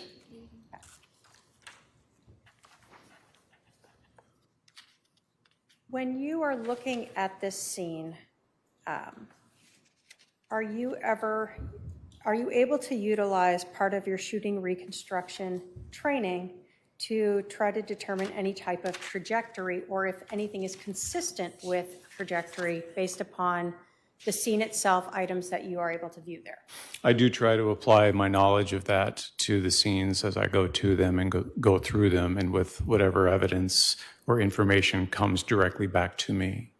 Are you relying on, for instance, the location of Mr. Vallow? That's part of it. Are you relying on the location of the casings? That's another part of it. Not a major part, but it is another part. Are you relying on the location of the projectiles? Yes. When the medical examiner came, were you also able to see exit wounds on Mr. Vallow? Yes, in conjunction with also the chest wound. Okay. So when the medical examiner came, you saw a second injury to the front side of him. Correct. And where was that approximately? In the sternum. So for us, somewhere in... About the center, maybe roughly the center of the chest. Okay. So, and the other one you said was in the abdomen. Yes. When the medical examiner was there, where did you observe other gunshot wounds on his back? I observed another one that would have been just to the left of the spine, and then another one that would have been by the left shoulder blade scapula area. Okay. Now, given the number of casings, did you start with an idea that there might be 2 shots? Yes. Given the number of wounds on Mr. Vallow, did that appear consistent with that theory? Very much so. So 2 entrances, 2 exits? Yes.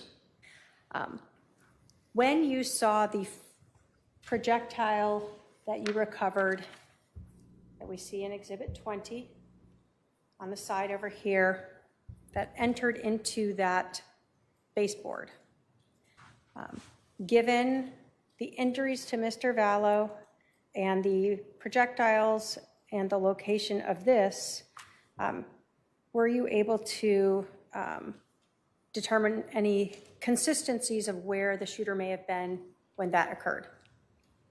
Approximate location, yes. And how did you do that? Based on the wounds to Mr. Vallow, the location of where the projectile had ended up, and where the casings were, the working theory at that point was that the firearm ejected the casings to the right, striking the wall where that has the curve there, and bounced back towards the west wall. The projectile would have continued on a relatively straight path and embedded itself in the baseboard at the other end of the room. So would that have put the shooter somewhere in this area? Yes.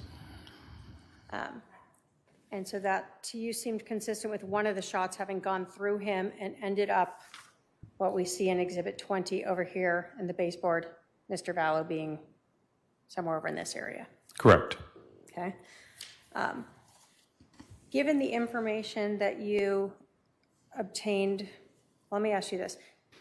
Given the information that you saw at the scene there, again, with the casings, the injuries to Mr. Vallow, both to the abdomen and the shoulder, and then after you cleaned up the blood, the damage to the floor underneath the location of his left shoulder, were you able at that point to start, have any concept or have an idea of what would be consistent with where the shooter may have been and where Mr. Vallow may have been for that shot? Yes. What did you base that on? Again, a lot of the factors that have been discussed, the location of the projectile item number 4, the defect in the floor that was underneath him, the location of the second casing. It was all consistent with the shooter having been at the feet, not necessarily right upon the feet of Mr. Vallow, but in that direction, close enough so that the projectile could, again, bounce off that wall and land on the west wall. The projectile or the casing, sorry. When you were looking at this scene, I'm going to put 56 up. Obviously, there's no exact, I'm going to move Mr. Vallow this way just to kind of be looking the same direction. Did this defect appear to be in the area of Mr. Vallow's shoulder? Yes. Now, Mr. Vallow had been rolled a couple times by the time you cleaned that scene up. Yes. So you didn't like stick a rod through him there and see if that worked? No, that would be inappropriate. Are you even allowed to do that? No. Does a medical examiner frown on that? Yes, the body is theirs by law. So you're basically able to look at where he was located and say that that is consistent with being underneath his left shoulder? Yes, and we did take measurements of the body before it was moved. All right. So when you measured where the body was, and then you cleaned up that blood and measured where that projectile divot was that consistent with where his left shoulder was? Yes. Given that information that you had at that time, were you able to draw any conclusions as to whether or not the evidence was consistent with Charles Vallow being laying on the ground when he was shot? Very much so in the position that you see him. He was, the second shot that entered the abdomen would have been where he was lying. Did you attend the autopsy itself? I did. And when you were at the, can you tell us what it means when you attend an autopsy as a detective? So as a detective, we go to the medical examiner on the date that they're going to do the autopsy. There is the autopsy suite itself where the doctors and technicians work with the bodies. Observers will be outside of that suite but able to communicate with the staff. There's a window where we can see everything that's going on. And like I said, we can communicate either by a phone that's on the wall or they'll come around and talk with us. We have the ability to observe everything that transpires. There's even a camera overhead that we can manipulate to get a different view, say the feet are toward the way. I was going to say inches. Yes. Not feet, but inches. Correct. And so would that be a normal trajectory from hitting the wall to where they landed? I am not surprised by seeing that, yes. According to how fast they would be going. How fast does a casing come out of a gun? I don't really know. I've never chronographed a casing coming out of a gun. I've only chronographed bullets. So I have no idea how fast a casing comes out. It doesn't come out with enough force to really hurt anybody. So there weren't any divots in the wall or anything like that? Because there could be microscopic divots, but it'd be very difficult to find. And you didn't find any that were visible to the eye? Nothing that caught my eye, no.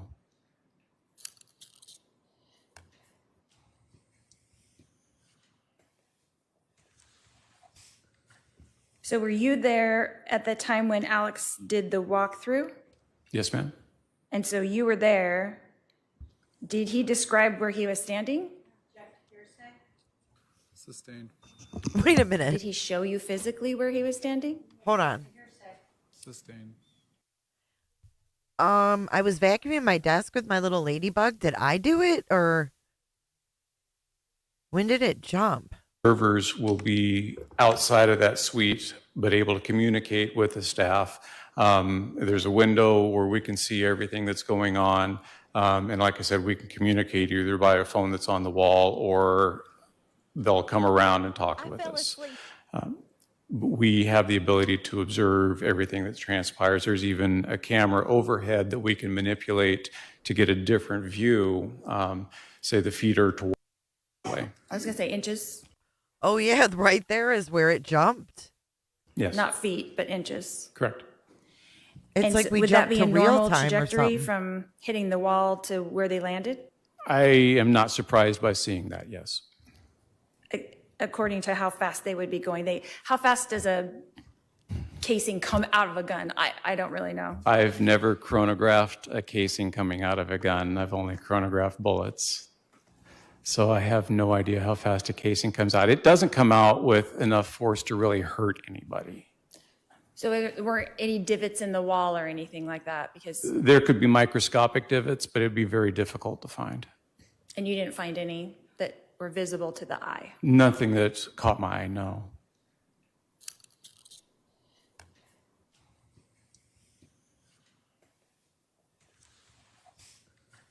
So were you there at the time when Alex did the walkthrough? Yes, ma'am. And so you were there.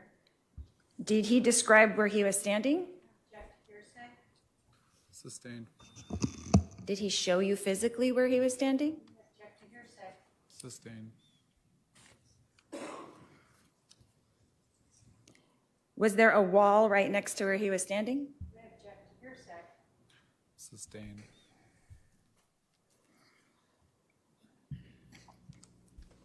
Your Honor, I'm not asking for the truth of the matter asserted. I'm saying he observed this person standing in that place. Well, you can ask him if he observed Mr. Cox standing in that place. Okay. Did you observe Mr. Cox standing in the room where he told you that the gun was? I observed him standing in the vicinity that he indicated. And was that in the hallway or in the main room? Your Honor, I'm going to object to hearsay. It's non-testimonial, Right. but it is still hearsay. If the question is in relation to Mr. Cox showing or recreating or demonstrating, then the objection is sustained.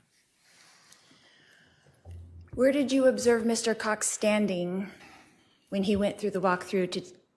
Well, that's the testimony that I'm saying is a form of hearsay. So please ask a different question. I'm trying to understand, Your Honor. So what the witness observed is not relevant? I didn't say that. Let's do a sidebar.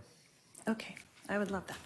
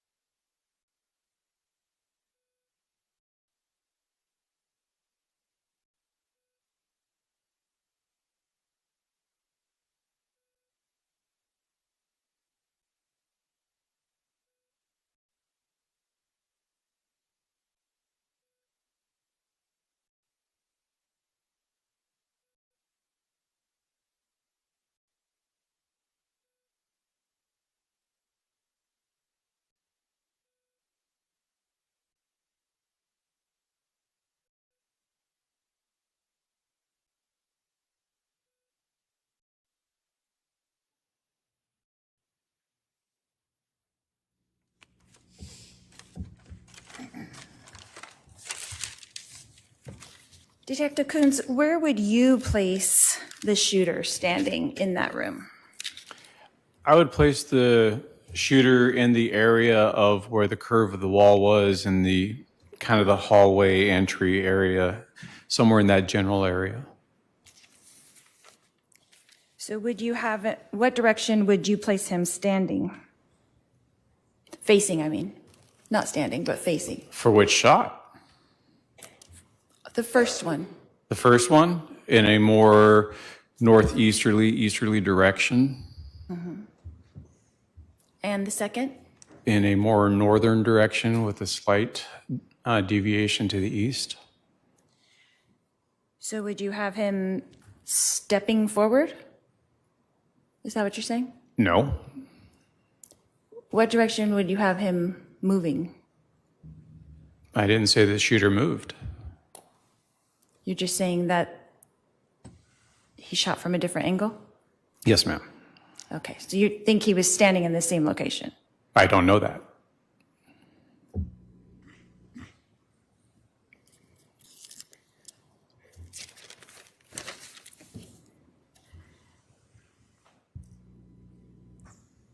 So according to where you put him standing with the first shot, the casing bounced off of the wall to the right and landed to the left. Correct. And then where you have him standing in the second shot, the same thing happened. Approximately, yes. And how far apart were those casings found? I don't have the specific measurement of how far apart they were. They were a few feet. So they're a few feet apart. Yes. So if he was standing in the same place, would they be a few feet apart or would they be closer? It depends on a different amount of things, like how was the gun being held? Was it canted to the side? Was it not? What the angle was. Could the shooter have moved? A little, but it would have been the same general vicinity. But you said he didn't move, according to you. I said I didn't say he moved. So he could have moved because they were more than a foot apart, the casings found. A little, yes. Would have been in the same general area. So he could have taken a couple steps. Perhaps. Could have slid the body sideways. Anything that you can do to the body, it could have been done in a short area. And is that common in, I don't know with shooting, if is that common with someone to shoot once and then move and shoot again? I'll sustain it on speculation. In your experience as a firearms expert who fires a lot of guns, right? Would that be a common thing to do? An objection is to speculation as to when, where, circumstances. All right, I'll sustain the objection as to speculation.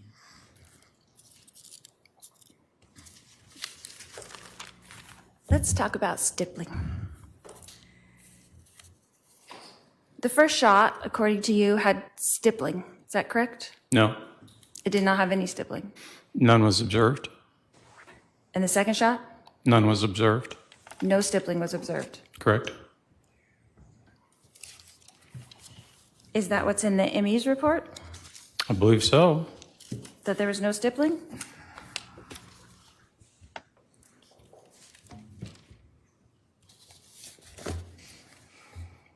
Can I have a minute, Your Honor?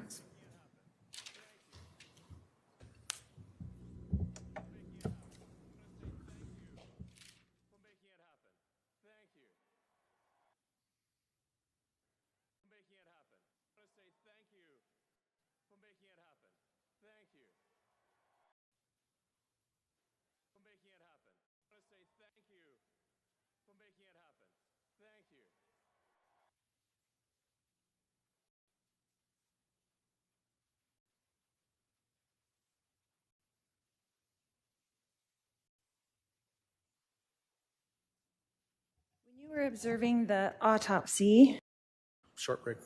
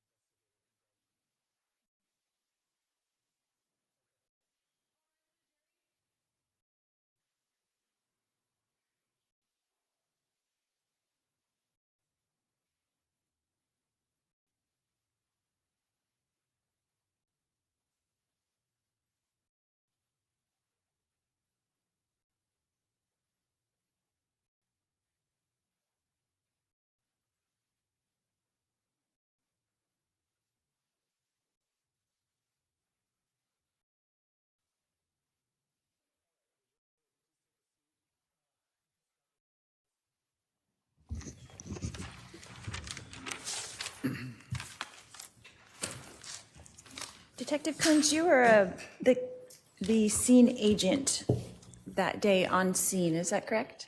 Primarily, yes.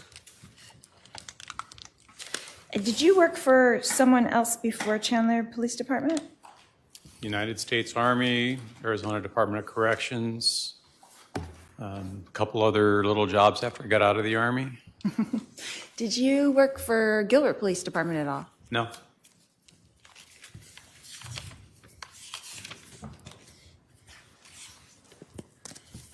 And as the scene agent that day, you talked about you were there. Did you write a report about that day? Yes, ma'am. When did you write that report? I don't know the day I sat down to write it.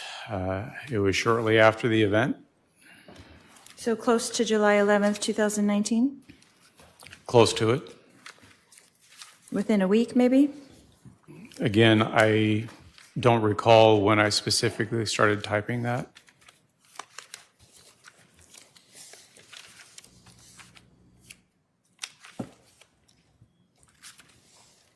And when you arrived that day, who was there already? Patrol officers, Just them? the fire department might have been there. Alex Cox was there. Other detectives arrived. I couldn't tell you the order of which everybody arrived. And where did you park? I parked north of the scene. And then did you go directly into the house? No, ma'am. What did you do first? We received a briefing of what patrol officers had learned. We learned that there was a body inside the residence, and we came up with an investigative plan. Who did that debriefing to you? I don't think anybody specifically ran the debriefing. We, as detectives, gathered around the patrol officers, and they informed us basically of what they had seen and what they had been told. And who were those detectives with you? Well, Detective Duncan would have been there with me. Detective Moffitt would have been there. I didn't take a roll call of all the detectives there.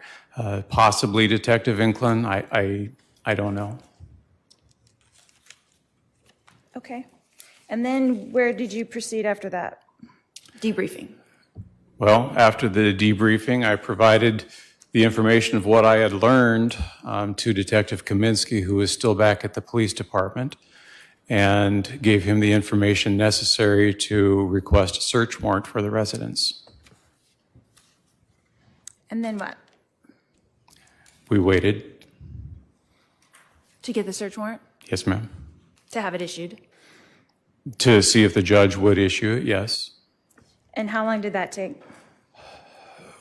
Don't believe we got word back from the courts until it would have been probably between 11:30, 11:45, and then we made entry shortly thereafter.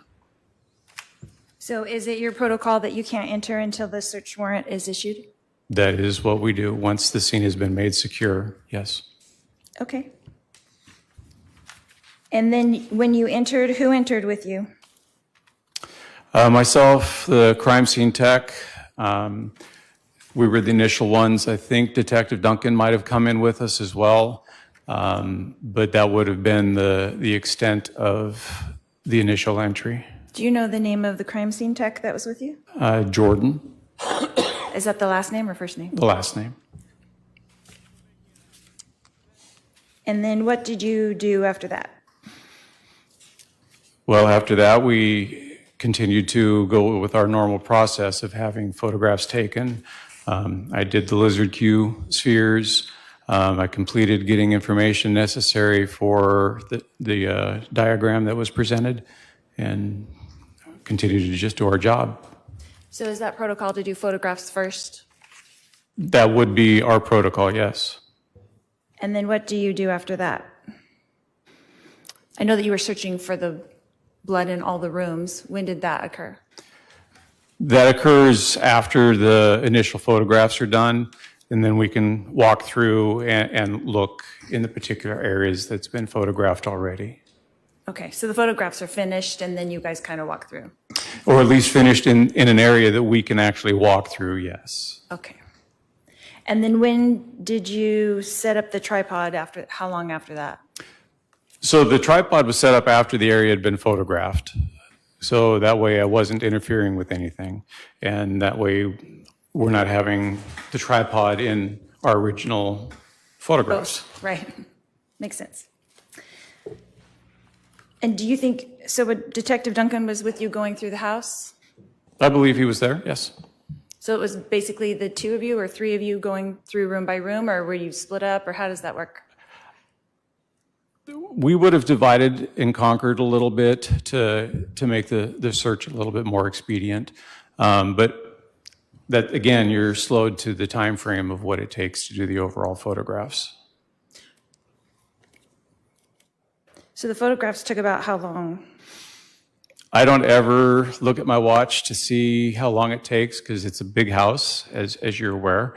And I let the crime scene tech do their job. I don't push them and tell them that TikTok, there's nothing like that. It's do your job, we'll follow along. Okay, and you guys started that process at about 11:45? I think the actual time would have been closer to noon that we would have started that process.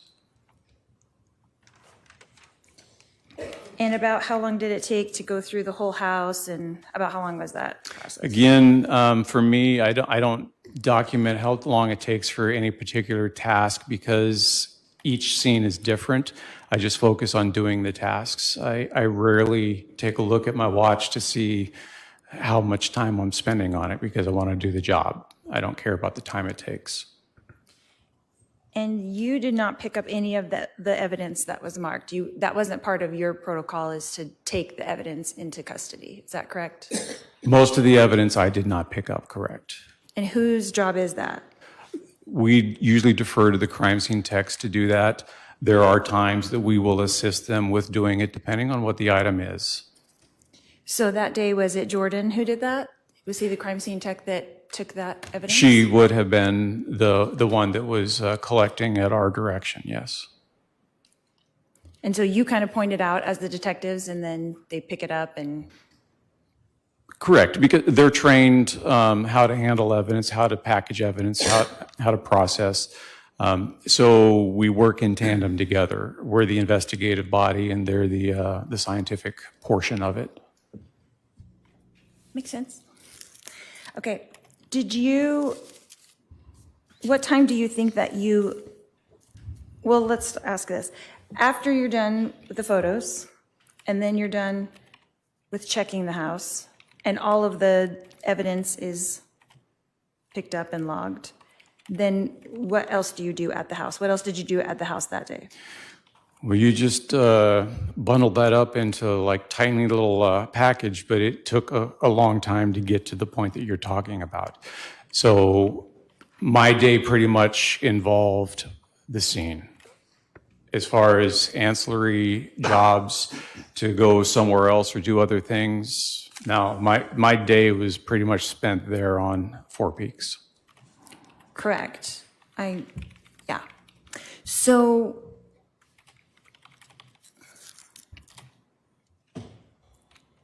when did you leave the residence then? We secured from the house sometime between 4 and 4:30 p.m.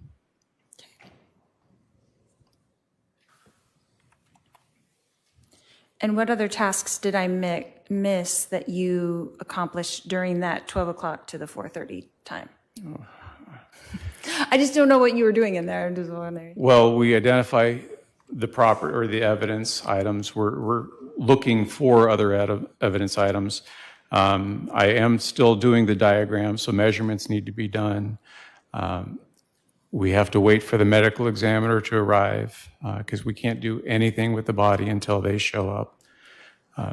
And then once they show up, we pretty much stop with the other projects until we can focus on the body and get the body out of there because there aren't very many investigators for the medical examiner in the county, so we don't want to tie them up longer than we have to. And then we'll resume searching or identifying information, evidence, collecting it, and working our way to a conclusion where we can leave the scene. Okay.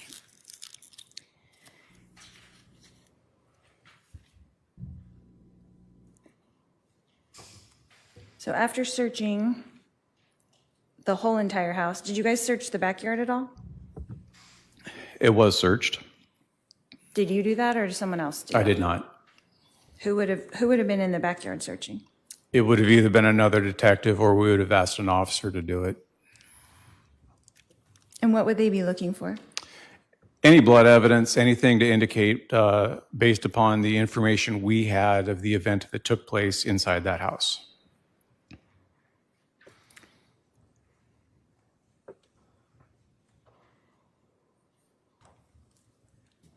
So when you made your assessment, you were able to leave after that assessment was made? That everything was accomplished? Oh, what assessment are you talking about? That all the evidence was gathered and collected? That I was satisfied that we had collected what we needed to collect? Correct. Yes. Yes. Okay, thank you. If we could just have Ms. Vallow move her reports away from the, it's showing. Oh, is it showing? Oh. I'm sorry. Yeah, that's, actually, let's just turn that off until we need it. Thank you.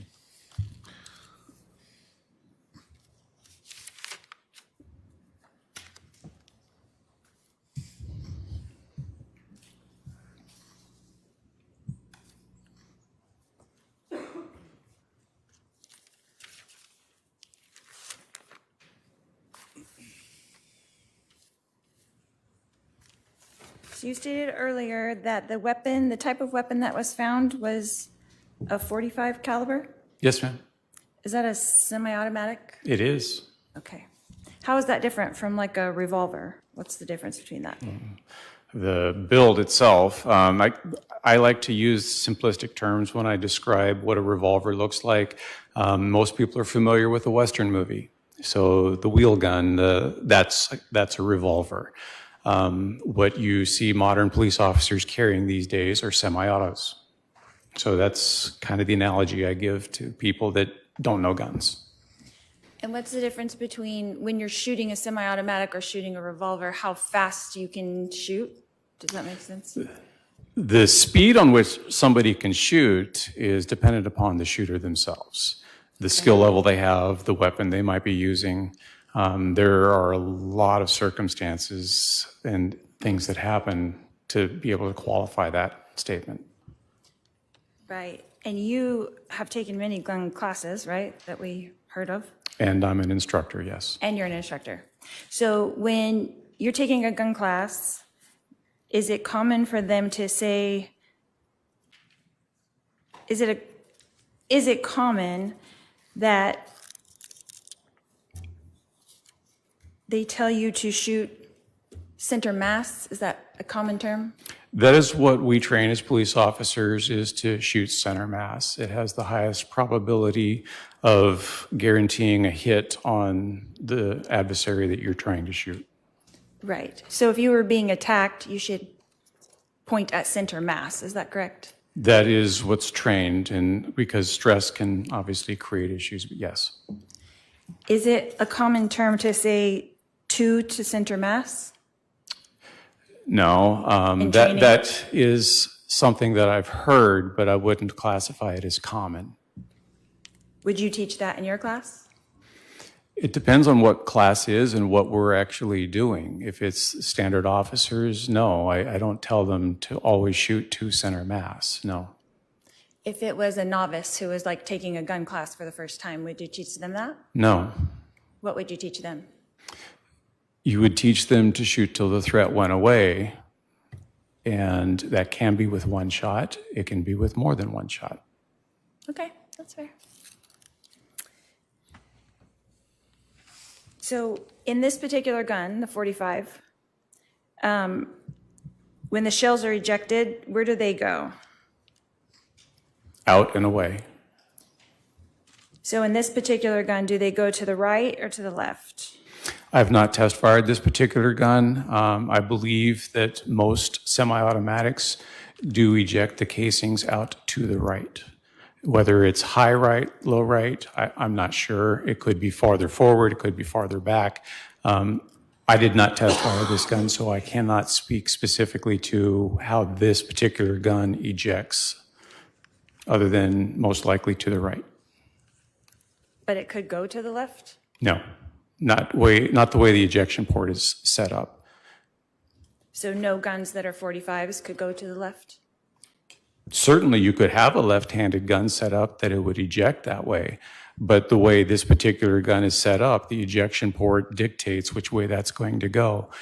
When the slide cycles back and that extractor pulls the casing back, the ejector is usually located on the opposite side of the extractor, and that will kick it out of the actual ejection port of the slide.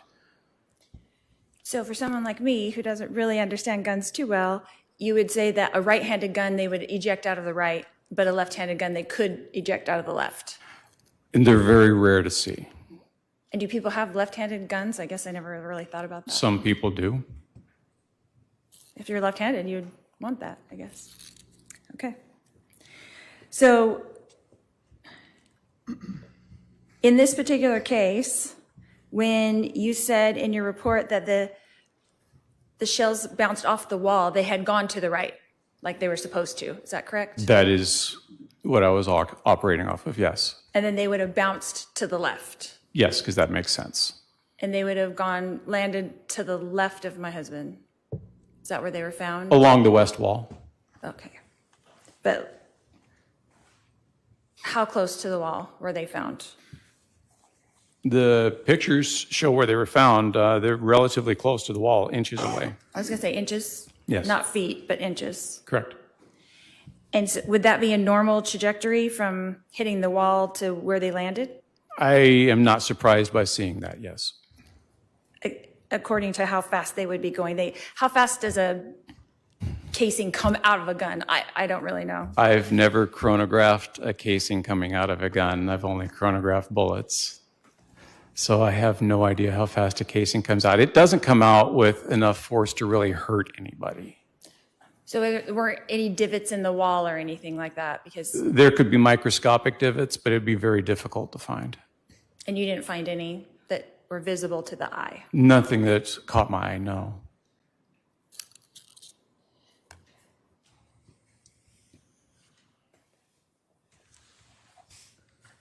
So were you there at the time when Alex did the walkthrough? Yes, ma'am. And so you were there. Did he describe where he was standing? Sustained. Did he show you physically where he was standing? Sustained. Was there a wall right next to where he was standing? Sustained.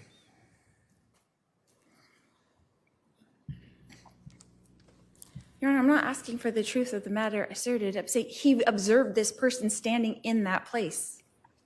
Well, you can ask him if he observed Mr. Cox standing in that place. Okay. Did you observe Mr. Cox standing in the room where he told you that the gun was? I observed him standing in the vicinity that he indicated. And was that in the hallway or in the main room? No, I'm going to object to hearsay. It's non-testimonial, Right. but it is still hearsay. If the question is in relation to Mr. Cox showing or recreating or demonstrating, then the objection is sustained. Where did you observe Mr. Cox standing when he went through the walkthrough to? Well, that's the testimony that I'm saying is a form of hearsay. So please ask a different question. I'm trying to understand, Your Honor. So what the witness observed is not relevant? I didn't say that. Let's do a sidebar. Okay, I would love that.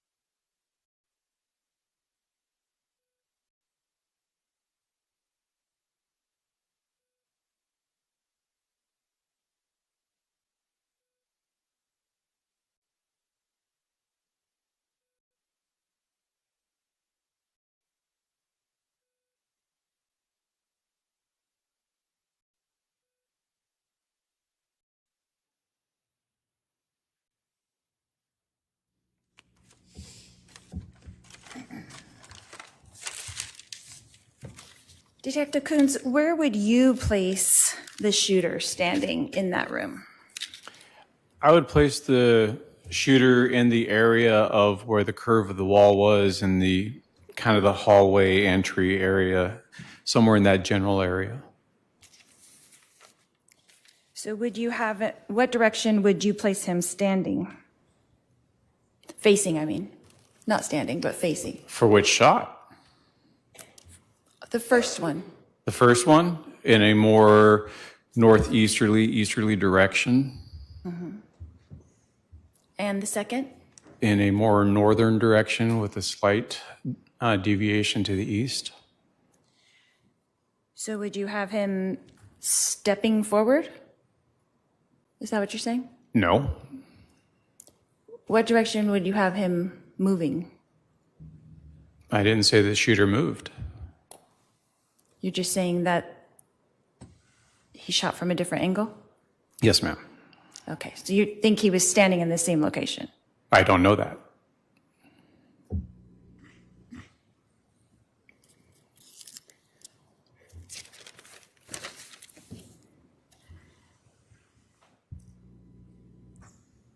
So according to where you put him standing with the first shot, the casing bounced off of the wall to the right and landed to the left. Correct. And then where you have him standing in the second shot, the same thing happened. Approximately, yes. And how far apart were those casings found? I don't have the specific measurement of how far apart they were. They were a few feet. So they're a few feet apart. Yes. So if he was standing in the same place, would they be a few feet apart or would they be closer? It depends on a different amount of things, like how was the gun being held? Was it canted to the side? Was it not? What the angle was. Could the shooter have moved? A little, but it would have been the same general vicinity. But you said he didn't move, according to you. I said I didn't say he moved. So he could have moved because they were more than a foot apart, the casings found. A little, yes. Would have been in the same general area. So he could have taken a couple steps? Perhaps. Could have slid the body sideways. Anything that you can do to the body, it could have been done in a short area. And is that common in, I don't know with shooting, is that common with someone to shoot once and then move and shoot again? I'll sustain it on speculation. In your experience as a firearms expert who fires a lot of guns, right? Would that be a common thing to do? An objection is to speculation as to when, where, circumstances. All right, I'll sustain the objection as to speculation.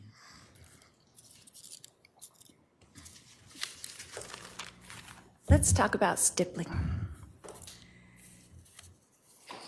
The first shot, according to you, had stippling. Is that correct? No, It did not have any stippling. none was observed. And the second shot? None was observed. No stippling was observed. Correct. Is that what's in the ME's report? I believe so. That there was no stippling?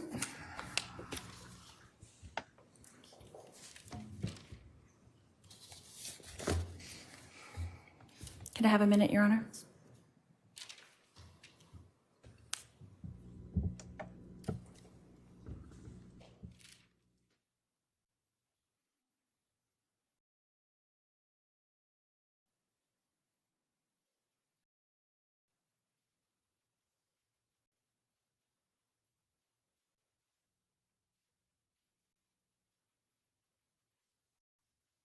What is happening right now?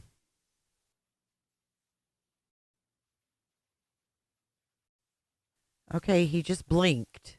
Okay, I just saw someone move. When you were observing the autopsy, the ME didn't say anything about stippling? I don't recall any mention about stippling.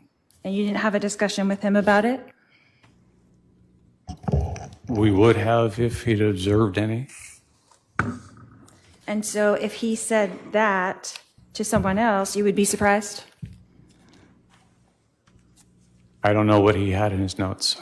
I didn't author his report. Can you describe stippling for us?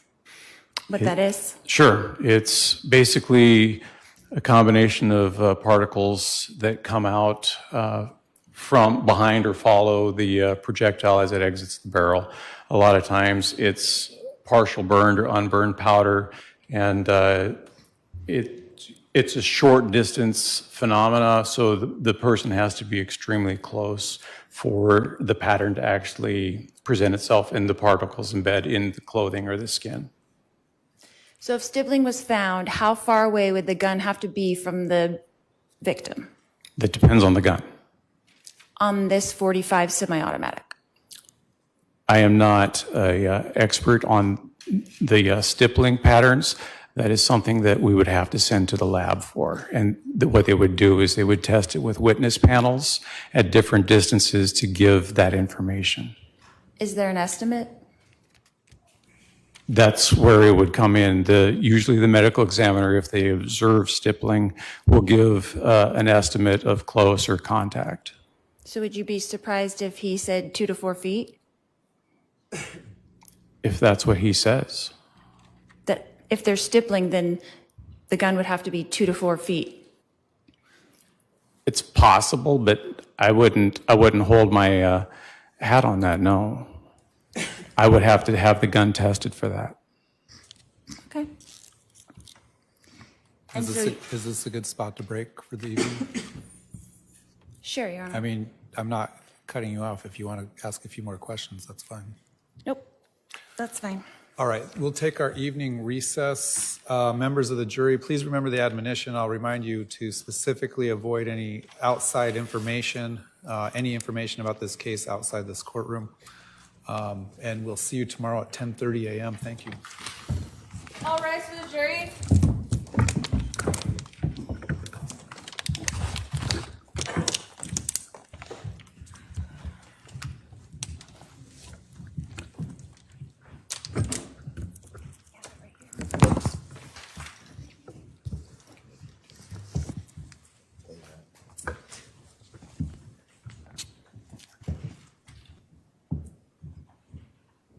Good Lord Almighty. All right, the jury is no longer present. Please be seated.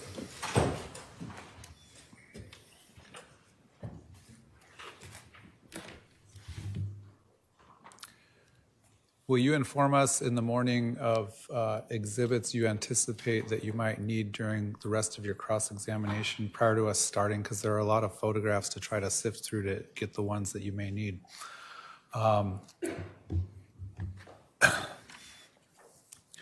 You have a habit of when a witness answers a question, to add something on the end of their answer. For example, during this witness, you said, I wasn't aware of that. Another time you said, I don't know much about guns. On previous witnesses, you've said, that's what I recall, or shaping up, Lori. I'm not really sure. When you say those types of things, it's a form of testimony. Okay, so I'm going to caution you to try to refrain from doing that. After the answer, just move on to your next question, okay? Sure. All right. Anything else from the state? Yes, Your Honor. I received information that a couple different detectives have been subpoenaed and asked to appear tomorrow. There was no phone number for them to call in to say they received their subpoena, and they were asking, I advise them that they need to come here, but I am happy to pass that along, or I wasn't sure if they need to come here tomorrow or not, but I've been asked to.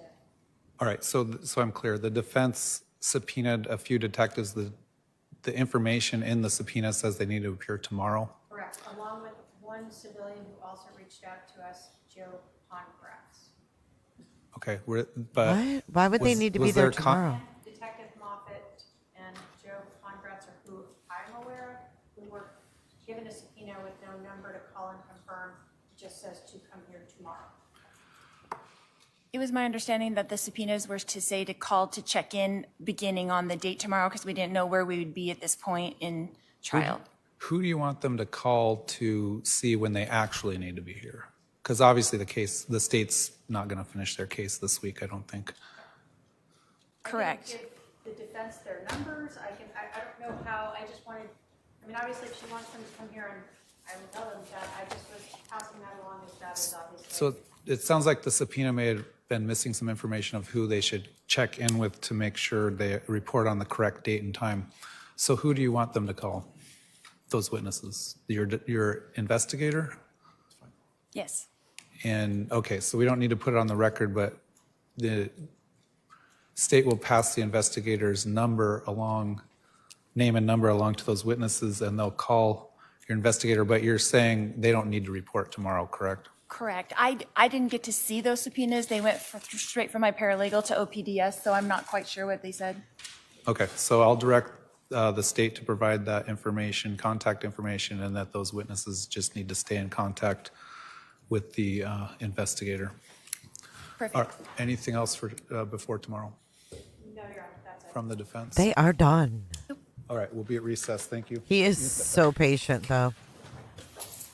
All right, guys, it is a wrap. You saw Detective Moffett on 48 Hours regarding a girl that went missing in Chandler? Oh, you saw him. On the back of the motorcycle and drive her there, can I? What? You could go with us. We could just all do it. What? Okay. What Ew. Is that Lori's investigator? We're keeping it in the room right here. And then bring it back. Whoa, was that the investigator? Did he say he wanted to put her on the back of a motorcycle? Listen. You can step down. Listen. What time do you get back?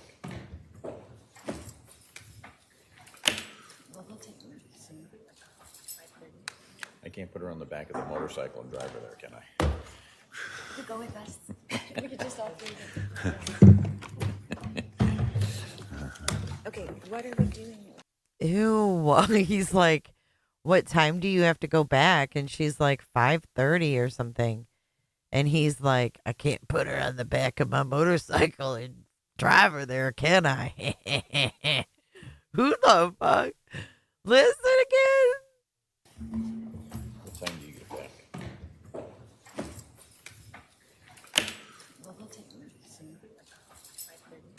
I can't put her on the back of the motorcycle and drive her there, can I? You could go with us. We could just all do it. Okay, what are we doing? Yeah, we're keeping it in the room right here. And then bring it back. Nasty. Leave it to us to pick up that nastiness at the end. I don't know who that was. No, I mean, I'm. Bleh. There's just something. There's something wrong there, guys. All right, never a dull moment, I swear. All right, we're gonna run our credits, and I will see you guys tomorrow morning. We're gonna go over the second. I hope that wasn't a deputy, but we're gonna go over the second Richard Allen thing, and then we are live here at 2:00. Oh my gosh, the Black Widow. Thank you so much for your super chat. We all need a distraction. Thank you, Black Widow. All right, let's run our credits. The lovely people, I love you. Have a great night. And until then, I'll see you in the next one.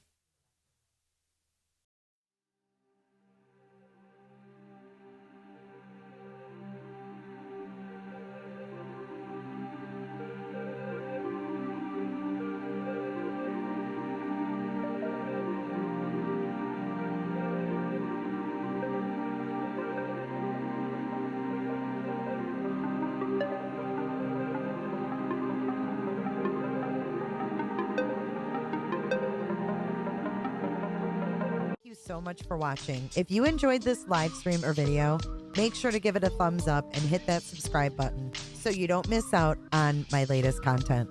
Want to take it a step further?